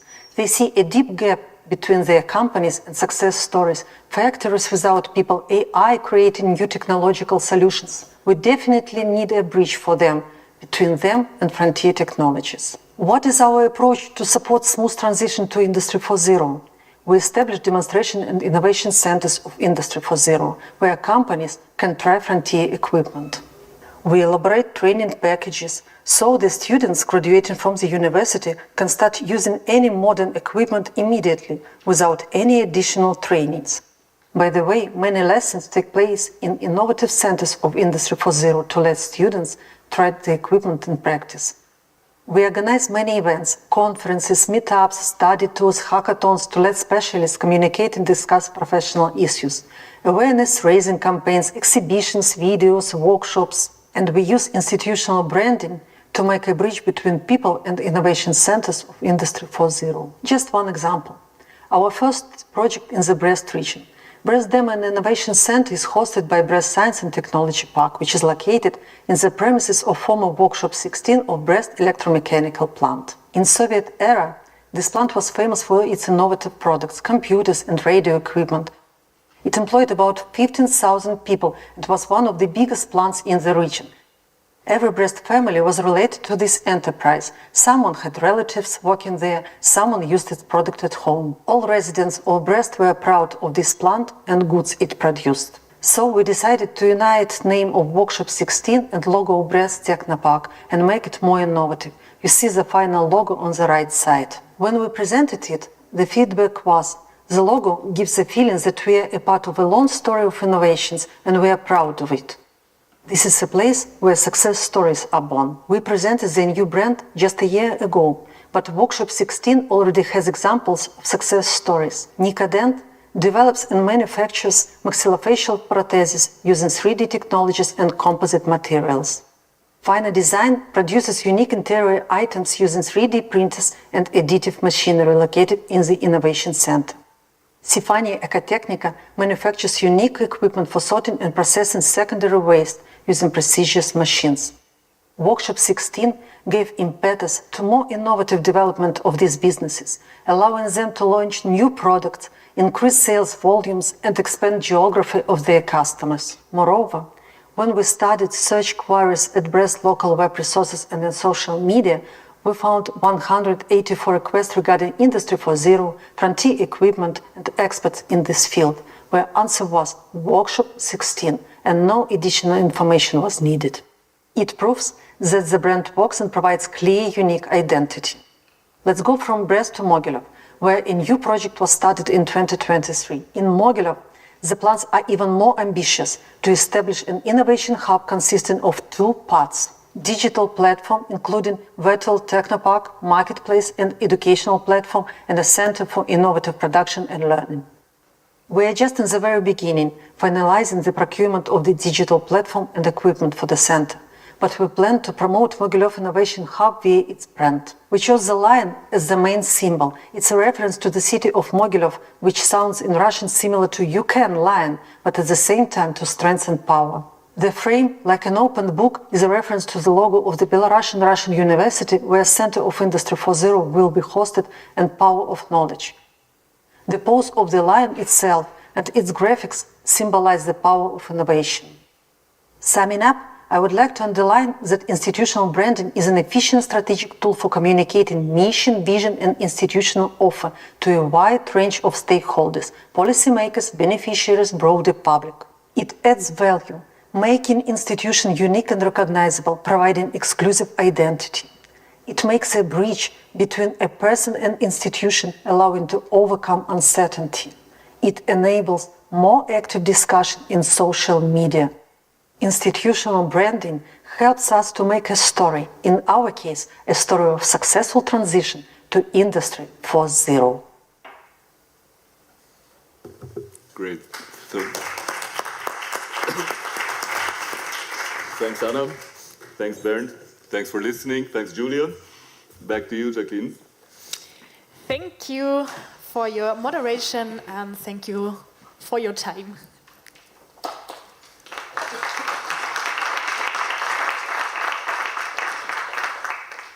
So, a long conference day comes to its end, so it's time for some closing remarks. So I would like once again ask the president of the European Brand Institute, Gerhard Revicek, Mr. Brands, to join me on stage together with Farouk Alimchanov, the Industrial Development Officer of UNIDO. Please come to me.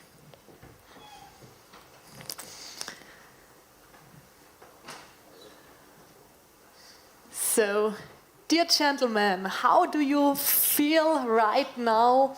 So, and what are your takeaways from today's session, from today's conference? Yeah, unfortunately.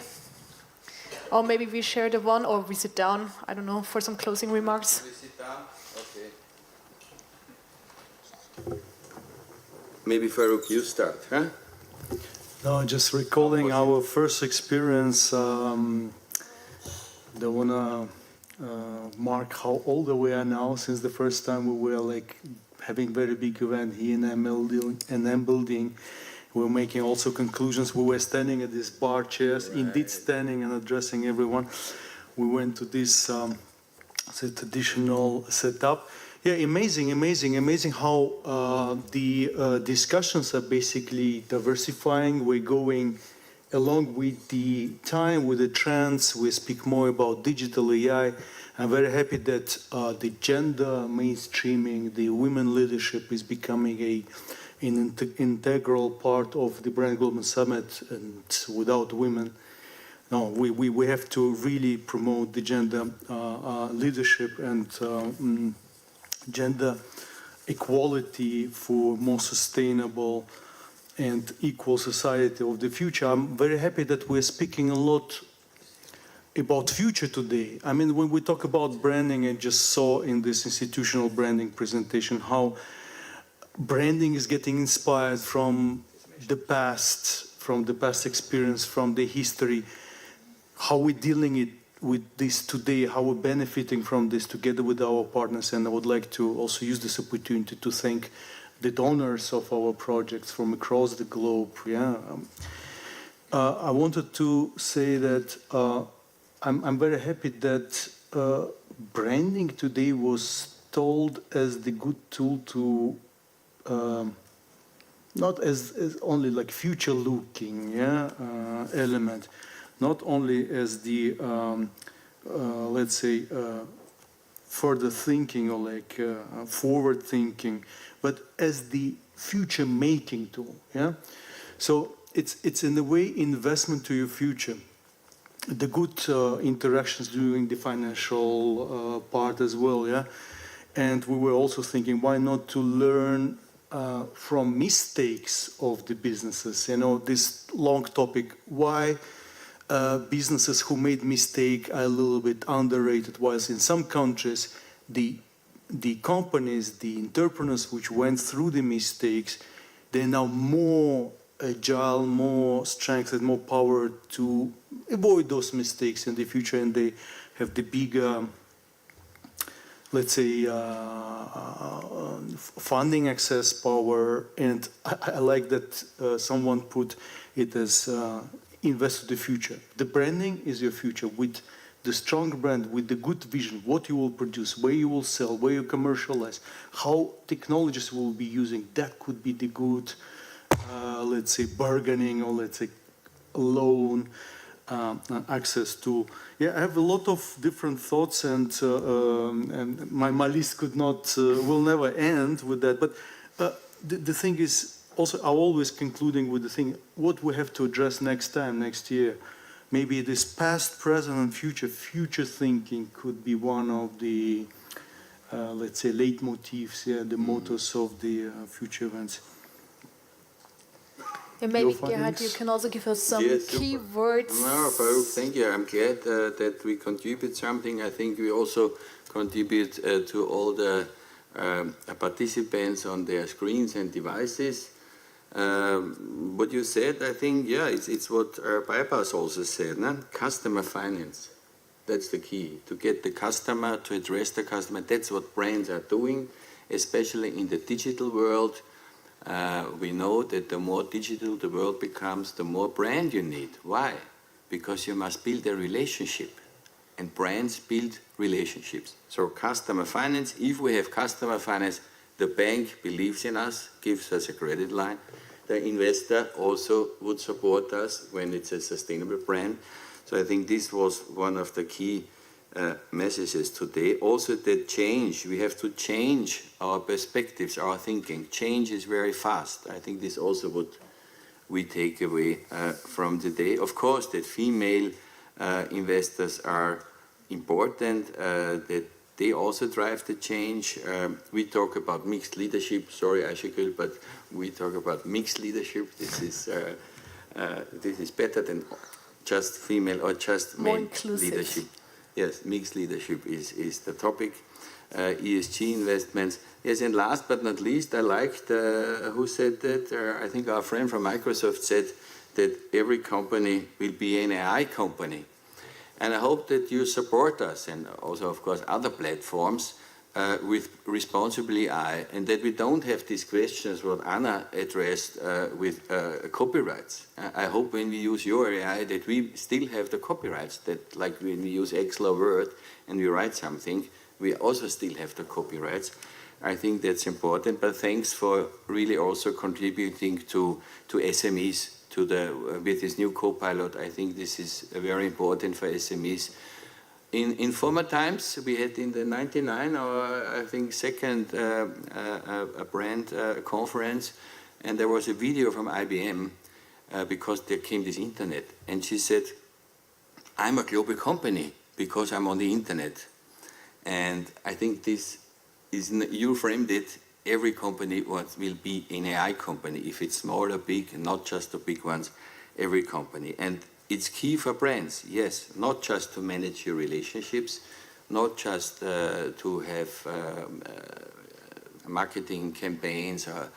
I think it's important to also improve your processes. Yeah, I think there we should go further a little bit. And what Andre showed with his system, what he's providing, he even helps his customers to be more sustainable and create better ESG reports, and that's even more fantastic if small companies will be enabled to help bigger ones. This never happened until now, until Microsoft and all other IT providers support SMEs. So now they can, I think, have a bigger role, which is contributing to democratizing the economy. This is also what we work for jointly with UNIDO. We want to democratize, we want to make access easier. We will also launch a program to democratize brands, the value of brands with a global exchange system. So there we need the support of Microsoft. The idea is that you can find partners, licensed partners, investors through this brand global exchange. So this is all democratizing companies, brands, and IP values, of course, but also access to finance. So I think it was very important. Mr. Altuntas was here.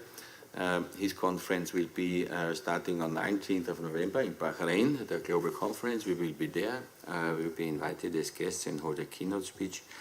So I think this was a very good summit this year, and you're right. Next time we should focus more on the future, as Mr. Altuntas said.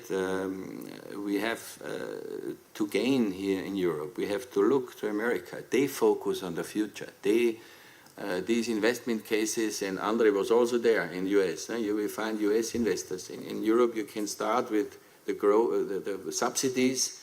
Then you have the first investments, but scaling is not in Europe as yet.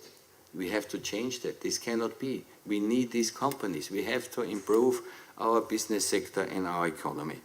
And this is, I think, what we definitely should work on and focus in the next year.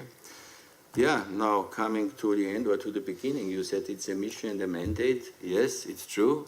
Brands for Life is a mission and a mandate.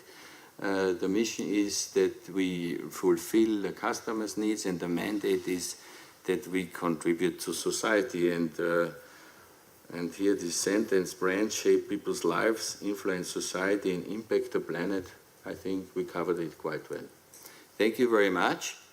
Thanks all participants, thanks the panelists, thanks UNIDO of course, but I also want to give a big hand to Jacqueline for her perfect moderation. Thank you so much, Gerhard. Tried my best. And thank you, dear guests, for joining us and being part of the 20th Brand Global Summit here at the UNIDO. I hope you enjoyed it, and I hope it was an enriching experience for you, and we will see you next year again. So what's next? Maybe Brands for Future? Or something like that? I think we had this already, Brands for Future, this motto. But yeah, let's see. We will consider. If you have good ideas, send them to us. And maybe we take one of your good ideas. I hope, coming to the ideas, you took one idea out of this summit, and it's important that you implement it, please. Otherwise, it was not such a good summit. But I think it was one. Thank you very much. Thank you, and keep on branding. Keep on branding.